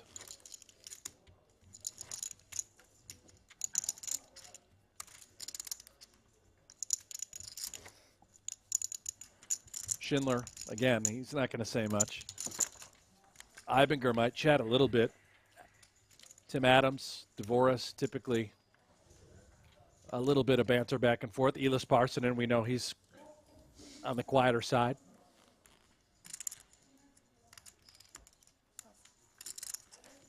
Just depends, I think, Tuck. You know, day one doesn't necessarily mean that they're always quiet. It just depends on the lineup, on the dynamics. Yeah, no doubt. It just always surprises me. It shouldn't, but it always does. You see a day one of a tournament, and you think, well, I mean, got a long road to hoe. Why so quiet? But yeah, it's just the dynamic. These players are in the zone. As They're you tired mentioned, too, man. They've been here for a long time. It's not exactly a spring chicken at this stretch. This has been a gruel for most of these players.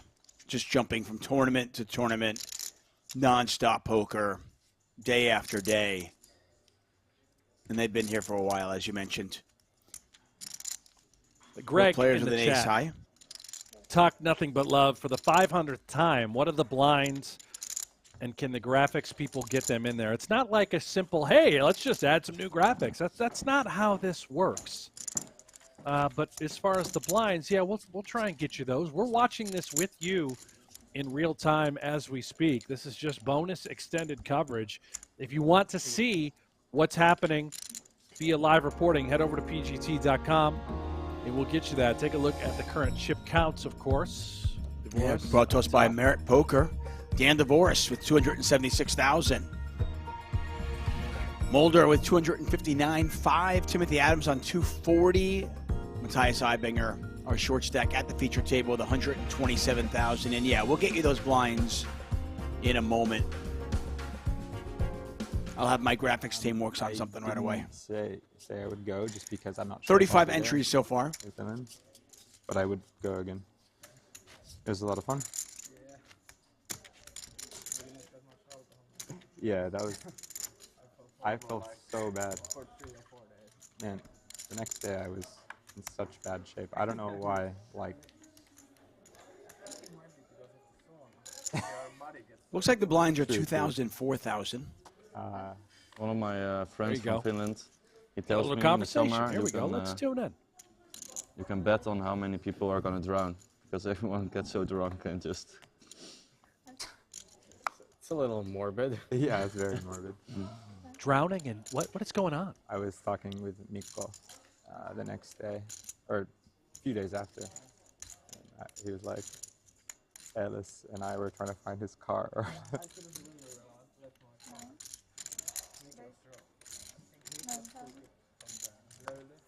Uh-huh.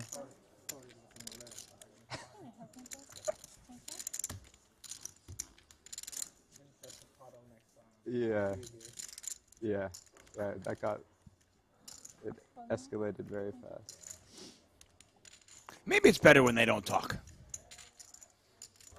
We're talking about drowning and in blood. Maniacal things here. Yeah. Animals.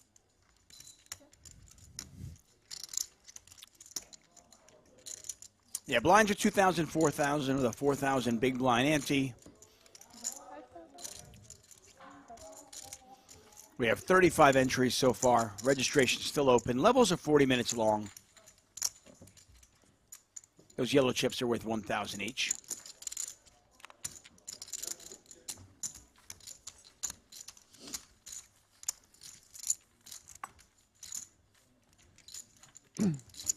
And Greg says, I'm as chill as can be. Even pay for Poker Go. By the way, appreciation. Thank you, Greg. All the love there.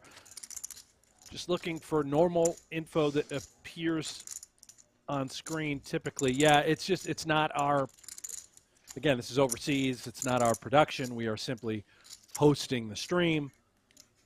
And it's not a simple, hey, let's just add information at chat's request. It takes time to build out graphics. You can see the stack size there next to Parsonen. And we know they're playing the 2K, 4K level. Parsonen's had a good week. He's made 2 PLO final tables. Eliminated both times by Ali Mserovic. And Ali laughed about it both times. Ace King, King 10, and 2 aces out there for Elis. The Finn versus Ibinger. Max Lewin says, you want a table talk? You get table talk about death props. You know what? I did say that. You're right.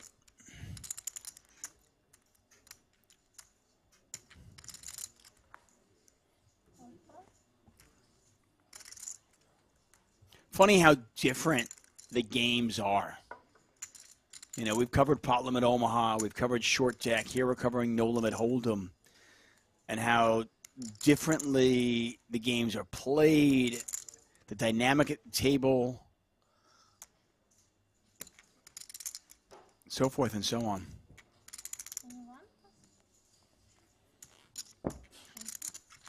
Parsonen really is a PLO expert as well. You heard him yesterday when we had him on coverage. He wasn't even certain he was going to play this event. Thrilled to see him hop in there. We know Dylan Weissman is now playing the 50K no limit variety.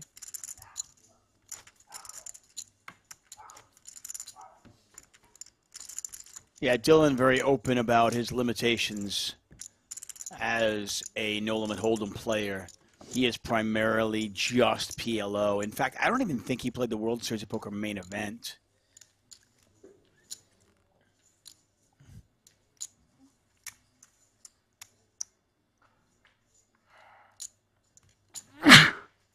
Bless you.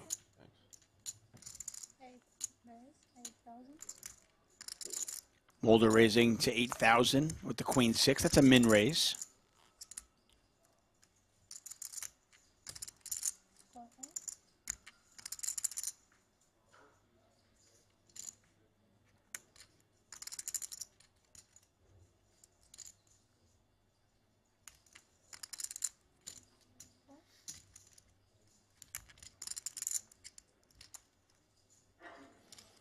And Michael Fermani, by the way, I tend to agree. You know, I don't like a screen cluttered with too much information, but I think, you know, some information is obviously useful. I'm with you.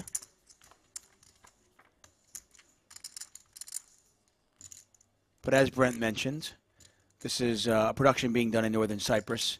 We're just hosting it on the Poker Go YouTube channel. And we've got an action flop for you. Parsonen with top pair. Schindler with bottom set. Mulder is actually the pre-flop raiser with Queen 6. Seems like there will be liftoff. Parsonen has that 10 of hearts as well. Schindler, what a spot on the button, bottom set. On a bit of a dynamic board, 4 ways.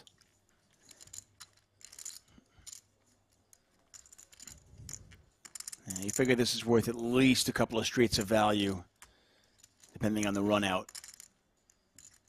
Pot is 48,000. Schindler bets 1/3 the pot, so it's 12,000 over to Parsonen.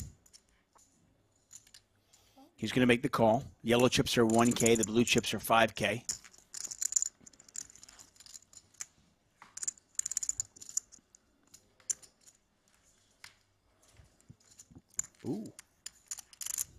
Oh, indeed. We have life. Yeah, Parsonen now picks up a gut shot and a flush draw. And suddenly he's got 25% equity. Would love to see a river card for free.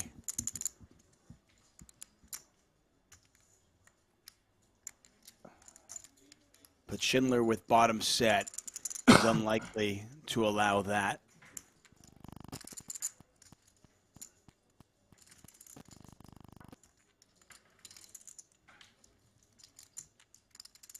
Thank you.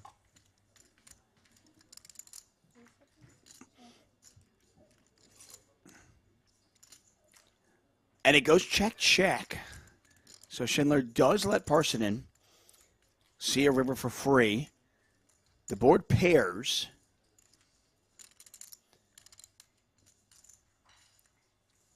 I think Parsonen is perplexed by Schindler's line. You saw the little glance looking over.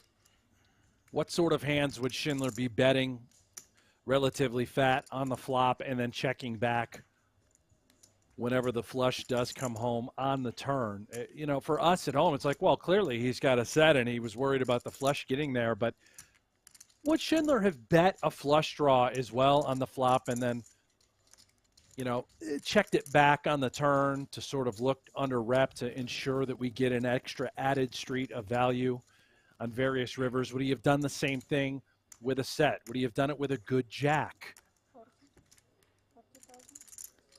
And I think really for Parsonen, this is just, this looks like it has to be a value bet for Schindler. And if that's the case, Jack 10 just doesn't perform well.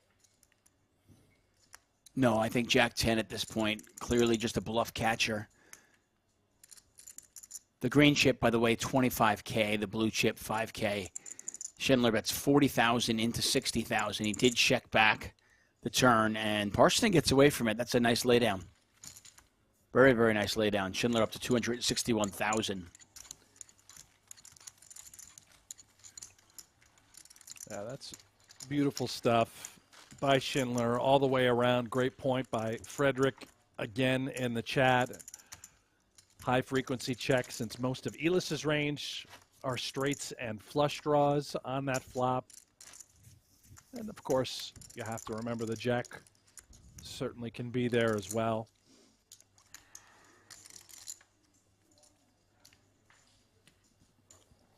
I would think that's just well played by both players. Mulder on 267,000. Not going to play it. DeVoris with fives. Andre Tomas says, tonight I am playing the monthly main event at my poker club in Venice. Wish me luck. Good luck, Andre. 8.5. Yeah, best of luck. Go get him.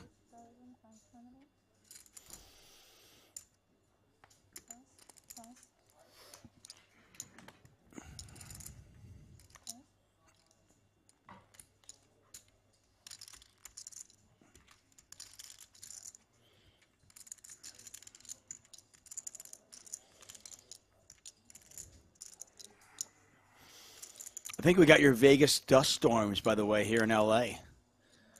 Yeah, you got some the wind winds storms howling. going on. We got some howling winds, yeah. I thought the dog's inside. It looks like it's a little bit clearer here, so that would make sense if it headed out your way. A little chillier in Vegas today, as it has been. We've had beautiful weather. I think today it's, you know, maybe in the 60s at the moment, Tuck. I'll take it. Springtime, Vegas springtime is my favorite. That and fall. I was actually, to have the World Series of Poker in October and a little bit of November, that was just absolutely wonderful. I wish that was a year. I wish that was a yearly thing. I know that obviously isn't going to happen, but what a pleasure. April, May, October, my favorite months in Vegas. DeVoris with the check mark. He's going to take that one down up to 289,000 chips. Brent Hanks, David Tuckman calling the action. 2022 Super High Roller Series. This is event number 6. Danny Tang won the 50K short deck earlier today. Jason Kuhn finished 3rd in that event. Lun Loon was our runner-up. This is day one coverage of the 50K No Limit Hold'em. We'll have the final table here for you tomorrow, 7 a.m. Eastern.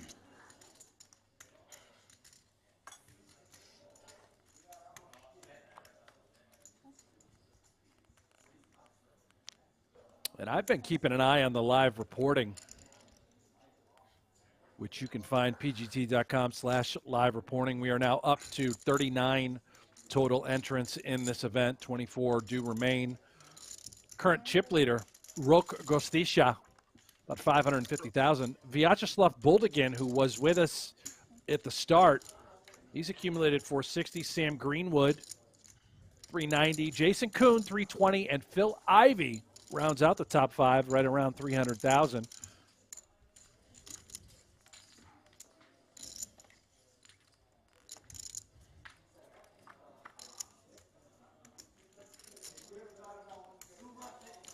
Seven high flop here.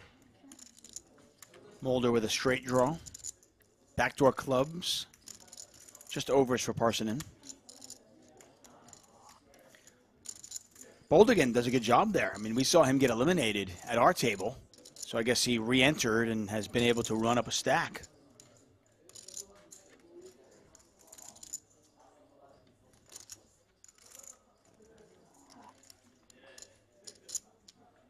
Tuck, another question for you in the chat.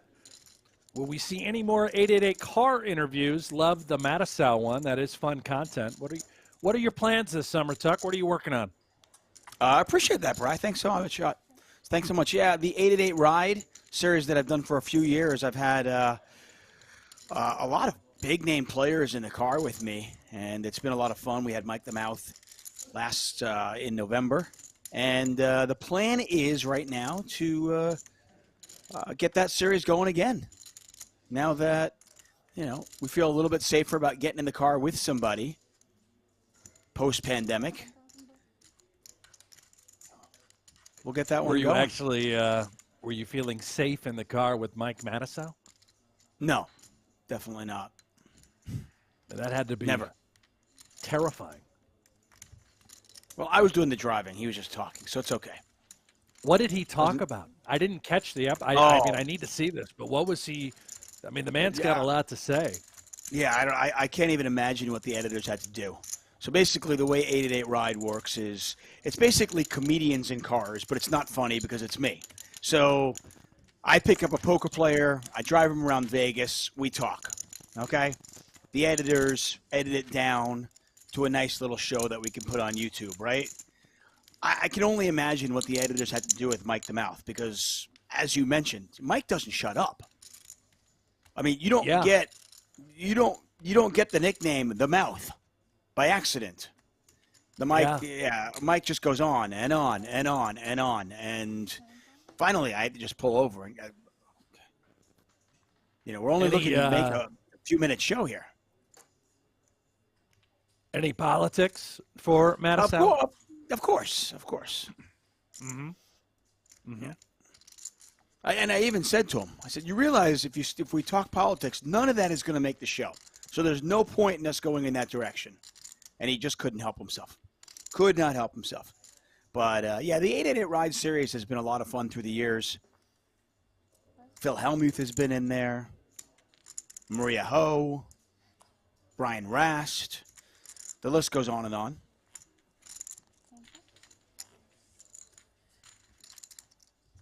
I'm sure Hellmuth never talked about himself at all. No, not at all. He's such a selfless man, just giving. Now, he was actually a really good, it was a good interview.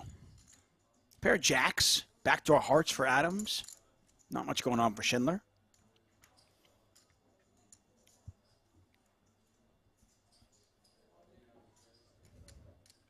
Who would you want to see? If I was doing an 888 Ride this summer, who would you want me to get in the car? Are you talking to me or the chat in general or both? Both. Why not? I'll throw it out to the chat. Let me know. Who do you guys want to see? Mm-hmm. I had Lon McCarron this summer. How about, I mean, I'd like to see some of these guys, some of the PGT high rollers, get to know them a little bit more. Crack the shell, if you will. This guy, Jake Schindler, he never really has a ton to say, but maybe if he's stuck in a car with you, he'd open up a little bit. I don't have many gifts, but I'm pretty good at getting people to talk. Yeah, I'd like to see and hear you do that.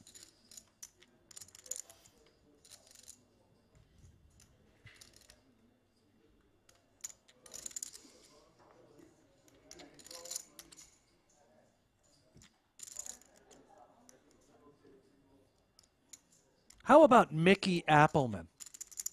Ooh. Can you bring back Mickey? Throw him in the car with you?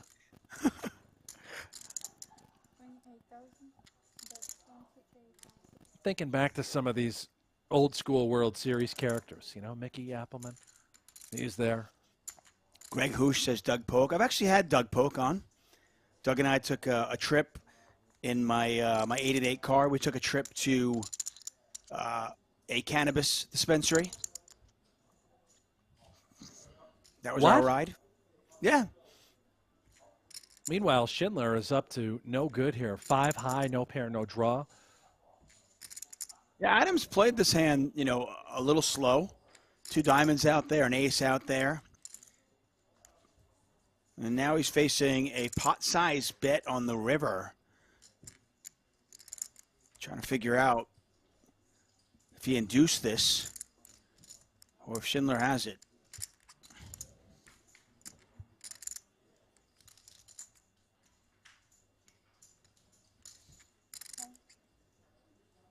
Nice call there from Adams.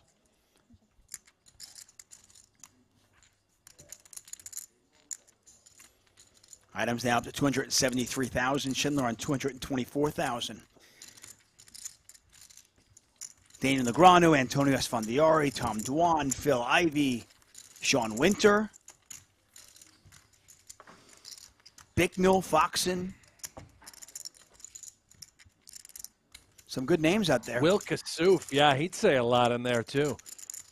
You wouldn't get a word in. That's kind of the game plan, right? I think the people out there, they hear enough from me being the play-by-play guy. The whole point of it is get somebody in the car they want to hear about. You know who was great I had in there? Recent Hall of Famer. You know, we talked about the Hall of Famer earlier today. Elia Lesra. There's a guy with some stories. Oh, boy, yeah. He's been through it all. Great call there from the Canadian. Tough spot.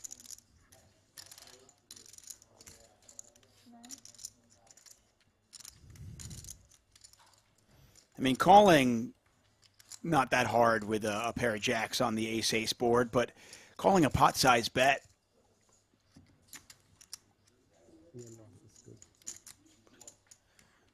We saw Mulder raise 6 diamonds. Sorry, you know, polarizing spot too, where Schindler just unlikely has many bluffs. Right? He just never shows up in those spots while bluffing, and he happened to be in that spot. And for Adams to just correctly pick it off, it goes a lot to show you his skill set.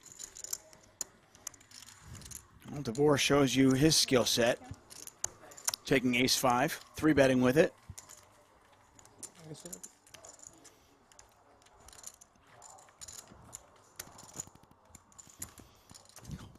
Getting some good names in there. Victor Blom, Garrett Edelstein. One cappuccino, please. Thanks. I don't know if you really get good Garrett at the suggestions. World Series. I think he plays once in a great while the main event, but other than that, he never comes out for tournaments. Nah, the good news is, though, fantastic.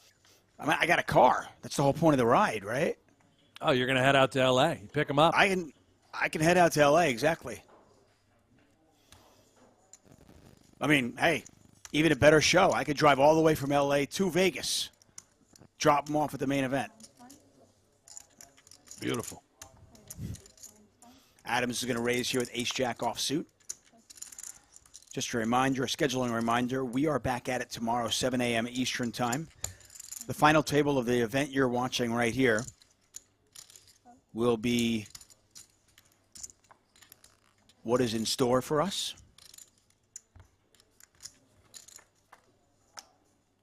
April 13th, 14th, and 15th, we've got the Super High Roller Bowl.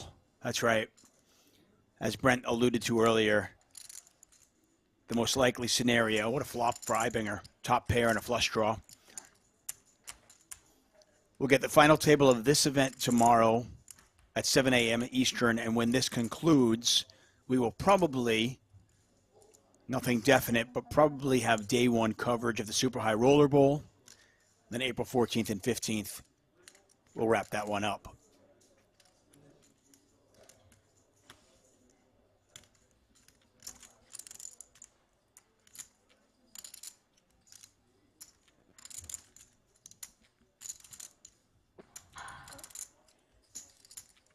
Officer Ibinger typically wears the orange poker code hoodie. This is a different look for him. Getting a little action with an absolute monster right now.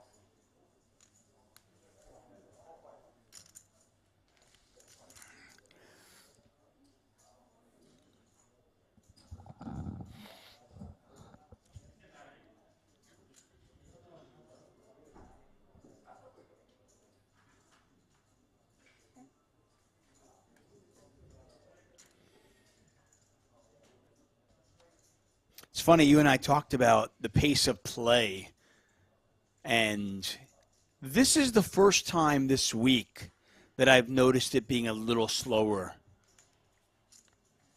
Because we've covered No Limit Hold'em before as well. Ibinger does make the flush. Today's the first day where I've noticed it just a tad slow. Yeah, and again, this is why right now in these certain spots, each player should simply have 10 seconds to act. If you're raised, you get a little more time. But it's, you know, Ibinger here taking, I don't know how much time this is here. We're well past 10. Going to give him the old knuckle. Have to imagine Adams checks this back, but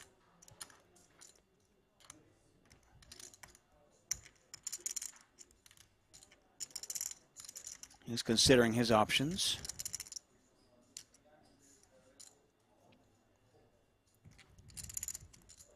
$20, $21, $22. And he is going to bluff at it. $23, $24. So about 24 seconds, and he's going to throw out a little bluff there. Ibinger getting everything he wanted. Yeah. I mean, Ibinger gets absolute max value.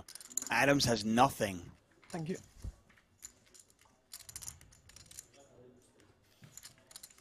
Perhaps targeting an 8 is the goal of Adams' bet here, as the flush does come home. He does have the Jack of Diamonds in his hand, of course. Queen, typically, especially of the diamond, would be a terrible card if he were, in fact, up against an 8. But as we can see, Ibinger just has the goods. Adams stepped right into it. Oops. Adams a quick fold. Ibinger takes it down. Ibinger up to 152,000. I'll throw this idea out there for you and for our audience. Because I know Patrick Antonius just put something out there where there's going to be, you know, you've got 10 seconds stacked on your hand. If there's action before you, you get 20 seconds. If there's a 3-bet, you get a little bit more, so forth and so on, right? Late registration. Okay. 26. See what's going on here. Bye, Timmy. Why not? Well, while they do this, I'll talk about Poker Go Hold'em. Poker Go Hold'em is here. That's right. You can play free Texas Hold'em poker from the creators of High Stakes Poker, Poker After Dark. You can be part. That's right. You can be part of the shows that help shape the game with an authentic online poker experience. Maria Ho, Antonio Esfandiari, Phil Hellmuth, Danny Negreanu, their avatars are all in the game. Brent Hank's voice is in the game. And you can download it on the App Store, Google Play, or by heading over to PokerGoHold'em.com. Looks like we're getting some players moving. We're losing Adams. Or next hand, I mean, because we were doing the high card, right? So what I'd like to see happen, I would Brent. guess it's just because they want to make sure that we're able to play down to the money today. Which one I'm using? Okay. It's still possible when you like. Yeah, I agree. I mean, Yeah.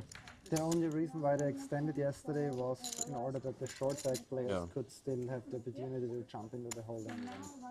Yeah, but then that wasn't even the case because they had dinner break. But No, like technically, I think it was time for Yeah? it. That's why. no, it worked out perfectly. Yeah. okay.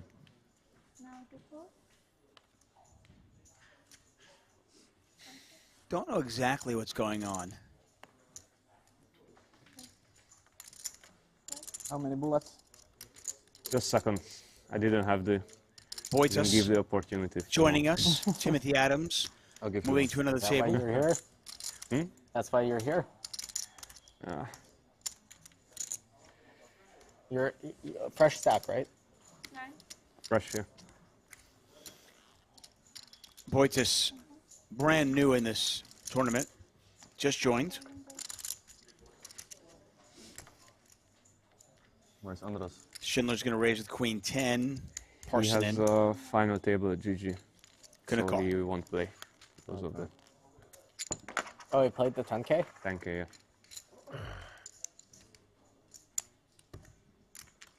Schindler open-ended. Parson with a pair of So you have jacks. to We'll play get some until, like, action 7 here. in the morning? Or 6? Yeah, he said that's late. Sounds Yeah, like I Boytis thought has about just it, joined and us. then- That is Human Zero Online, talking about, I believe, or excuse me, What maybe a that's grinder. Omaha for rolls. I think it's Omaha for rolls. Either way, someone that he's out here on the trip with except able to for that he GG played 10K. like 2Ks. Everything. Let's tune in. Yeah. And apparently made the final table. Well. Yeah. Parson in check calls. Pot now 54,000.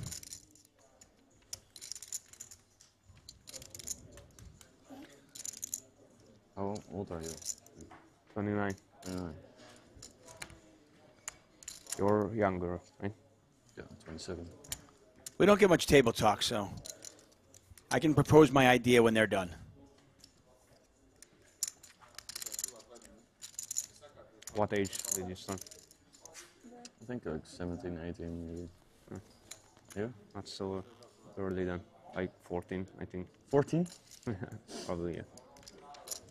You played in like home games or something? Hmm? Like home games in Yeah. the country? 3-year-olds and yeah, like home games in the city. So Schindler with the double barrel. He bets 40,000 in the 54. already playing high stakes by Big sizing. Parson in. I wouldn't say. Not a but I believer. mean, He's going to make the call. Sometimes yes, sometimes broke. Oh, yeah, Parsonen's locked in here. He seems to have Schindler right where he's at. Like 100. Yeah, me too. Backdoor diamonds got there. That's a concern for Parsonen, clearly. 50 now for 3 months and win 100 pints. If Schindler had a hand like 9-10 of diamonds, and here we go, incoming.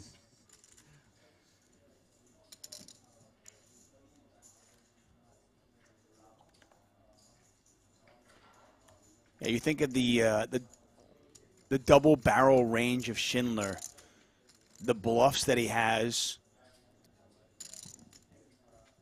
At least some of them would have picked up diamonds, right?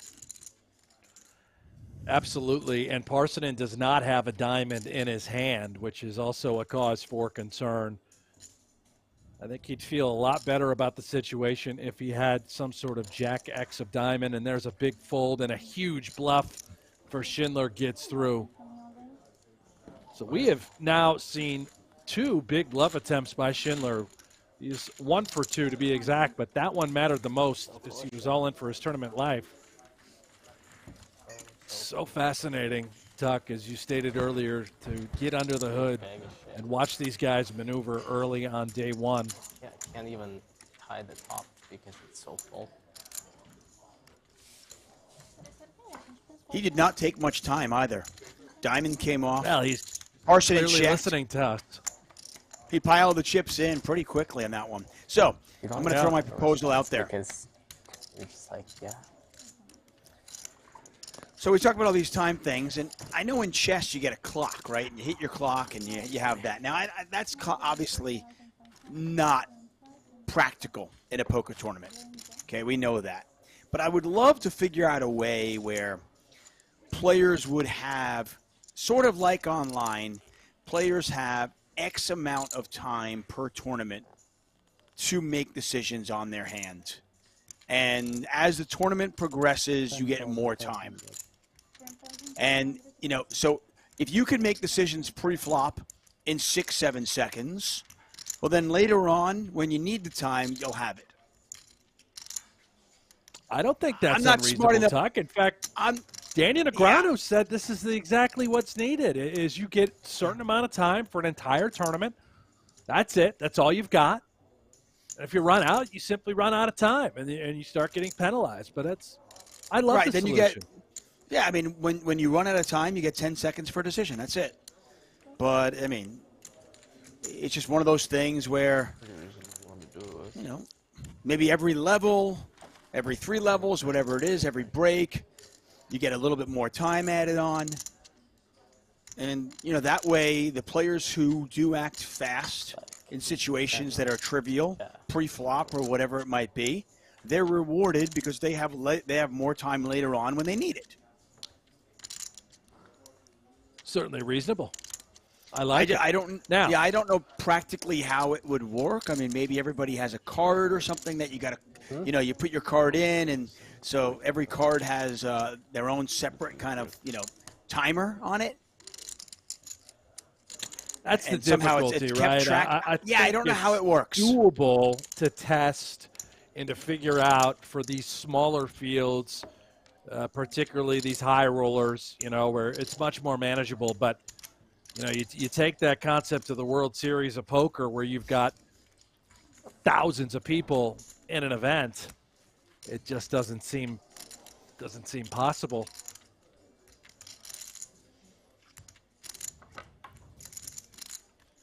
Ibinger nails the gutter. He can only chop this pot or win it. Can't lose it. 42,500 in there. Mulder does check his pair of sevens. Action back over to Ibinger. Yeah, I've tried to kind of come up with different ways how it could work. Far smarter people out there that can maybe come up with it. But that, to me, I've always liked the system like that where if you think you might need time in certain situations, you can kind of make it up in other ones. And for any of you out there who play chess, then you're probably familiar with something like that at least.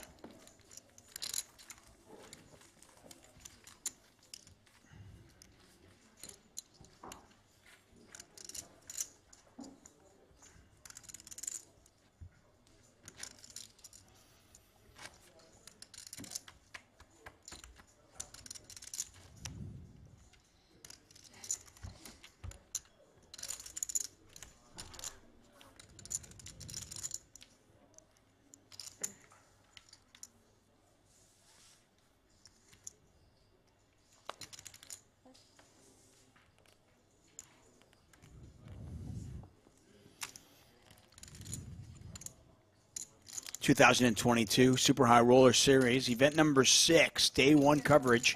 50K no limit. We've got well over 30 entries now. Brent Hanks, David Tuckman calling the action. Ibinger. He's going to play.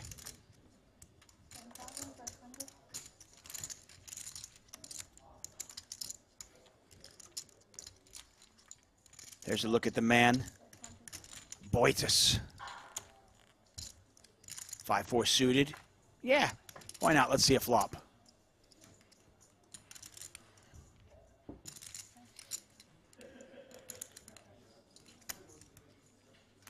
Douglas Pavic in the chat. What's up, Douglas? Says, hey, Brent and Tuck, I have the design, but the day job is in the way of getting it out. I've already started on it. Everyone uses their own phones. That's interesting. You've got the technology in hand. Most people do have a phone. Huh. The problem with that is what happens if somebody doesn't have a phone? Are you now telling people they have to have a phone to play poker?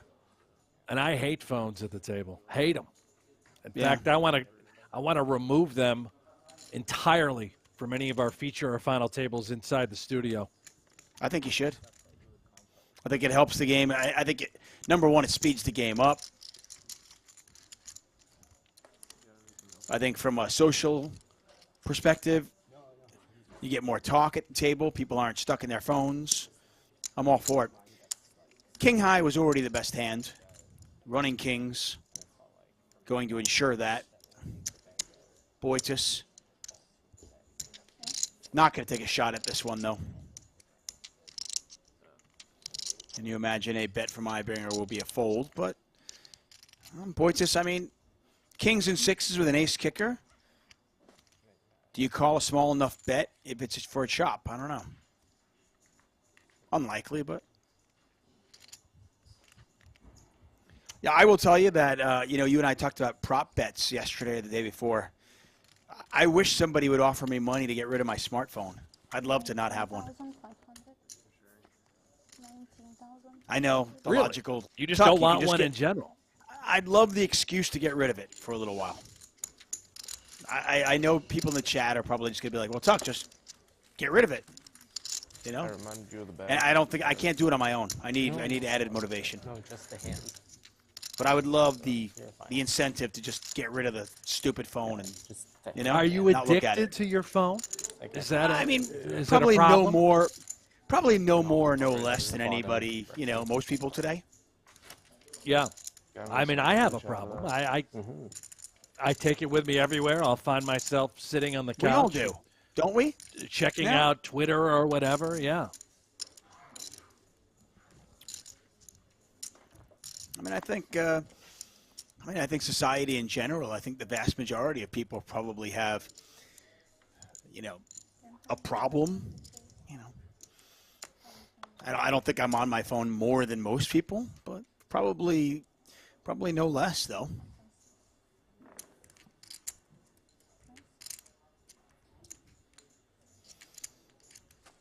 I mean, I'll put it this way. Bill Perkins offered me a nice 5-figure sum to not to look at my iPhone for a year. I'd snap call. So by nice 5-figure sum, 10,000. Not enough, huh? That's a small amount. Get rid of my phone.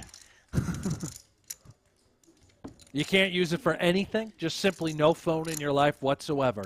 No I would literally take the phone and put it in a safe and not use it. No, it would So just how, be like we used to. how does your family get a hold of you? Like we used to. I'll be home. I don't know. I mean, you grew up without cell phones. So did I. We all got by. Yeah, you're right. Right? We survived somehow, some way. Or We you borrow survived without someone's cell phones. phone and you call your wife. That sort of thing.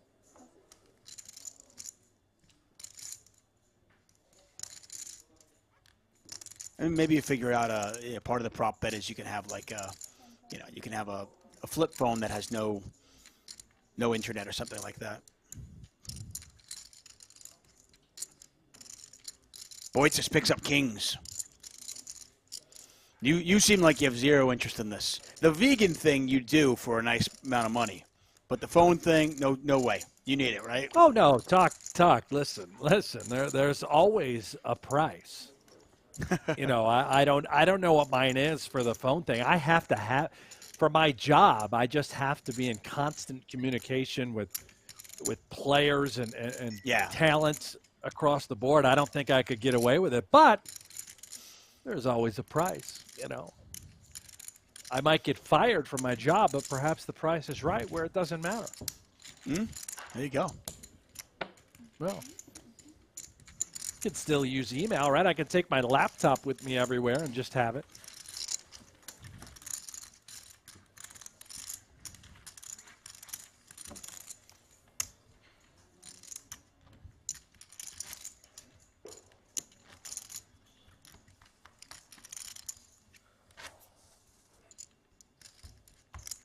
Taking a look here at Boitis.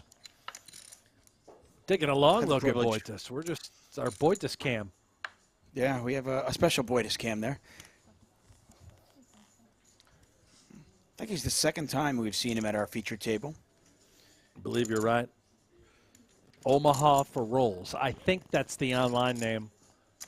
That sounds we right. Established for him. An absolute killer.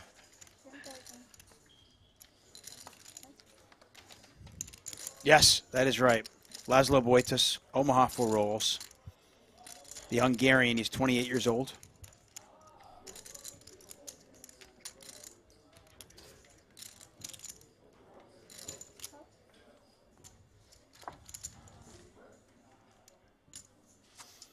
See a lot of these PLO experts jumping into the no-limit ring. I think the PLO guys would really like these no-limit guys to jump in their PLO ring, too. And a lot of these guys just have all the money. You know, Boitas kills it online. He's probably got like 3,000 Bitcoin. Who knows? Just a great deal of wealth amongst the high roller community.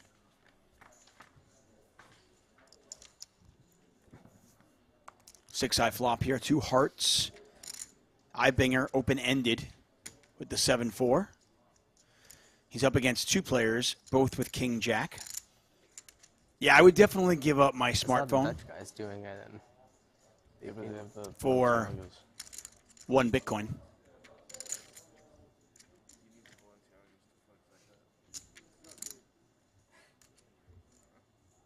Well, I think now you're talking, Tuck. I mean, 1 Bitcoin, that's, I think at the moment, worth around $40,000 USD, and clearly the sky's the limit, allegedly, as far as that currency is concerned.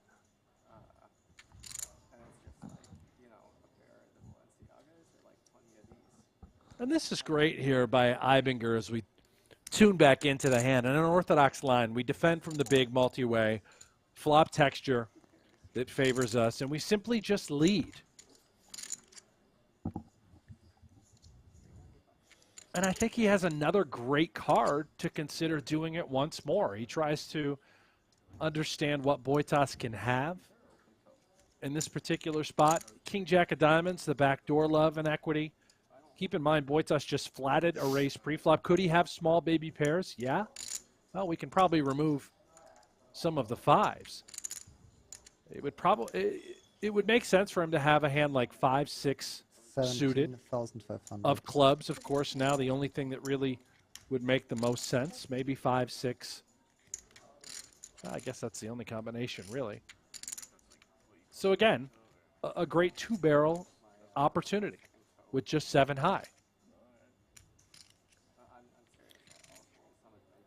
It's this kind of out-of-the-box thinking that we watch sometimes. And if this is a recreational player, you might even be like, oh, the donk lead, or what is he doing? But because it's a really good player, because it's somebody with the pedigree of a Matthias Ibinger, we kind of, you look again. And I think that's something that all the good players do. They just try to always think, okay, how can I make my opponents uncomfortable? How can I take this standard traditional hand and put my spin on it, so to speak? I really like that lead out by him. Really pretty stuff by No, Officer Ibinger. It's a good story. We had a lot of adventures in Panama, in Macau.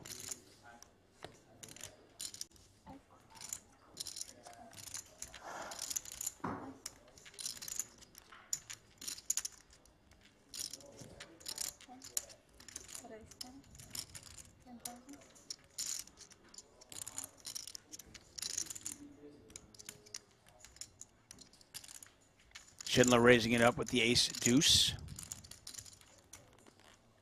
Blinds are 2,500, 5,000 now.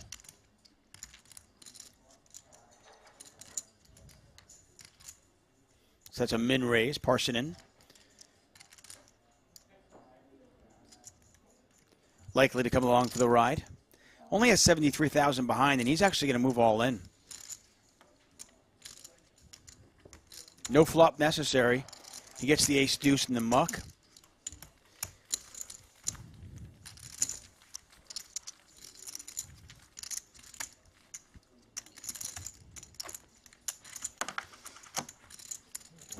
Elis still kicking himself, I think, over that Schindler hand.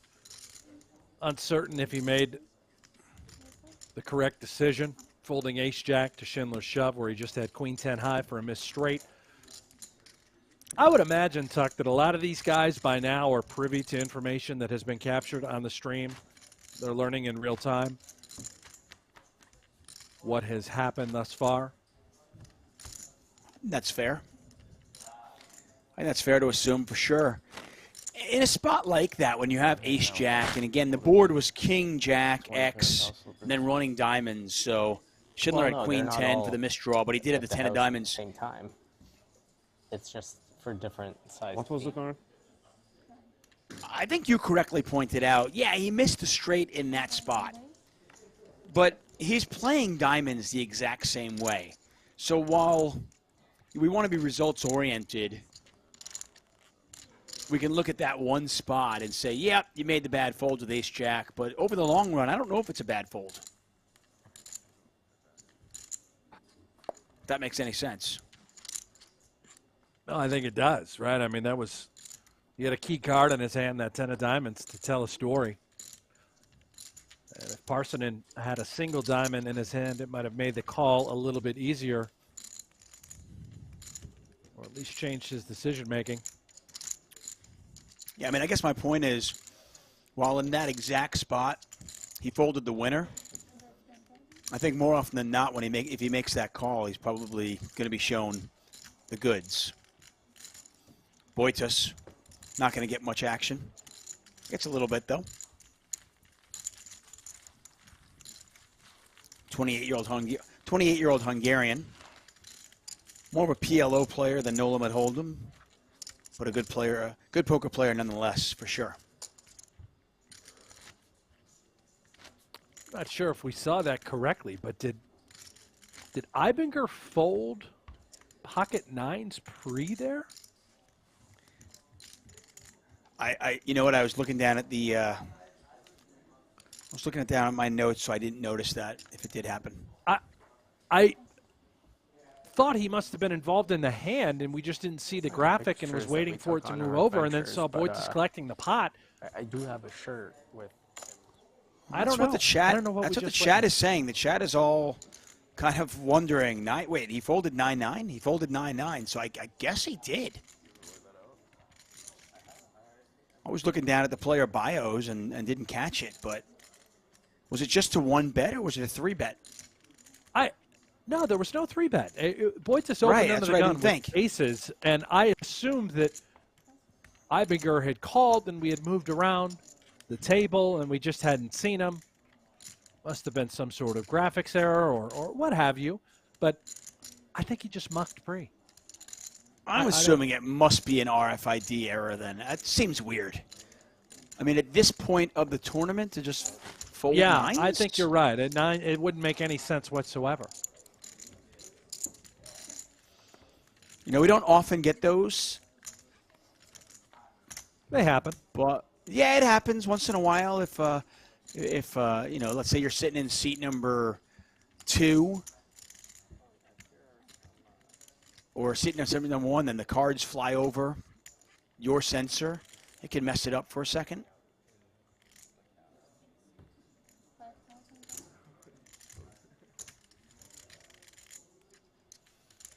Michael Formani confirming, he said it was single raise and he was on the button and with 9-9 and he folded. Yeah, that just doesn't make any sense. 17. Mulder betting 17,000. Boitas is queen 3 in the muck, and we continue on. Again, this is just day 1 coverage. The original? Giving us an opportunity to look under the hood at how these players think. It's Reiner. No, not Jeff. Huh? It's on the party poker patch. Yeah.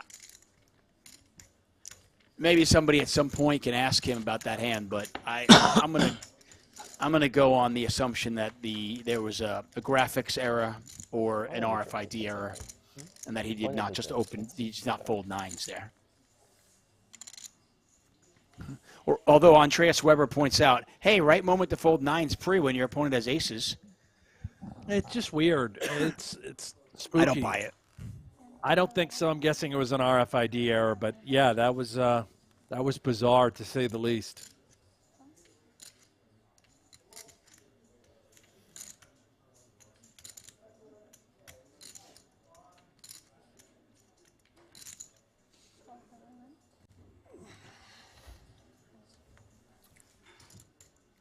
Schindler on 250,000 chips. Going to raise up with king 10. Mulder makes the call. Divorce out of the way.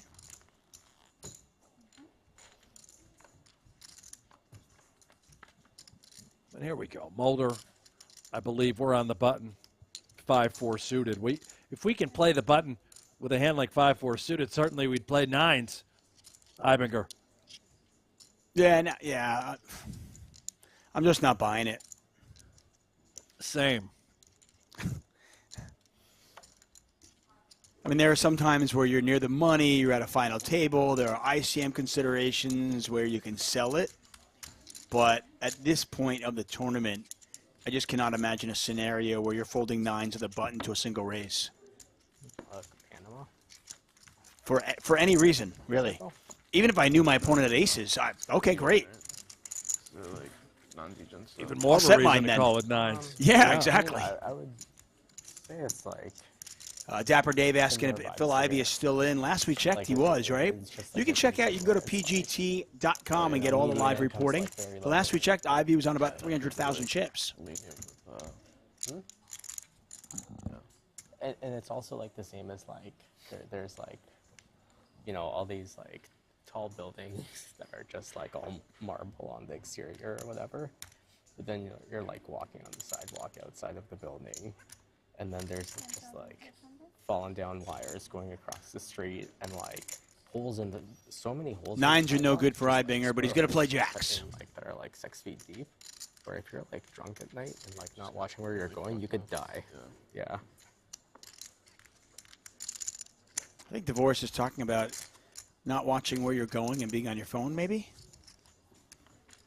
Yeah, I've seen some horror I don't know, stories but we've about heard that. a lot of sort of death talk whenever they pipe up. First it was drowning. Yeah. Prop bets. Now we're talking about dying while walking, talking on the phone.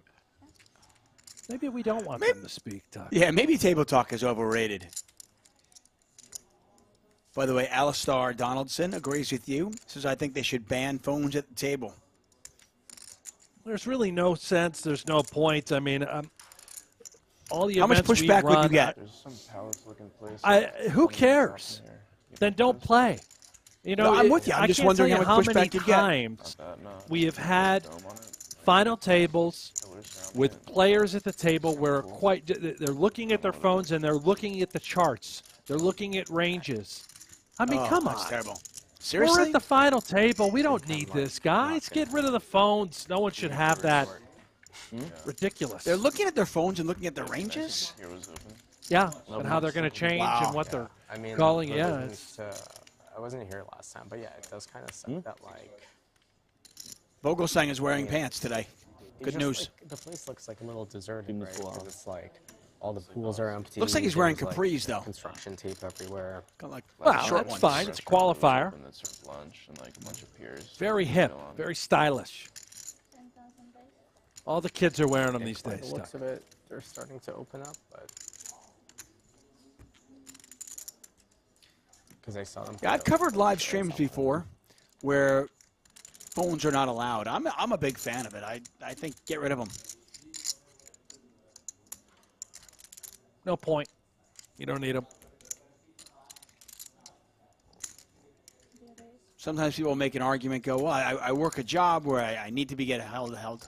You know, somebody's got to get a hold of me. Okay. How much are you playing? Maybe your wife's pregnant. Okay. There's always an exception to the rule.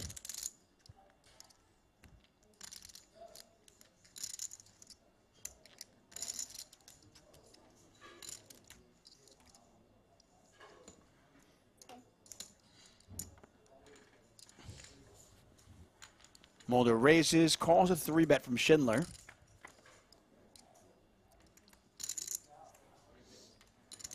Case 10 out there.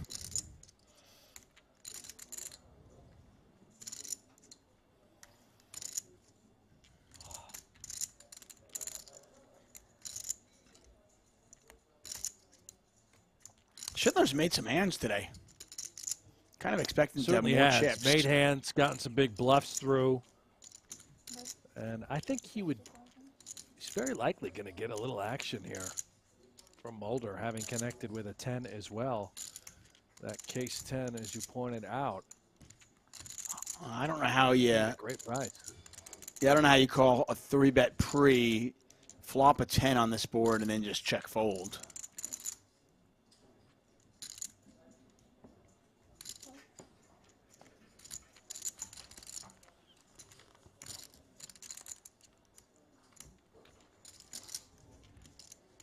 Seven of diamonds in the turn. Pot is 150,000.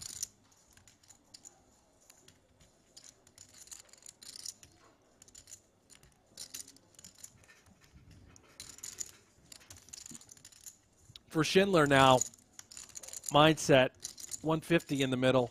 You can see the stack sizes next to both opponents. It's hard to put your opponent on a 10, right? It's extremely difficult. So what is the more likely scenario for him to have? Can have a lot of jacks here. Can he have draws, hands like king, queen? Yeah. Certainly could be the case. This is a very, very interesting check. Perhaps trying to represent that he doesn't have a made hand. And Mulder checks Learns it back. a lot. Does Mulder not have many flush draws in his range since he checked back the turn? I don't know what flush draws they would be. I mean, could he have like ace, queen of spades? Unlikely, right? That hand is probably going to be getting in pre-flop, or at least you would assume so. Schindler checks it again. Yeah, this is something else by Schindler. He is just trying to suggest that he has a hand like ace, queen, ace, king that he's missed. Trying to induce Mulder to eke a And little Mulder value, does and that not backfired. fire at it. And Mulder's, you should have smile.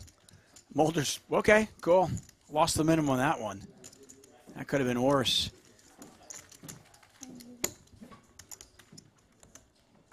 Interesting hand from Jake, for sure.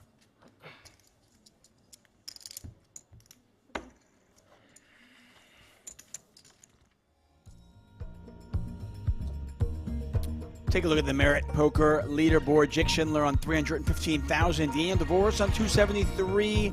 Elis Parsonen, the PLO expert. He's already made 2 final tables this week. Has some work to do. Only 92,500 for Parsonen.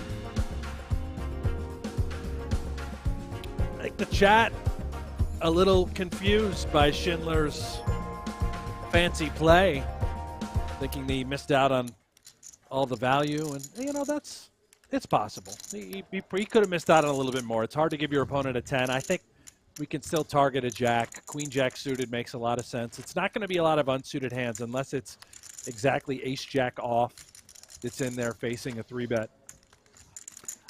I think, yeah, see, I think you nailed it on the head there, Brent.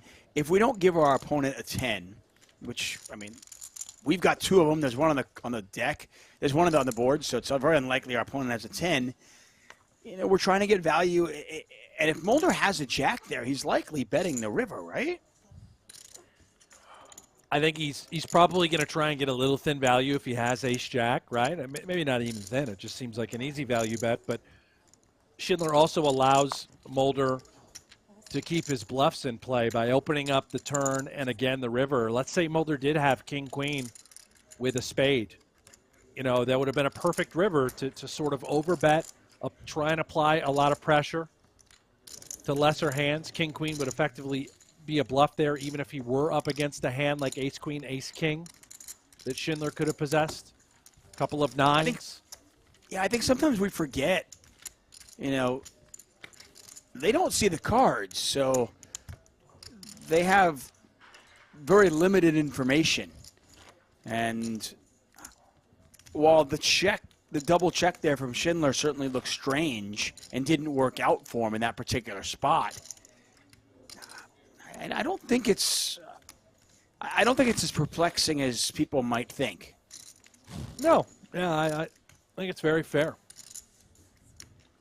Obviously, Schindler was never considering folding at any point, no matter what happened on the turn or the river. Right. He was not going to get off of that hand. Well, he picks up tens again. He's going to raise to 10,000, min raise. I mean, the funny thing is, I mean, clearly if he knows his opponent has exactly ace-10, he's going to put some value in there because that's the only way he's going to get value. But it's really hard to put your opponent on a 10 in that spot. This time, Mulder's got king-jack.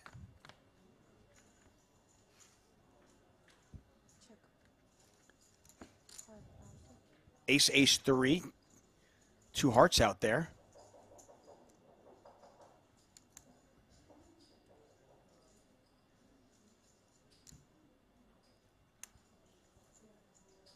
Tobu says that was the best Hanks has ever analyzed the hand. Wow. Appreciate that, Tobu. Yeah, it doesn't happen often. Let's face facts. I'm pretty sure that's a backhanded compliment, but you'll take it, right? Hey, listen, I'll take anything. Any sort of compliment, I'll take it, Tuck. There's no shame.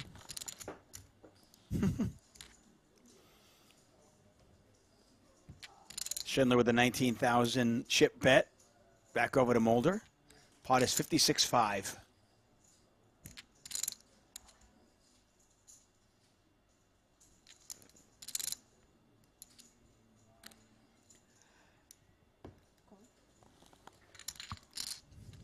Mulder calls.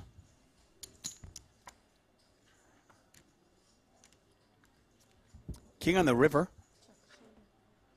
You know, it's the power and the value of King High, right? We think that Schindler can show up with less. Sort of feel like King High can be the best hand. And Schindler, again, he had him right where he wanted him. He was getting the sorts of calls from Mulder, who's simply a non-believer in the moment. And wisely, of course, checked back there with the tens. Was a little concerned that Mulder was calling with an ace, perhaps a sticky, stubborn king high sort of holding. Kudos again to Schindler, despite losing the pot. This is the only reason why I'll play devil's advocate on that last hand. If we're playing against players who are notoriously sticky, players who fight for every hand, then wouldn't we want to bet our set there? Because we know we're going to get called by all the draws, all the jacks. If somehow, inexplicably, they do have the case 10 in their hand, do we want to give our opponent a chance to be sticky as opposed to a chance to our opponent bluffing at it? Yeah, and I think, you know, in a vacuum, you're exactly right. We don't know Schindler's frequency to be betting and changing his betting lines with the top of his range. We just don't. No. Is there a scenario where he is going bet, bet, bet with a set? Yeah, of course there are. But there, in that particular spot, he didn't. He just opted for a different line for reasons that really we just don't know. Only Jake knows the answers to those questions. And it's easier for us. We see all the cards, but that's just right, reality. Yeah, the game is incredibly easy when you can see the cards, and I think something you just mentioned there is important also. You know, these players trying to balance their range. The way Jake played that particular hand, maybe he only plays a set of tens that way 20% of the time. Right. Yeah. You know? Maybe he looked at the randomizer or something, and it was, you know, he hit the 10% spot where he goes, oh, okay, I guess I check it twice here.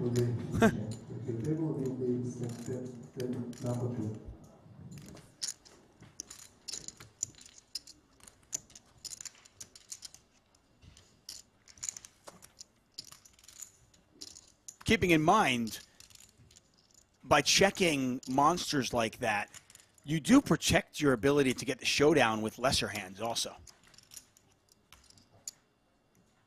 Yeah, another great point.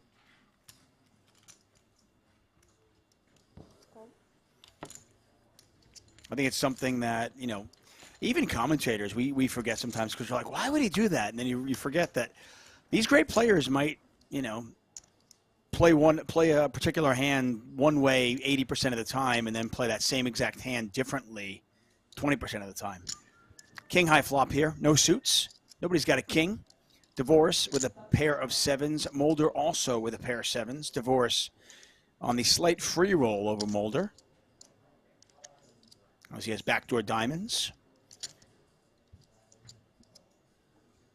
We've seen Mulder. He's very active. He had 5-4 of hearts, last orbit on the button. Saw a flop here again, 9-7 of hearts in position. Terrible card now for Divorce. I think he may have considered sticking around later streets, but this is going to be an opportunity now for Ibinger, I believe. He's got the jack of clubs as well. Unlikely that Mulder would have checked back very many kings. Even if he had a hand like ace high, I'm not sure Mulder would have checked back on the flop while in position.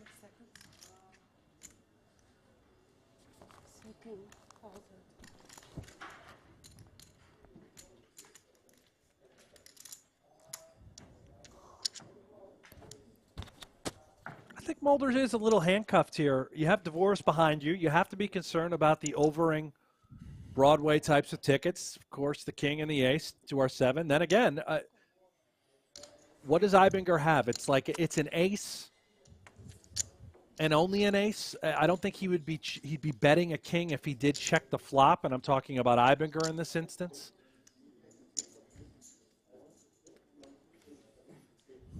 Oh, Mulder, sticky on the turn, gets rewarded on the river with his second pair. See if Ibinger continues to tell the story. At this point, we know it's not going to work. For Ibinger, too, now, ever being called on this turn. Yes, there are draws. Hands like 5-6 that could have been there that Mulder could have checked on the flop to try and take a free turn. Clubs show themselves on the turn as well. But it just looks like he can have an ace a lot of the time. Ibinger just shuts it down.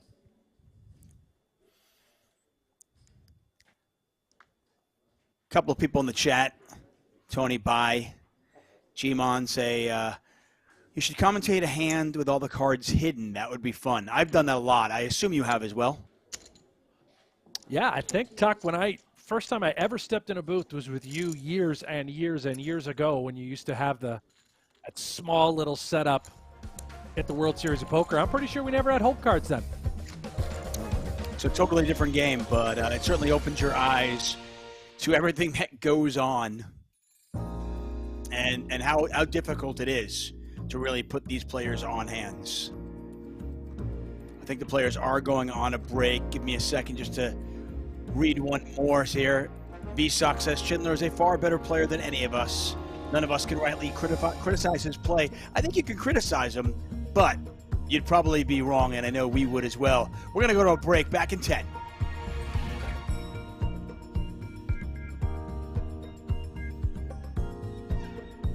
One of poker's most prestigious high roller tournaments is back. With a $300,000 price of admission and a $3.6 million first place prize, luring 36 of the game's elite to a 3-day fight on the felt. But only one will follow in the footsteps of Brian Rast, Rainer Kempe, Christoph Vogelsang, and Justin Fonamo as the next champion. Their journey starts tonight at the 5th installment of the Super High Roller Bowl. Is protect yourself at all times. I got to bet yes. That was grimy. And I feel like it's grimy in a cash game to say you got me or you got it or I can't call or any of these sorts of things. If you look somebody in the eyes and you're like, you got me, and then you get a read and you're, no, you don't call. Yes, it's a little grimy, but at the same time, I wouldn't do it. I'm not advocating for angle shots, but it is protect yourself at all times. So fair or I would foul? always say foul in an icky moral way. fair in a technical way? I don't know if it can be defined with just the fair and foul. It's gross, but it is protect yourself at all times. Make sure they fold if you're out there, if you're not sure. Mikita's not looking to protect himself as he has flatted Negreanu's 5K open with 2 9s, or perhaps it is in the interest of protecting himself, or his chips rather. I can really do it. Not looking to bloat it pre. I was thinking like either bet in the dark or check in the dark, but none makes sense. Bet in the dark would be sick. Neither makes sense. Like throw out 15K, that'd be sick. 15, just bet 5 in the dark? I don't know, man. I have to look, see what comes. Okay, we've got some to work with here, right? You and me. Let's go. We got 6s, we got 7s, we got 8s, we got straight draws, we got flush draws, we got all kinds. So what we got to do here is put 1 blue chip in. Go ahead. 5-9. I can think of a card that would create some spiciness. Or more. It's up to you. Yeah. Whatever. Yeah. Definitely. And that, of course, the king of clubs. Okay, I know. I'm not asking for advice. And the next table to break. Yeah, I did, though. He's a Oh, man. You don't like that bet? So, I can't ask tables for the next to break. It is the next to break. Okay. So in the event that we break. Against the rules. Rules. Bads weighs his options. You should. 16. Comes with 16. Fine. 16,000. This guy, I knew it.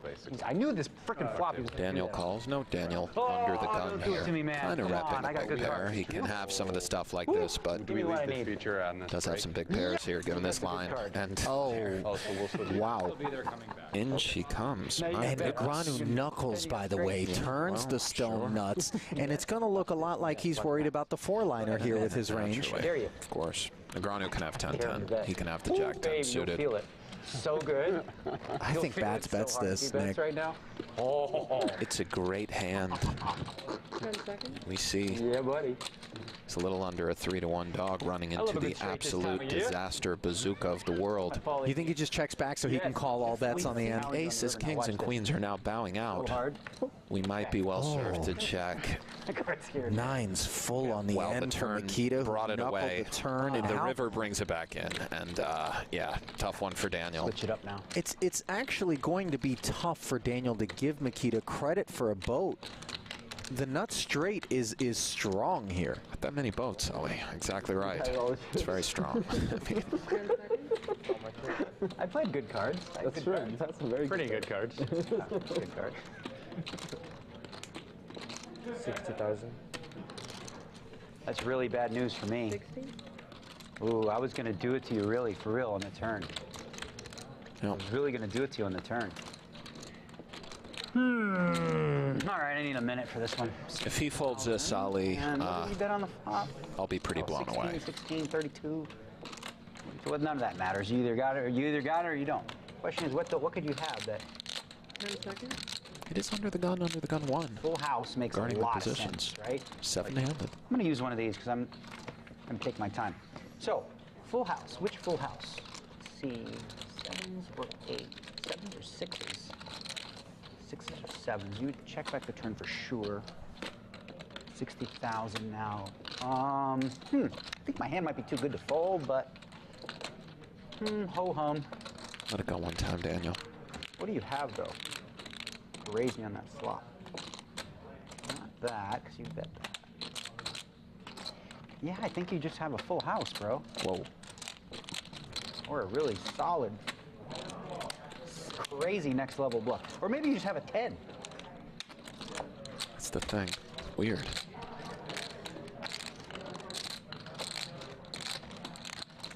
Caesar Deering. 10 seconds. Does he come with this? I still haven't made up my mind yet, so I'll use it. No, he comes with the second time extension. Why not? So, it all in 6. I raised, that was the button, so I was under the gun here. I don't have.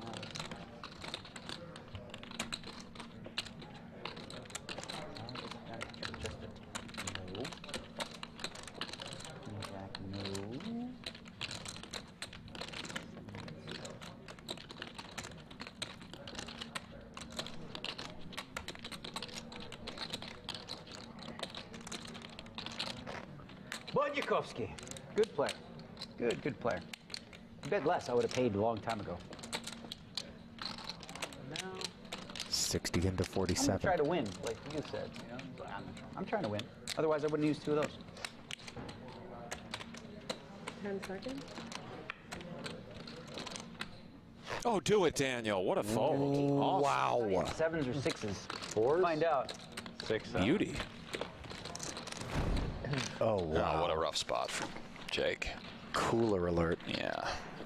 And on this sort of texture, it is real tough to see a path. What happened pre-Ollie? Do you have a Yeah, a Smith line? opened to 4,500. Schindler 3-bet it to 14,000. Smith just baiting his man. Flats. Doesn't look to get any more in there pre. Now he is knuckled. And Smith is just thinking maximization here. What line will be the one that yields the most profit? 10 seconds. These cards just don't rate to have connected with Jake. And flats. Board pairs on the turn, and the 7's not supposed to help anyone. So ugly for Schindler, yeah. Everybody's been in this spot a million times. Snapchat. Not really. Deeply or aged? Yeah. I was told I was too old for it. Nah.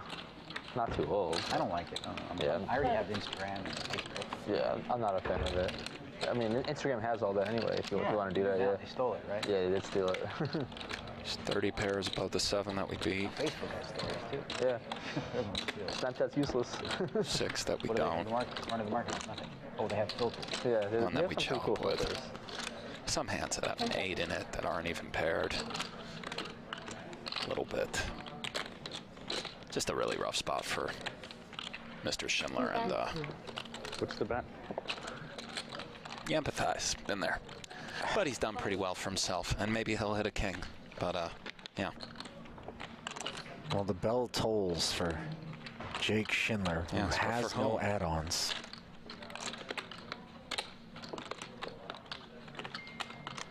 $28K, second barrel. And this... No, Nietzsche working a little bit, by the way, kind of giving Smith the once-over. Not even in the hand. Maybe he's just looking at something else, but I think he's kind of eyeing this pot, you know, paying attention. Looks at Dan, looks at Jake.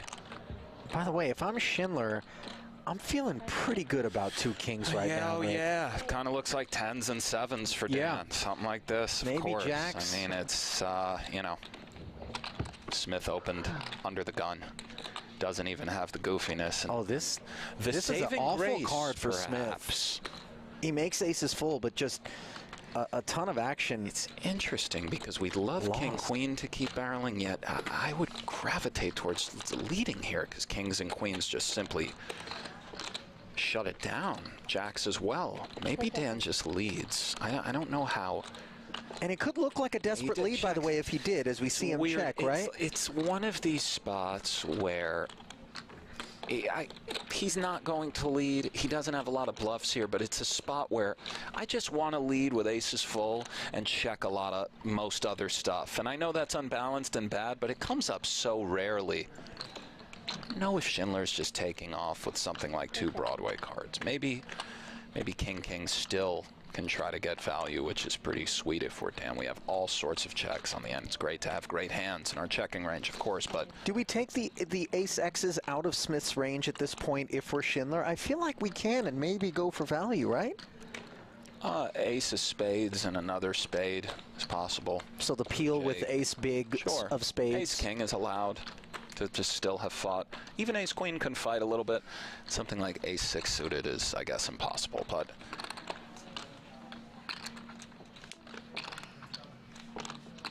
Schindler's weighing going for value. What's unfortunate for him is things like jacks and 10s.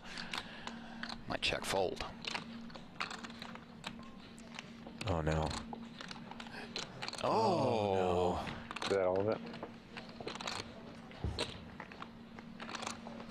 Yeah. Ladies and gentlemen, say goodnight to Jacob Schindler. Understandable. Kings are incredibly strong there. If we think you about stop it, to especially with the reconstruct. king, sure. I mean, great hand. Top set for Winter, open under for Foxen. Buckle up. A pot could be a Bruin, Ollie.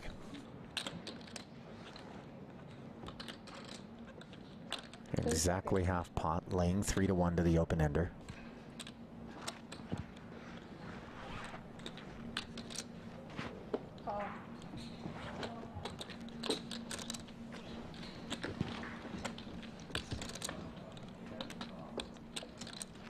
Now a heart draw added to the repertoire after Foxen flatted. Just about $250,000 in the middle.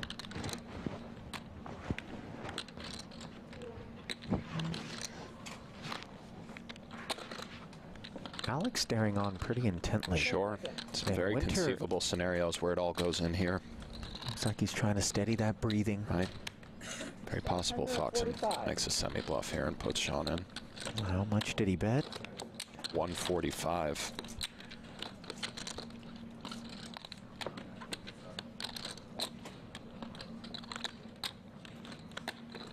Jam here is pretty natural. You have some fold equity in. Just under a 2-to-1 dog versus this, the absolute bazooka. So let's see.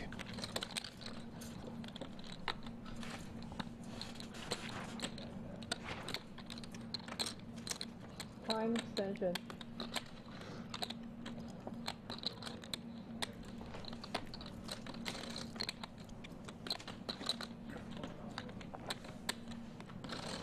Chip lead pot on our hands, Ollie. What do you do if you're Foxen with this holding, Nick? I think a little bit of calling and a little bit of raising. Both are good. I could easily see jamming it in if I was out there. Sort of depends how wide you think Sean is. Do we have an additional read on how Sean is navigating this spot with the 3-bet pre-bet bet? I think it's unusually strong. Perhaps I'll call. Alex has Sean well covered. All in. All in. Does jam it in. Of course, Sean is calling, and he will hate to see this hand. Just right. That's 7-8 of hearts. Feeling when your man has something like King Queen, etc., which I don't know does this. But here we go, Ali. What a huge river for both Winter and Fox. Yeah. Straight and flush draw is as good as you hope to have without having the set of nines beat in this spot. 13 outs once. For Sean Winter's tournament life in a 1.226 million chip pot. Here we go. To the river. Boom. Oh. There it is. Yeah. Pretty rough for Winter. 3 bets, big blind button, 2 black nines, 9-6-3 rainbow. Good luck. Ugh. Just really a gross way to bust, obviously. Good game, Sean. One of the best. He'll be back. You know the drill. Brutal.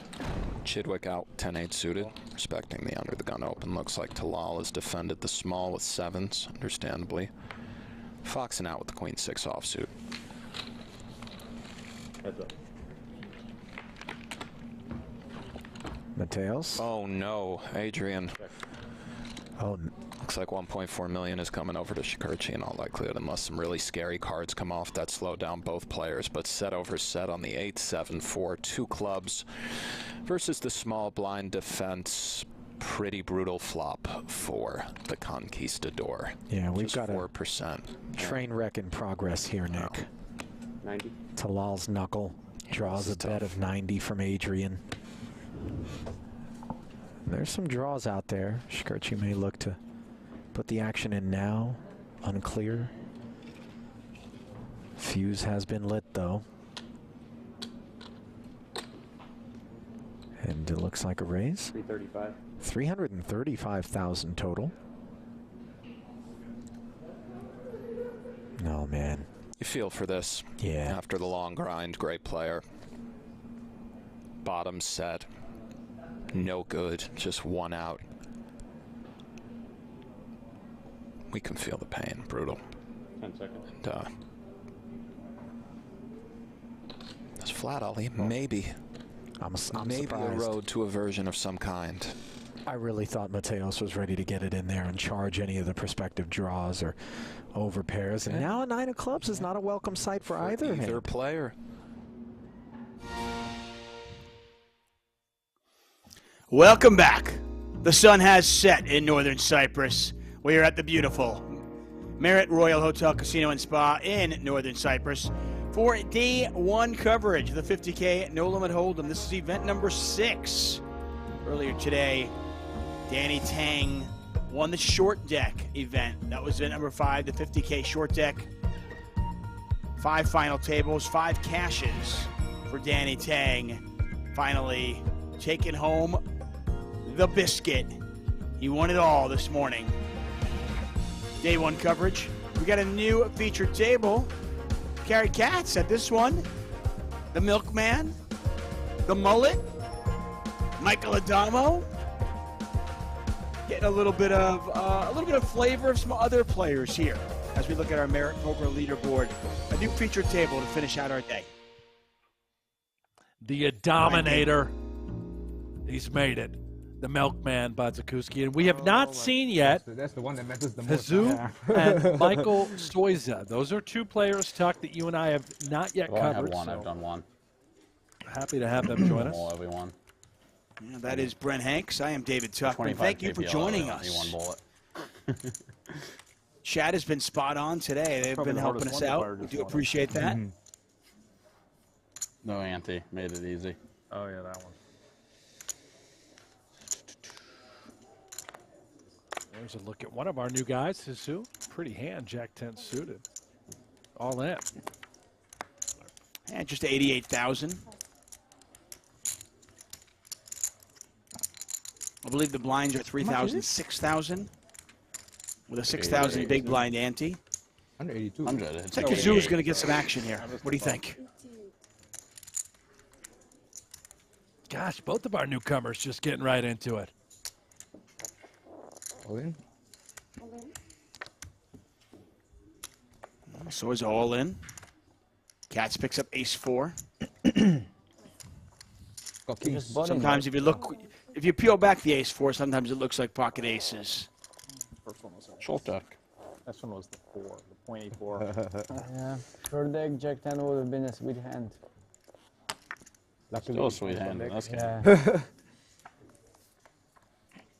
10 with a flush draw coming. Yeah. Always. Never easy. Never easy. Yeah, short deck flop. Short deck too. Short deck, you'd be like dead. Yeah. Sweating bricks. No shot deck. So is it with Don't the speak king so of soon, my clubs? friend. Don't jinx me.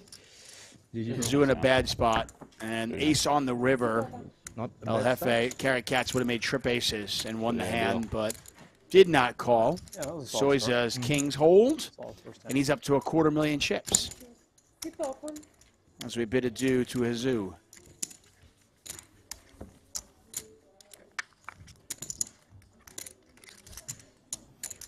A 43 lot of entries. comments in the chat about Brewer's mullet. I'm a big fan, Tuck. In fact, I know I say this a lot, but I think you could rock a mean mullet. I really do. I believe that. I think the Tuckman mullet needs to arrive. I would do it for $5,000 a month like Chris Brewer's getting. You got me. I don't know if it's $5K a month. I think that was off. It might be $5K total. I don't know exactly the figure that's been. He's not doing it for $5K total. Come on. I'm telling you, I don't think it's for an absorbent amount of money. It's not $5K a month. I think I was very wrong there, but you know what? I'll find out. I'll make you a deal. You know what? What day is today? Tuesday? Yeah. It is tantalizing Tuesday, and I'm going to give you a deal on this Tuesday. That's right. It's 2 for Tuesday. I'm going to give you the mullet, Hanksy. I'll give you the mullet and no iPhone, okay? $5,000 a month. Both for $5,000 a month. It's 2 for Tuesday, okay? I better just look for $5,000 somewhere. Just put it on the PokerGo tab. It's fine. You got petty cash, right? That'll be fine. You're right. You play It'll be like fine. Nobody will close notice. to 300. 300 around. Thank you.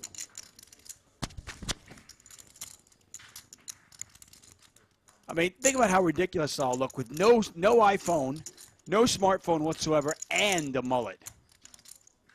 Hours and hours of enjoyment. No smartphone, mullet. I mean, it's the 80s all over again for you. Baker KC says mullets are back in style in the southern U.S. There you go. I don't think they ever left the southern parts of the U.S. They don't. It's a good that point. style has always been the same. Wisco Baron says, can we get a swag giveaway? Maybe Adamo's game-worn flip-flops. Autographed, of course. Somebody reach out to Adamo and see if we can get those flip-flops autographed. I don't hate it. Yeah, I don't hate it. We always do some sort of giveaway. That is Remco and Donnie Peters when they run our YouTube streams. That's their specialty. They're always giving away items. For the rest of us, they don't have us, Tuck. They don't have anything for us to give away. Nothing. Wow.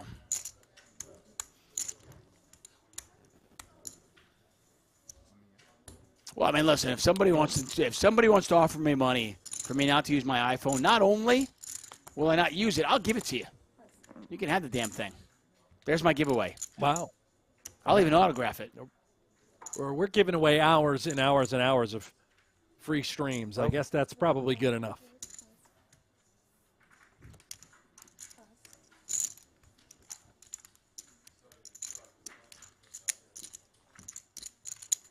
Yeah, and if you are interested, I feel like we're giving away a free education. You watch these guys play poker, you can't help but get better.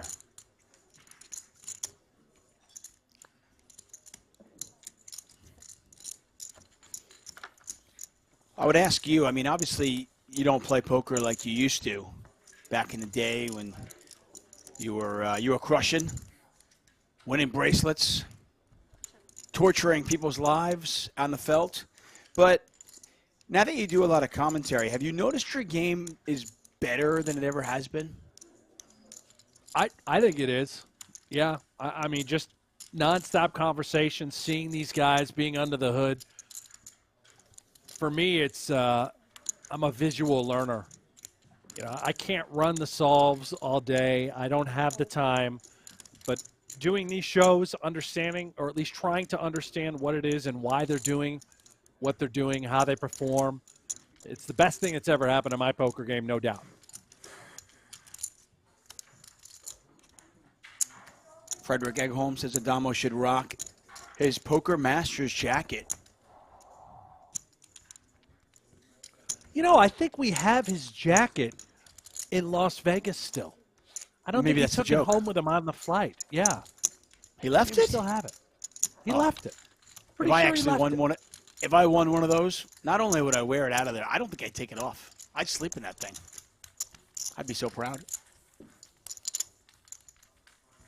think he took the super high roller bowl ring, but left the Poker Masters jacket.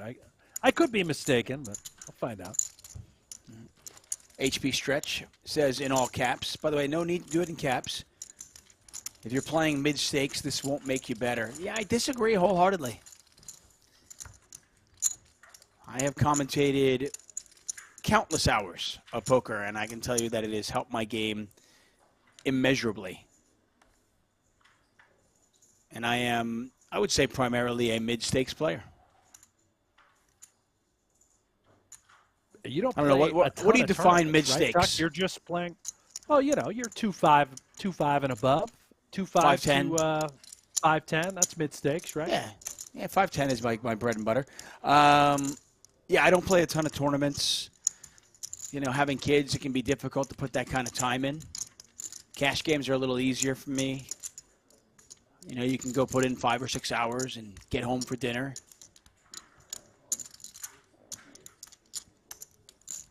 Tough, man. Tournaments are extremely time consuming.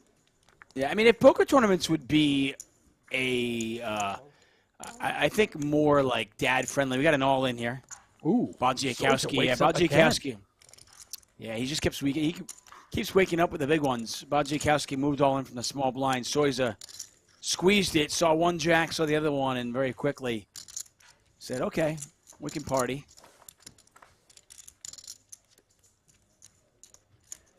Queen 9-3, 2 diamonds out there, nothing at all for the milkman.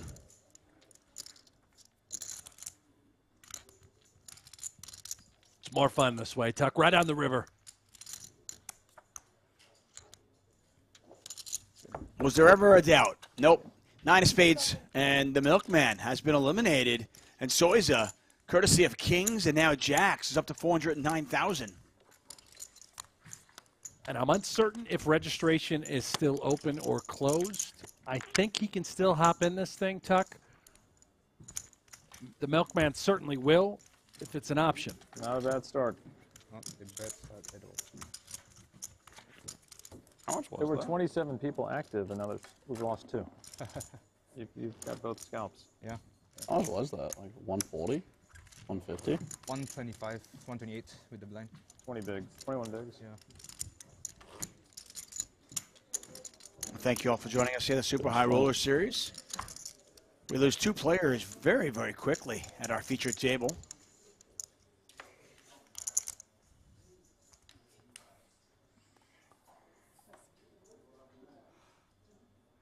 And if you do want to follow along, live reporting elsewhere, perhaps the Ivy tracker, just check out pgt.com.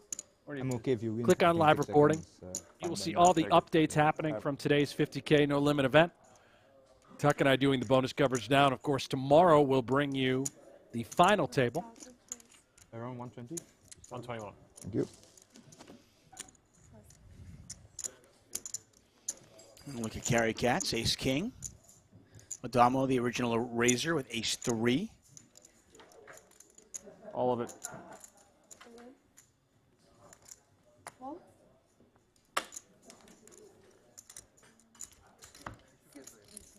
What do you mean? He won the hand.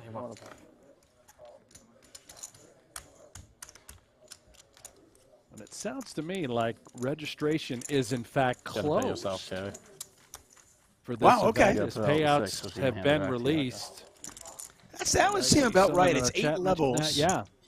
8 levels at 40 minutes a pop, and I think they're approaching the dinner break out in Cyprus. It is 9:42 in the morning here, which would tell me, I believe, if I've got my math correct, I think it's 7:42 p.m.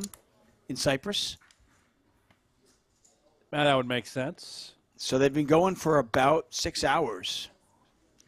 I'll give you your top 5 right now, as it stands. Chip I leader. like it. Tim Adams, the Prince of Poultry, 855,000. Jason Kuhn is in second, going for his No, sixth he's final not. table Stop of the with trip. this.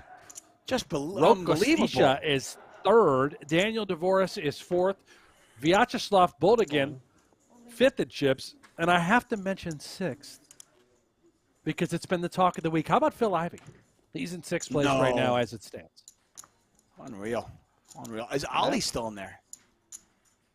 Ali is still in the top 10. He's hovering around ninth place, 200,000 chips. Michael Soiza, unaccounted for thus far. We know he's eliminated 2 opponents here early on at this feature table, so he certainly will be jumping into the top 5 after back-to-back eliminations. Jason Kuhn is just not human. It's unreal. All in.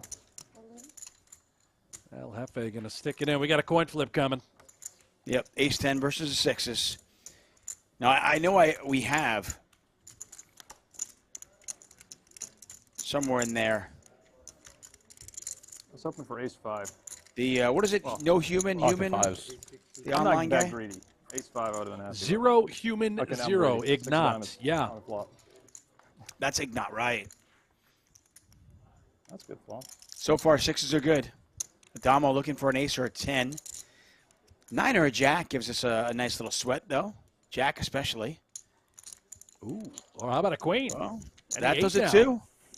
Neither player with a club, but an 8, an ace, or a 10. 6 diamonds. 6 diamonds will work. El Jefe with the full double to 230,000. And Adamo, I believe, has been. Good.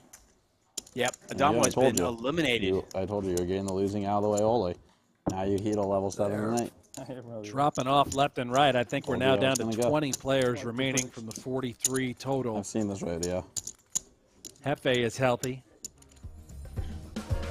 You want to get healthy? Play a little bit of free Texas Hold'em poker. Work on your game. From the creators of High Stakes Poker, Poker After Dark, and more, be part of the shows that help shape the game with an authentic online poker experience. Poker Go Hold'em is available now on the App Store, Google Play, or by heading over to pokergohold'em.com. I want to get in there and play against Maria Ho. Avenge One flips against him. my her knocking me out of the I main felt like event you many had years it. ago. So you've been knocked out of the main event by Maria Ho and George Holmes. Yes. Anyone else very notable that has eliminated you? Let's see. I don't think so. No. Pretty good. I don't think I've been I don't think I've been knocked out by anybody else notable. Yeah, they're moving somebody. Deepest run I made, I think, was day 5, maybe keep day playing. 6 They don't do the weight, in the yeah. main. That's a deep run. Years back, it was relatively deep, and it was Unless they're, John breaking tables, Racner then sent they me do it, packing in a hand that I wish I could take back. But long story short, You still remember, and the crazy thing is, like 13 years later, you still remember the hand, don't you? It's just insane. it was for the chip lead of the main event. Yeah, yeah, With, yeah. that deep, yeah. It's insane. It's just- At the time, I was just so like, I didn't think of it like I do now, but I got in jacks versus aces for way too many chips. It's just amazing when you think about it. The World Series of Poker main event is it's such a unique animal. It's such an amazing event that you can get knocked out, especially if you get knocked out day 5, day 6. You will this is remember one that full knockout king, hand so if it's yeah, 119 significant. start the hand. Or you remember the significant hand before the knockout. Years and years later, you'll be thinking about Yeah. that. And I have a horrible memory, but that Was one. Was it the year Spit. Racner came in second? Yeah, it was that year. Oh, wow. It was the chip lead pot that deep. We were the two big stacks, and he had me just pipped. He actually had aces the hand prior, and I just didn't No. believe him when he put in the 4-bet, so I 5-bet all in like an idiot with two I mean, in jacks fairness, for back infinite. then, we were getting into pre-flop wars all the time. People would do that with ace-6. So Yeah, we were, and I use we relatively. I don't think John was. Like, John's always just been real steady, solid, He wasn't a lunatic like the rest of us. you got caught up in it. I get it. Soiza, he's got a gut shot looking for a 4. Brewers' 8s are good right now. And this is really fun stuff by Soiza. Rather than check calling, let's really put in an aggressive play on this dry texture, gut shot to the nuts. You can get a lot of folds. Brewer clearly sticky. Doesn't think that Soiza ever has a king whenever he check raises, which I believe Soiza should be mixing in from time to time as well.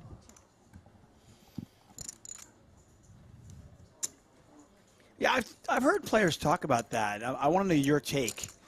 If you're never just betting, if you're never check raising one pair, like top pair, you become a little too easy to play against, don't you? Yeah, and I think he does. I think you have to be mixed, especially when deep. This is a tricky one now for Soiza to pursue. 16? He's going to stay aggressive. He bet 16,000. Oh, I thought he said 60. 16,000. All right. 16 into 52. Does he ever have a 6, though, Tuck, right? Well, I mean, I've seen players in this spot check raise a 3. The 6 is a little less likely, I agree. Check. Good. I hit a 5 on the river. I thought that. Yeah.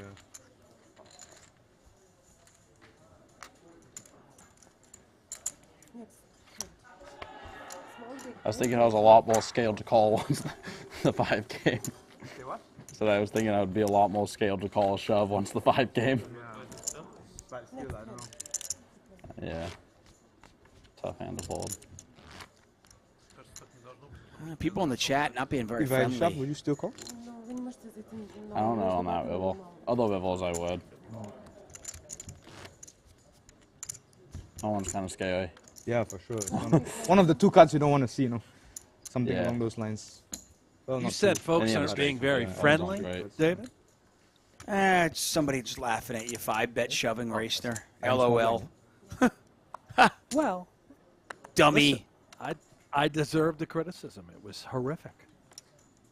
I didn't know better at the time. I didn't have it in me to just maybe call and open. I was on the button too. Just call. Got great stacks behind you that can move it in. I mean, you could even three bet. You could 3-bet and call 4-bet and then get away from it too, can't you? I could. You know, I think I can just call. You know, a couple jacks, mix in some calls with my 9s, 10s, and jacks. 3-bet once in a while. The stacks are right. You know what's right? Boldigan. He's giving away some of those chips. He's only got 239,000, but he's got aces, so a reasonable opportunity to get some chips here. He's going to raise to 12,000. Brewer calls. Soy's thinking about it with King Jack off. Call. And he says call.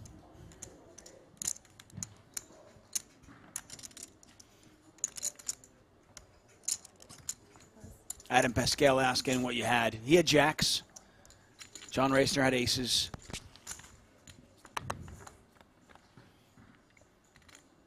Brent did not show up, did not catch up, and was gone. Sad story. It's very sad.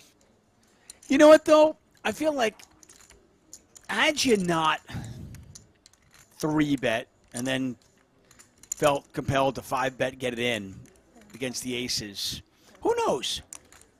Maybe you would have final tabled that event and never worked for Poker Go. Maybe you wouldn't be here. Think about how your life would be different. Somehow I feel like it's all worked out okay. I feel better about it now, Tuck. Thank you. Yeah. You're That's right. what I'm here for. I mean, let's be honest. Had you won, let's say you won $1 million. Back then, you were pretty stupid. You probably would have blown through it anyway, right? Oh, yeah. Oh, yeah. Yeah.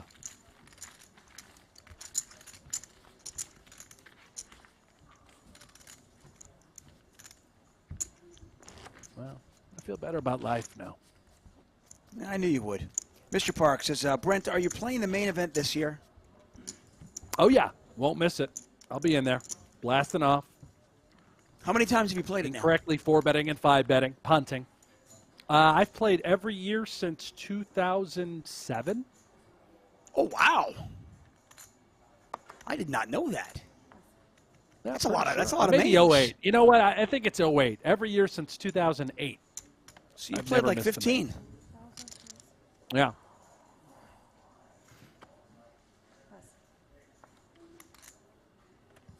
Definitely stuck. Yeah, that would be. Well, I mean, that day 5, day 6 score must have been pretty good, though. You can't be stuck much. No, well, I mean, what was it?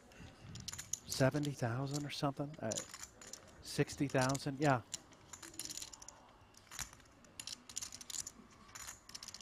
Pair of jacks here for Martirosian. Have you cashed any other time? I think I have 3 caches in the main. Then you got to be close to with one day 5, day 6 score for say 70K and a couple of caches.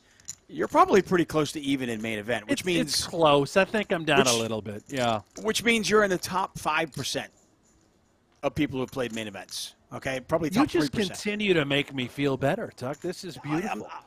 I'm not. Hey, listen. I'm not going to sit here and blow smoke up your butt, but I'm going to be honest. Okay. Oh. If you were terrible and you didn't cash, if you played 15 times, you never cashed. I'd say what it is, but you know, you make it day 5, day 6. That's tough. Blowing smoke up the butt. How about Boldigan here?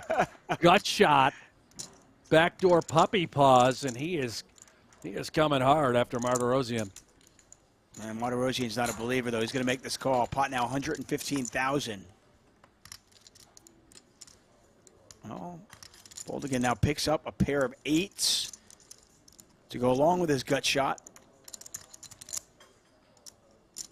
I still have yet to see this picture. I'm going to look it up later, though, for sure. Oh, it's really good. Daniel Hart, by the way, reminded me I was 41K, so probably stuck.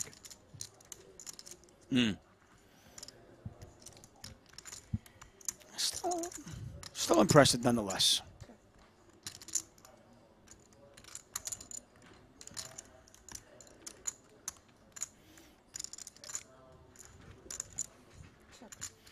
Check, check. 115,000 in there. 3 of diamonds. Hey, how slow do you think Nikita is when he plays chess? Do you think he could play a game against him? Oh no, he beat me pretty quick. Check, check. I think you Motorosian might going to flip win the it. bold. Yeah, that'd be tough. Motorosian now up to 324,000. You definitely would need timed clock. Oh, yeah. You have to play it, yeah. A classical game with him might take a long time. Days. Feels like it. So it sounds like Makita plays a little chess and he takes his time. We know he takes a lot of time at the poker table. So a lot of formats all, but in classical you can take as much time between moves. Does anybody play that? That's what the World Championship is. All right. So like the World Championship matches take like 9 hours and stuff. Shit. That's too long. But I think most of the people enjoy playing with a time clock more. Yeah. Kind of like us. Like the main events, right, doesn't have shot clock, but... Right. They get introduced later on. Yeah, I'm fine with them not putting it in the main. It's whatever. It's really, really big for a lot of the people that get there, so let them take their time, even if it's not the best viewing experience. I think that's an Some interesting and 2-5 fair guys take. Now playing like I think 501K or some shit. I think the vast majority of recreational players would prefer time clocks. Yeah, for sure. Because it takes too much time for a lot of people, right? Yeah, it's the internet pros that take the longest. I don't think that's true. I don't think that's true anymore. I think that recreational And players. they're usually responses, well, because I can take more time. Yeah, I think recreational players in general play slower than pros at this point. Wouldn't know. Yeah, at least in the U.S. You go play like some of the big field stuff. It's like I get it. They just run into a bunch of spots like they're really confusing if you've like never played it before. I played in Vegas recently, but to be honest, I've forgotten what it's like. Yeah. I played all the small events, everything, the whole thing. I mean, it's fun. Yeah, but it's like it's been a while, that's why. Some random Joe's deep in the main, he gets shoved on for like 10 big blinds. And Smallville's big, and he's like, "The fuck do I call?" Well, I mean, happens to me sometimes still, So. Yeah, I mean, yeah, it's still a hold spot now. So I'm saying, like, I don't blame if that guy takes 2 minutes to figure out what the fuck he should do. It's fine. Boys tournament life, Once a year, you play a big event. Yeah.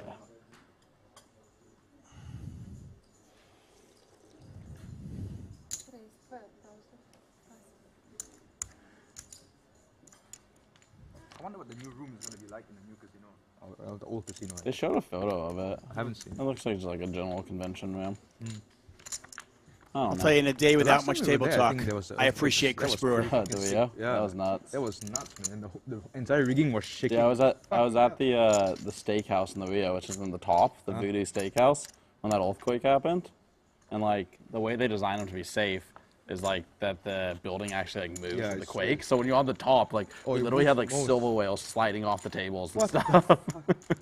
I was with my cousin from Texas, and they were freaking out. Everybody was freaking out, man. People like jumping up their seats and running for the door, that kind of thing. I don't know, dude. I think being from California, I was just like, I mean, I didn't know what to do, to be honest with you, Like, my girlfriend had kings. She's like, fuck, I got kings. What the fuck is going on? Did you stand up? I think she won the hand after that. They continued the hand and she won. My friend had a funny one. He flopped a set right when it happened, and he came back, and then this old guy just ran this savage bluff on him, and he folded the river, and the old guy just like showed and was like, dude, I thought it might be my last hand ever. I'm not folding my last fucking. Yeah, he was like, I just was gonna win it. It was like an insane. He got like double check raise, and the guy shoved like 2 times the pot of the river he made, and he was like, I guess I got a 4. Oh yeah. Shit, man. That's quite funny actually. I gotta win my last hand, Yeah, he was like, So you have about 300, just under? Like 260. Thank you.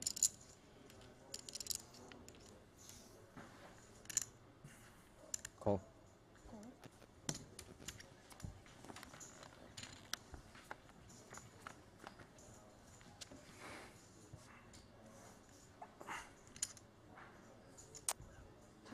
Hefe active here, a little 8-6 suited, fun hand.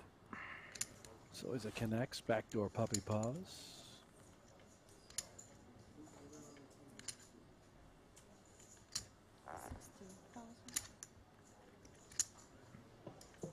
Let's watch Carrot Cat's get to work. Semi-bluff, 3 to the straight flush. The event that the shovels come through the back door. Clearly a 9. The dream ticket.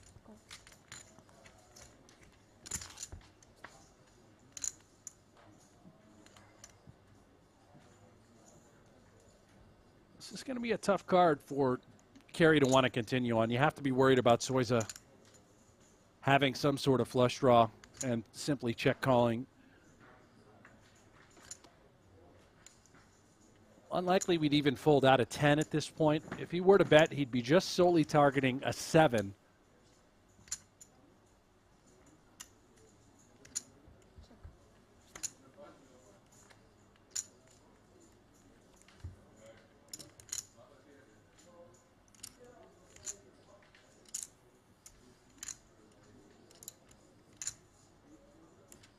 These are fun spots on the river. We've got the key club in our hand. Just a measly pair of 7s. Do we think that Kerry would just be shutting it down with his semi-bluffs? He's going to go for a little blocker bet. Effective. Winner, Soiza.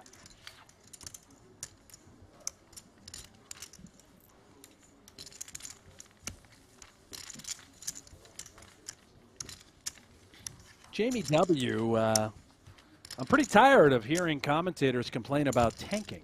Like, don't watch live streams if you don't want to see tanking. Jamie, I think you're sort of missing the point here. It's not just commentators complaining. It's the masses. It's unwatchable. In fairness, from a commentator standpoint, I don't really care. You know, right? I mean, this is my job. This is what I do. Whether the players play fast or play slow, I'm going to be here calling the action regardless. It's just, I think from a fan's perspective, from a player's perspective, from a fan's perspective, it's more enjoyable to watch it a little faster. From a player's perspective, like I said, I don't know how anybody can play if it's super slow. I just don't find it interesting. I have no interest in playing if people are going to play super slow. The main event is the only tournament that I'll play if it's with the risk that it might be somewhat slow. But I'll call the clock on people without any issue. 4 green. I was making lots of friends last year in the main event, calling the clock on people. Yeah, I mean, it's – and you have that option, and you're going to do it all the time, and I would encourage others to continually call the clock whenever it does become a problem at a table. All of it. Yeah. I let them know. I said, listen, it's not personal. The right thing to do. I go. Especially in PLO. Fulham's all right as well, I guess. I go, we're at level 2 of a tournament. Somebody bet 3,000 into, into 18,000. This is not a 3-minute this is not a 3-minute decision. I'm not folding. I call the flop. Sure, why not? Yeah. Middle pair top kicker. Brewer calling with the ace. Not surprised. Martirosian, backdoor equity. Now drawing dead. You are watching the 2022. Sorry, go ahead. Typically, range advantage, Martirosian, this sort of texture off the button. However, Brewer's going to have some aces. He's going to have some Broadway hands he would elect to simply just call and defend from the big blind with. This is an interesting turn. I think it's still on Brewer, and this is the school of thought now. Even when we have an ace here, and that board pairs on the turn, such as that queen, we simply lead. Shut down the action. Keep your bluffs in play. You would have a queen from time to time, a jack, an ace. Theoretically, it's something you're going to become accustomed to seeing and highly should be employing in your own game as well.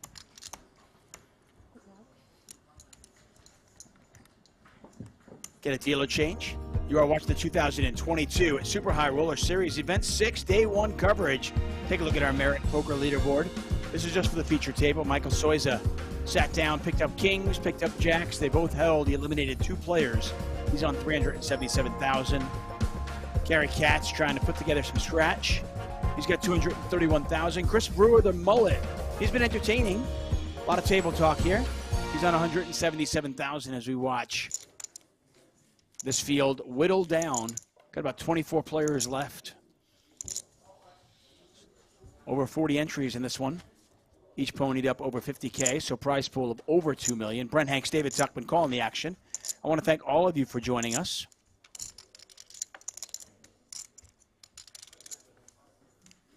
I think from, when we talk about taking a long time, this is a game, and similar to chess in the sense that the longer you take, in theory, the better your decisions will be, right?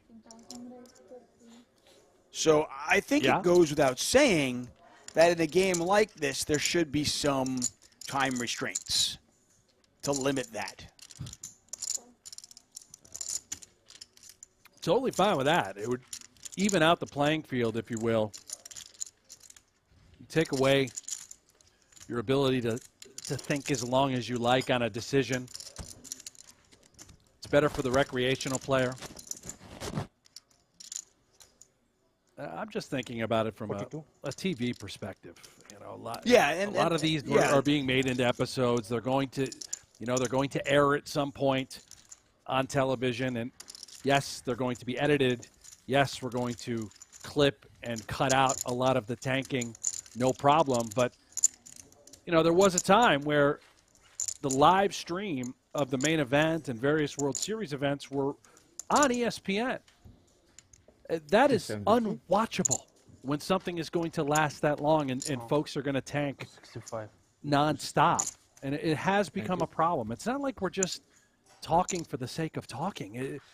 It is a problem for this game. And Norman Chad, maybe the timing wasn't perfect, or maybe it was. He had all the eyes on him and on the players while listening to him talk about the problem with tanking. And could he have picked a better situation maybe to address it? Sure. Maybe, but to your point, I mean, that's the one time of the year where he has the attention of everybody. So if it's something that he needed to say, I'm fine with the time and the place that he did it. And I was certainly fine with his message. Listen, I mean, this game is near and dear to both of our hearts. I'm passionate about this game. I love it. It's not just my job, but I love it. If I didn't, I'd do something else. And I know it's the same for you. It's a game that we grew up with. I want to see the game continue to grow. And I will always say what I think is right for the game to grow, for the game to be more fun for everybody. Yes, some players in the tournament when you're on and raise the blinds. 4,000, 8,000, 8,000 people enter at the end of this level. Then I have a 45 minutes dinner break. Lights up.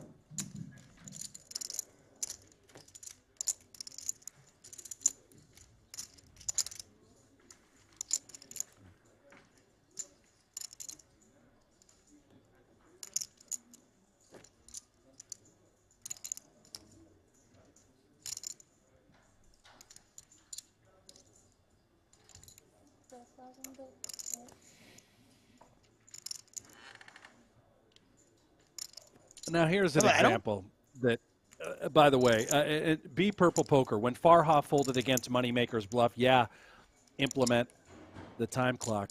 No, there's going to be situations where clearly you're going to want and need a little bit more time. Some people, let's face it, by the way, when they're overly dramatic, when they have antics, the cigarette dangling out of the mouth, it's quite entertaining to see somebody nervous and in the moment and in the spotlight. But when it's no conversation, extremely dry, and happening over and over and over again, that's when it becomes a problem. Yeah, I agree 100%. I want to make sure it's clear to everybody, at least from our point of view, and I think you and I share the same opinion.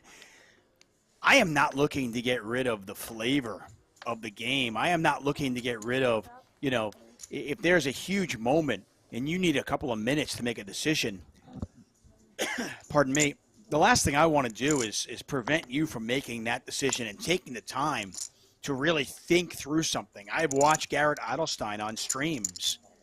Think about, this guy never takes more than 20 seconds to make a decision, but I have seen him take 2 minutes in certain spots. Huge moments where somebody check raises for $100,000 in real money. That's awesome, seeing his mind working. This is about, Guy 3 bets, the other guy shoves all in, and now I'm going to tank 40 seconds to Hollywood. What do you just fold? Who cares? Yeah. Pre-flop, you got Jack 6 off suit, under the gun +1. What are you doing? Just fold. Yeah, I mean, the last thing I want to do is take the flavor out of the game, take the strategy out of the game. I love that. That's why I love this game. Pair of 6s here for Martirosian. Catch with just the dreams and hopes of Ace-King that have gone unfulfilled.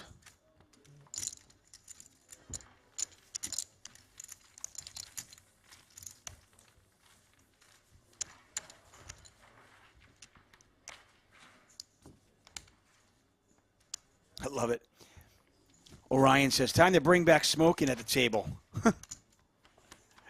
Well, that means we got to bring back the oranges so we can all have them next to our noses to smell. Wasn't that the whole point of Johnny Chan with the orange? I don't know. That might have been. I don't know what the. I thought it was just a lucky orange. The smoking bothered him, so he wanted the orange to sort of freshen the scent. Yeah, that makes sense. I heard the stories about the LA poker rooms and the smoke-filled rooms before I got into the game, and I probably would not have been a poker player if smoke was still around when I started playing. How much do you have? Can't imagine. I just can't imagine walking into a card room and just sitting in a cloud of smoke for 8 hours, 10 hours straight. Brewer's going to limp in. That's interesting. Martirosian with the king deuce. Brewer on just 140,000.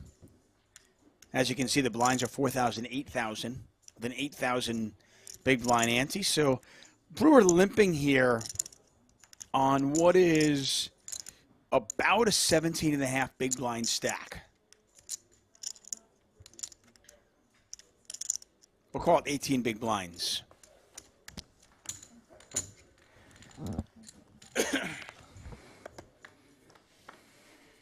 Marcus Rucker asking if Phil Ivey playing. Oh, yeah. Phil Ivey's playing everything this week and playing well. 5 final tables, 2 titles. And last we checked, he was 6th in chips. Pair 4s for Soiza. Brewer's going to bet, though.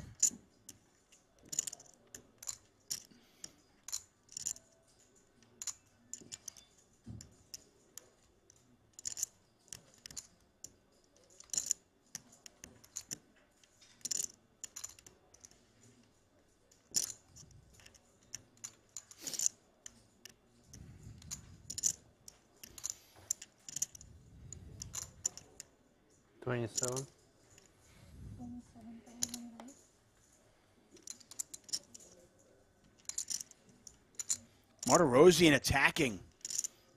Not much going on, but he's just not a believer. There's some dead money in there. He's going to go after it.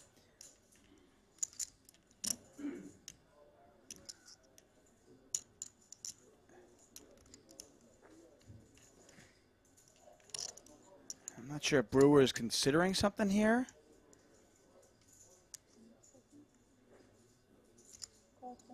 He is. Look at this. Oh, Hanks. Wow. Yeah, so the best hand folded. Brewer bet. There was a call in there, and Martirosian check raises. Brewer calls him with just king 10.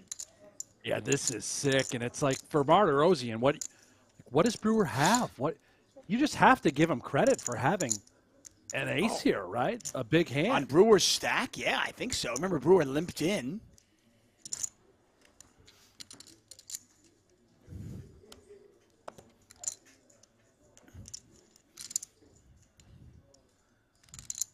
Now, if you're Brewer, what do you put Martirosian on?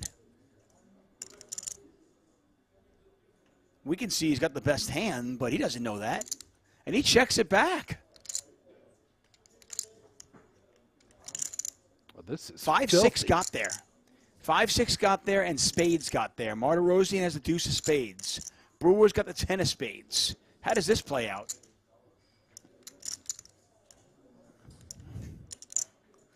My gosh, what is happening? Martirosian clearly does not give Brewer credit for having an ace. Brewer knows that, Green call aware, turn. says, buddy, I'm Green, yeah. calling. Yeah.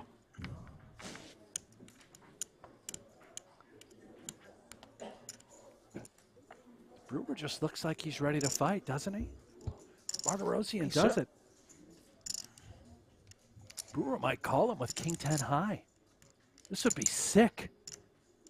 Yeah, that river, though, completes many of the draws. 5-6, spades.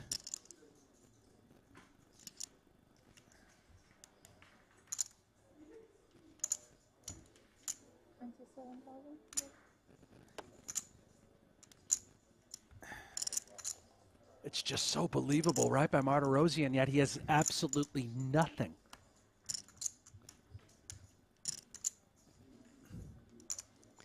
Yeah, so Martirosian check raise the flop. Oh, wow. And Brewer moves all in. The world. Wow. This color is Oh, this is the hand of the day. What a hand. It doesn't look like blue to you? Light blue?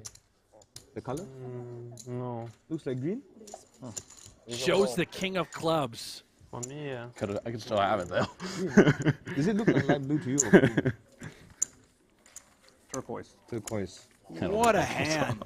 Well, that's awesome. Interesting. That's amber. Martirosian check raises with nothing. Brewer calls him with nothing. He goes check, check on the turn. Then the river, you get a sprinkle bluff from Martirosian, and then an all-in from Brewer. Played itself. The hand played itself. Didn't look like it played That's the line of the night. I love it. The magical mullet. He dug deep into the soul of Martirosian, saw through everything, had a plan of his own. That was beautiful. 16? The hand played itself.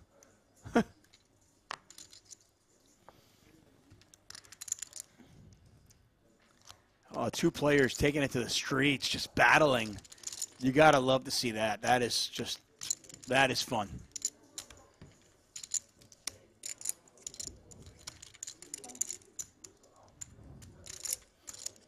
The chat loves it. What a play. Brewer is sick. 6 shove. He knows Martirosian is out of line often. Such a fantastic hand. The power mullet. High-level poker. Thank you for the chat, guys. That's good stuff. Pair aces here for Boldigan. Cats with the gut shot to Broadway. No spade in his hands.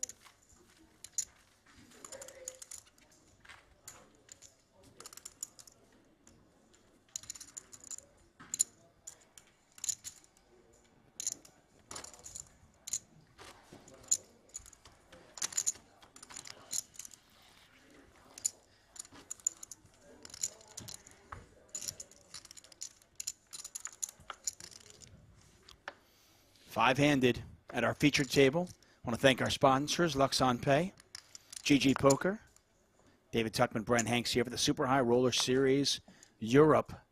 Event number 6 right in front of us. The 50K No Limit Hold'em. All of this building up to what will be an epic Super High Roller Bowl, a 250K Super High Roller Bowl, April 13th, 14th, and 15th. Good morning, Sandy Joy. Good afternoon, good evening, wherever you might be in the world. It is nighttime over in northern Cyprus. King high flop.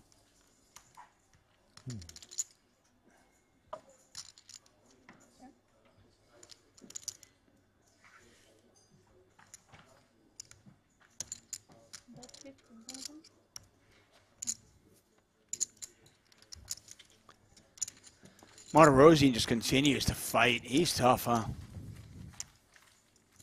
He's a bulldog. He really is. He is fearless, relentless, sees all the spots, everything. I think that's an apropos description of him. Martirosian, the Bulldog.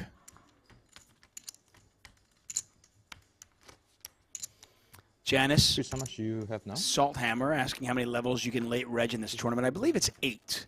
Levels are 40 minutes long. So registration has closed on this one. Yep.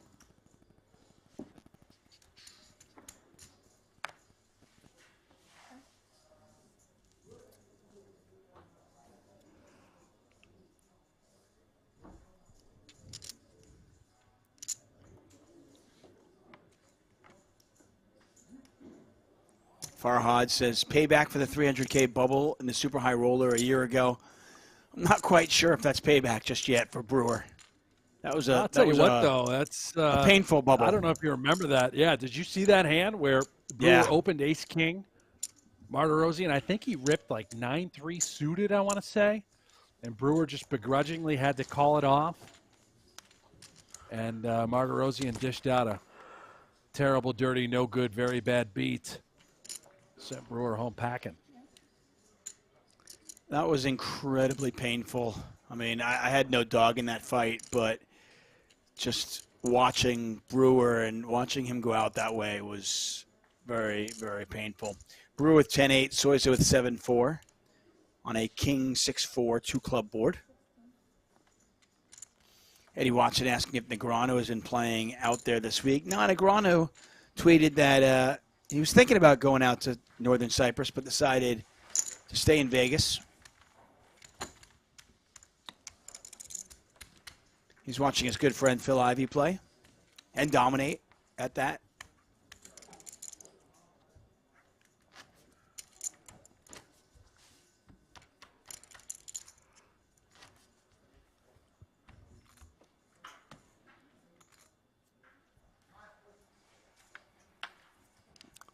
I believe the players are going to go on a dinner break in about 25 minutes, and when they do, we will call it a day.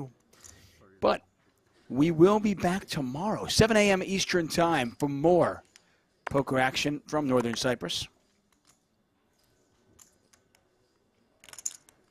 If you have any questions in the chat, ask away.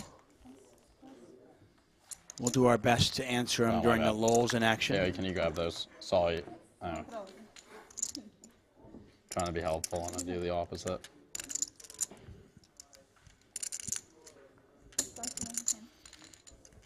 And Vikas Duel points out ace queen versus 10-4. Yeah, that was a different super high roller bowl where Brewer stone bubbled against Justin Bonomo.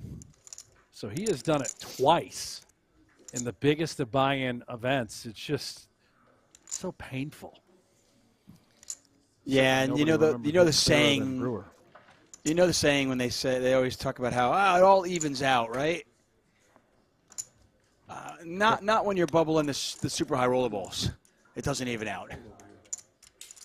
It was warm. 6 is still good here. See if Martirosian wants to take a shot at it though with king high.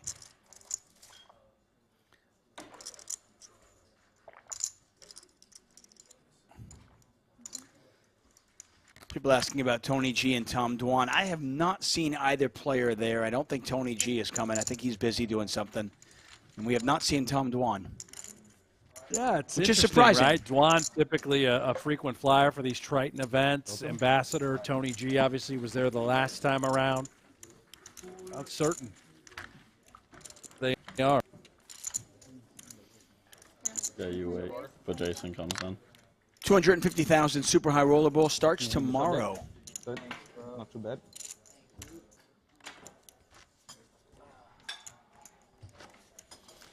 There he is. Jason Kuhn. He's back. Yeah, the only one having a better week than him is Ivy. And it could have been better. Kuhn has received 2 brutal beats at the final table of short deck to be eliminated in 3rd place. And in both of those situations, he could have very easily won it had his hands held up.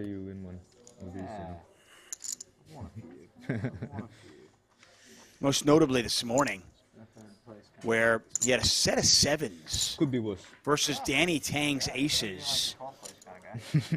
With 1 card remaining. Tang hits an ace. And that was for about 80% of the chips in play. Insane. Yeah, that's a tough one. I think he was nearly an 80% favorite, too, when the money went in. Is that right?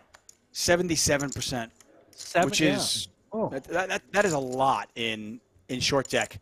And then just a couple of days before that, it was him versus Mikita Badziakowski.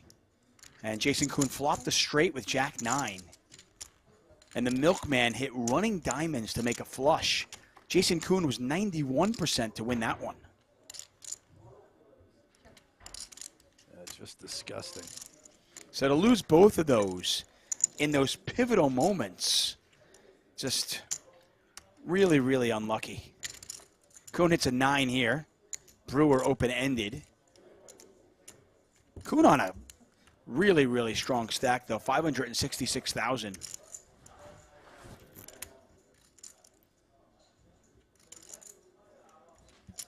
You know, and the pain, the bad beats, the suffering at the poker table that a guy like Kuhn and many of the top pros go through, it has a tendency to drive them even more. You know, it gets them all fired up, and not in a way that's going to affect his play emotionally and tilt, but it's just more, I think, reaffirming that I put myself in this spot. I know I'm playing great. The money went in. I was a huge favorite for hundreds of thousands of dollars, and I got unlucky. And he doesn't dwell on the fact that he was unlucky. He's just driven. Look at this bet. Yeah, betting second pair, value. no kicker. Yeah, he is betting for value with second pair, no kicker on a wet board.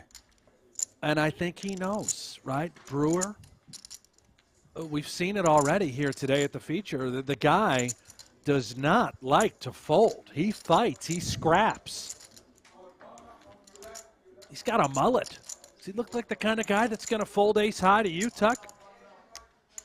Well, he might fold to me, but I don't know if he's going to fold to Kuhn. Move a little bit. This way? Yeah. Thank you. Yeah.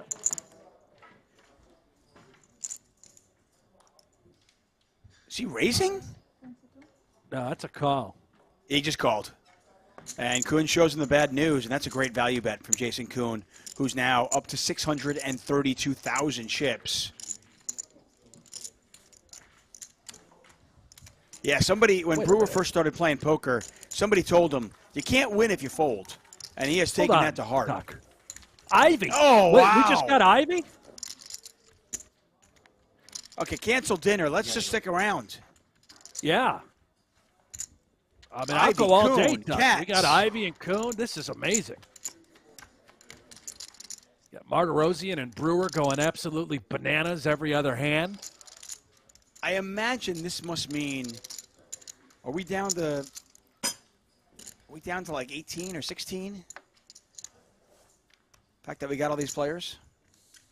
I can tell you right now, I'm going to go to pgt.com, take a look at the live reporting. And it looks to me like we are down to 18 players. Yeah, Tuck, current chip leader, by the way. 16. The Prince of Poultry. Tim Adams, the Canadian. He's got 1.3 million. What? Sam Greenwood, another Canadian. He's out there. He's third in chips. We know Kuhn is second in chips after that pot a moment ago against Brewer. 159. Rook Kostisha and Vyacheslav Boldigan. That rounds out your top five.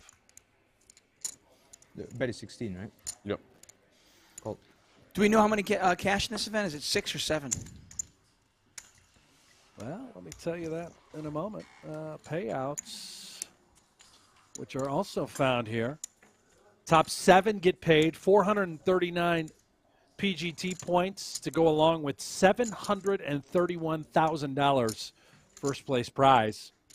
Wowza. Minimum payout for 7th place is going to be $86,000. So, top 7 get paid, 18 left. Brewer with a gut shot.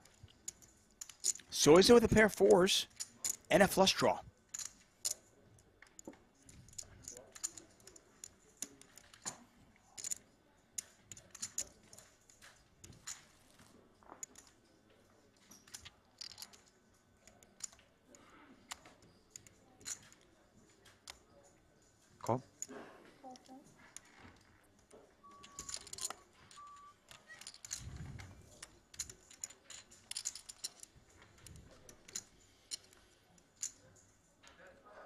8 of spades. Pair of fours still best. Brewer with just 131,000 chips. Pot is 68K.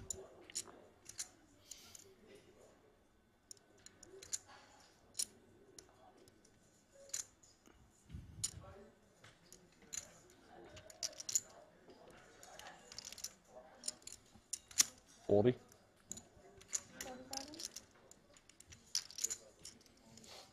Always low chip.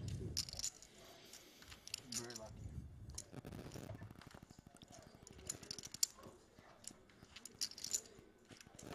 Brewer telling a believable tale here with the All King in? Jack. Obviously, Jack 10 the Oh. nuts. And how does Soiza just doesn't rip care. it there? How does he just rip it?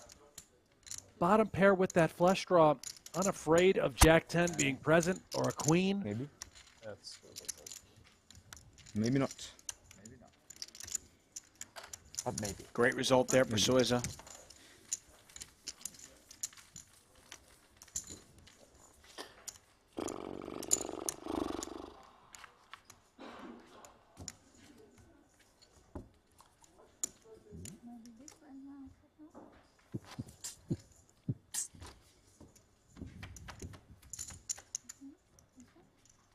I just wanted to go all in on the Vival though. That's I why I really shuffled. just wanted. I really just wanted. Stick it to. in. Yeah. Oh, bro, I had a 5. It'd be pretty hard to fold. I was big blind, so this is correct, yeah. Oh, not against you. I meant against Oh. him. Yeah. Nah, against you. I think I just did good. Just had an ace high that made sense.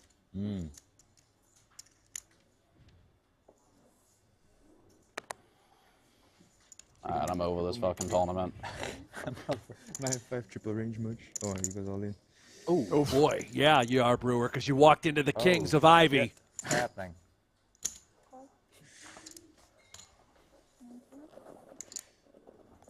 Pass.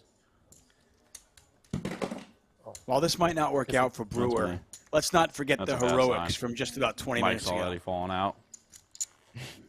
They'll totally get off of me. They know. It's on you. Carry with a very slow peel. It's all full in there, don't. But an ace is no good for me. Yep, only 2 aces left in the deck, as we I've can yet see. to have a pail today, so I think I'm due. Actually, that's not true. I had queens once, but I lost. And aces once, but I lost. And sevens, but I lost. So I'm due.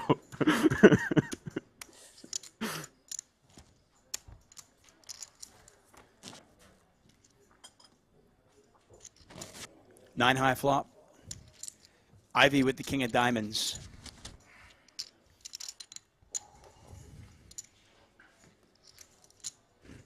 No help there for Brewer. Brewer's looking for an ace and only an ace. We know there's only 2 of them left in the deck, and that is not one of them. Deuce of spades. And Chris Brewer can only shake his head, hand his chips over to Phil Ivey, and walk away. But again, let's not forget such an amazing play just 20 minutes ago. Oh, no. Unfortunately for Chris Brewer, he just couldn't get anything going after that, and he has been eliminated. We're down to 17 players. Ivy, now very healthy. I can hear the crowd, Tuck, screaming in the background. Ivy, Ivy. There he comes. Ivy's on the loose. Kuhn up top, though, at this feature table. Yep, Merit Poker leaderboard. Jason Kuhn, 628,000. Michael Soiza, 437. Bill Ivy with 370. Gary Katz has some work to do with just 158,000. But you heard Brent Hanks talk about Gary. Nobody plays a short stack better than Gary Katz.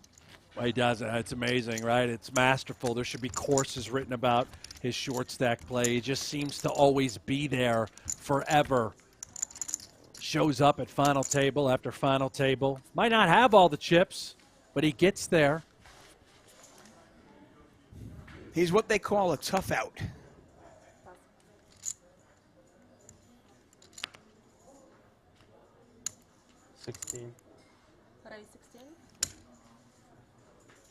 Blinds 4,000, 8,000 with an 8,000 big blind ante. Martirosian going to make it 16,000. Kuhn has a very playable ace-queen of clubs. A very 3-bettable ace-queen of clubs. Yeah, and that's what he's going to do. Yes. 42. Pass.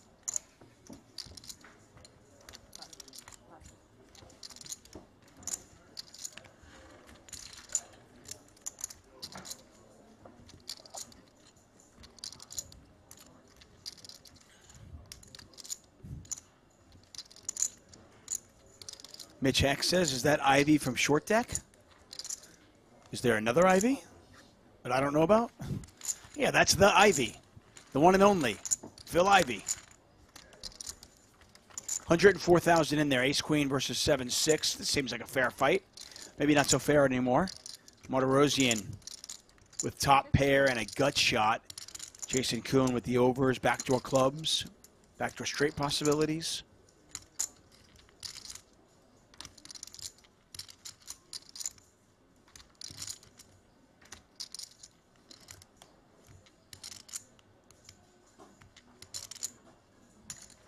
But 20,000.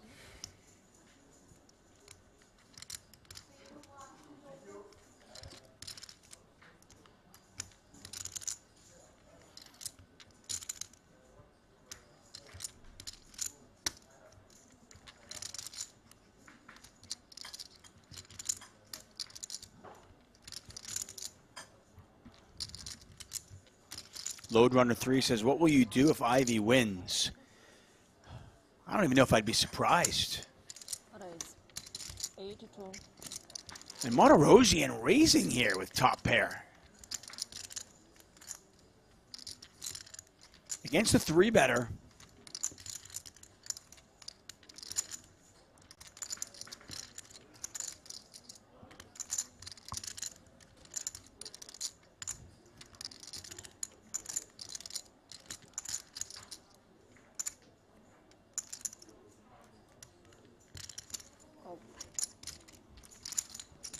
Kuhn calls. Jack of spades. A black picture card. Not bad news for Kuhn, but the Jack of spades not the one he's looking for.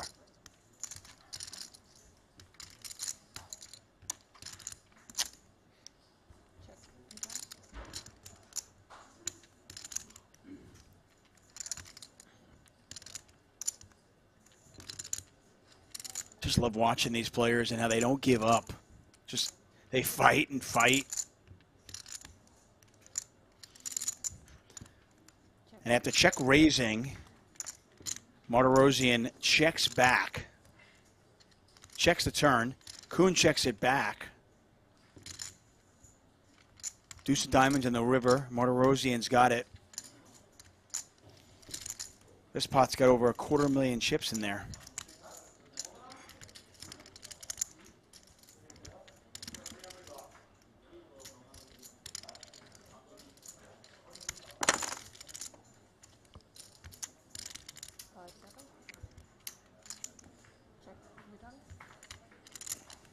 And Martirosian's going to check it one more time. Tough spot for Kuhn. Yeah, I think he senses that he's up against a pair and just unlikely to get it through. 7-6 suited.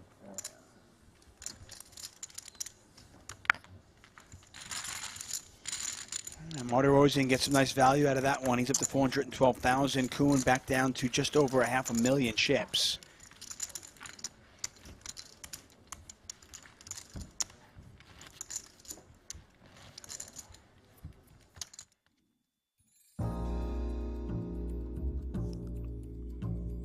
Poker Go Hold'em is here. That's right. You can play for free. Free. Did you hear me? It's free. It doesn't cost you any money.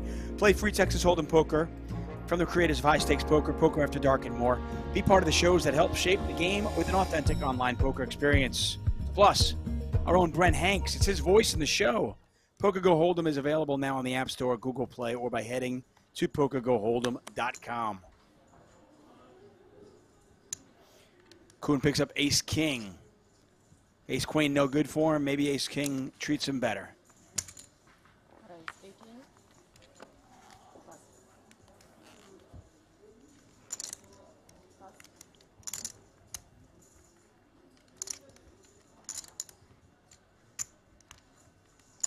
Bold again.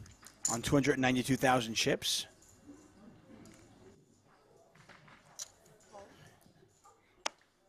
Is going to call.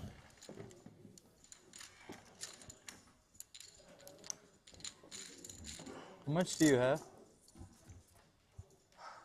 2-7. 2-7? 2-7. A lot of clubs out there, 10 high. Ace King still good. Both players with the club in their hand.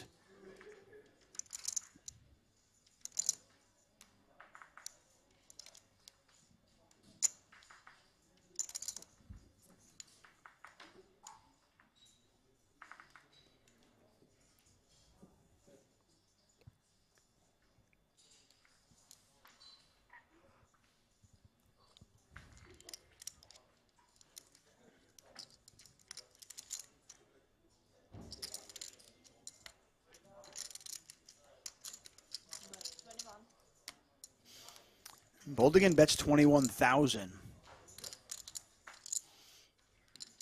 Hard to imagine one bet is going to get this job done. Not only does Kuhn have ace king, but he's got the king of clubs.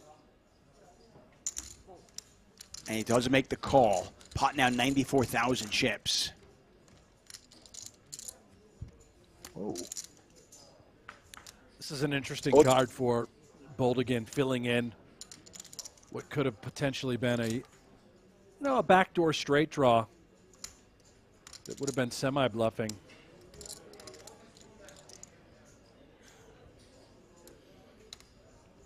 See what Boldigan wants to do. 94,000 chips in there. 5. And he bets 45,000, so he bets just under half the pot. This will give Jason 3-1 on the call if he wants to make it. Sickening price. Boldigan really has been telling a believable story. That's the difficulty now for Kuhn. Would he ever value bet a single 10 as played? Well, I mean, it went check on the flop, so I feel like Boldigan might bet any pair. He certainly seems to know that he's targeting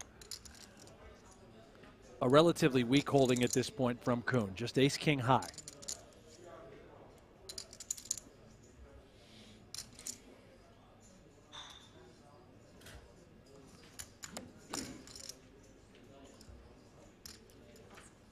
In the muck, the ace-king goes, and Boldigan wins a pot. That's really pretty by Vyacheslav Boldigan. Did you find the photo that I was referring to of him, Tuck? No, I haven't looked. I'm trying to pay attention. I don't want to miss any more pocket nines being folded, so I'll look after we're done. When we're done, I'm going to go make myself an omelet, and I'm going to look for Boldigan pictures. I'm going to find as many Boldigan pictures as I can while I'm eating my omelet. And that's a hit for Jason Kuhn. Kuhn, who's had just an absolutely tremendous week. It could have been better, as we had mentioned. Loses with ace-queen, loses with ace-king, and he's now down to 465,000 chips. Still a very healthy stack. But he was up over 600,000 a few moments ago.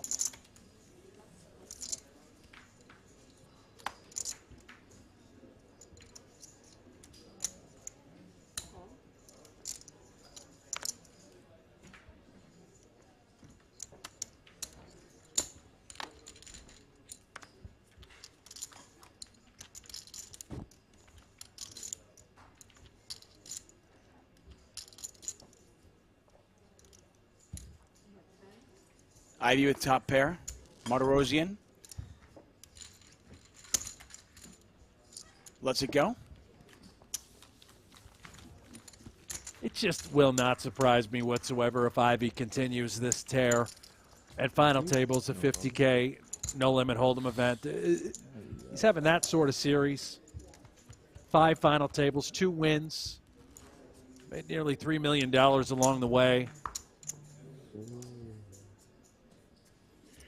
The mystique of Phil Ivey is very real, and it is alive this week, that's for sure. He's back. That's on me, shit. Currently second in the PokerGo Tour standings. right behind Ollie. And within striking distance, by the way. Now.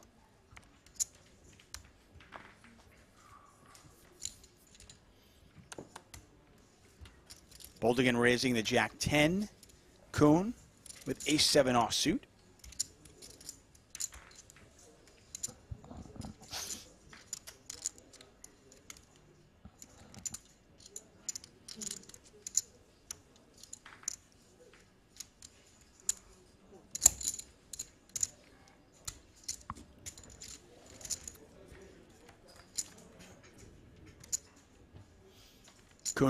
Kuhn calls, and for the first time in a while, he hits a flop. Ace 7-3. He smashes it.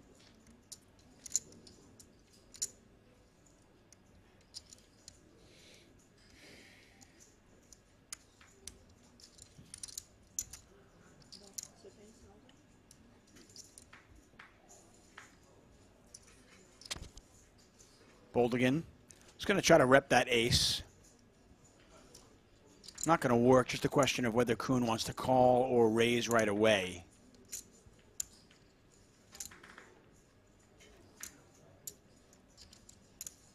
It's pretty unlikely we're up against another ace, right? Maybe for the times we are, we simply just need to put in a little bit of extra value here. You're going to miss the big blind increase. Unlikely any ace would fold to a check raise as well. What's that? Missing the big blind increase on my big blind. Yeah, I'm not a brutal bastard, am I? Blow up on my time banks on you. Perry would have used 2 time banks just to make sure it goes up on you.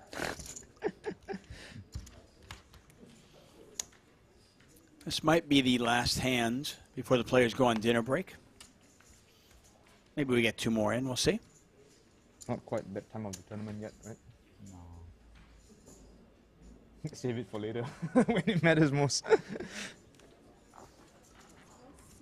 Ooh.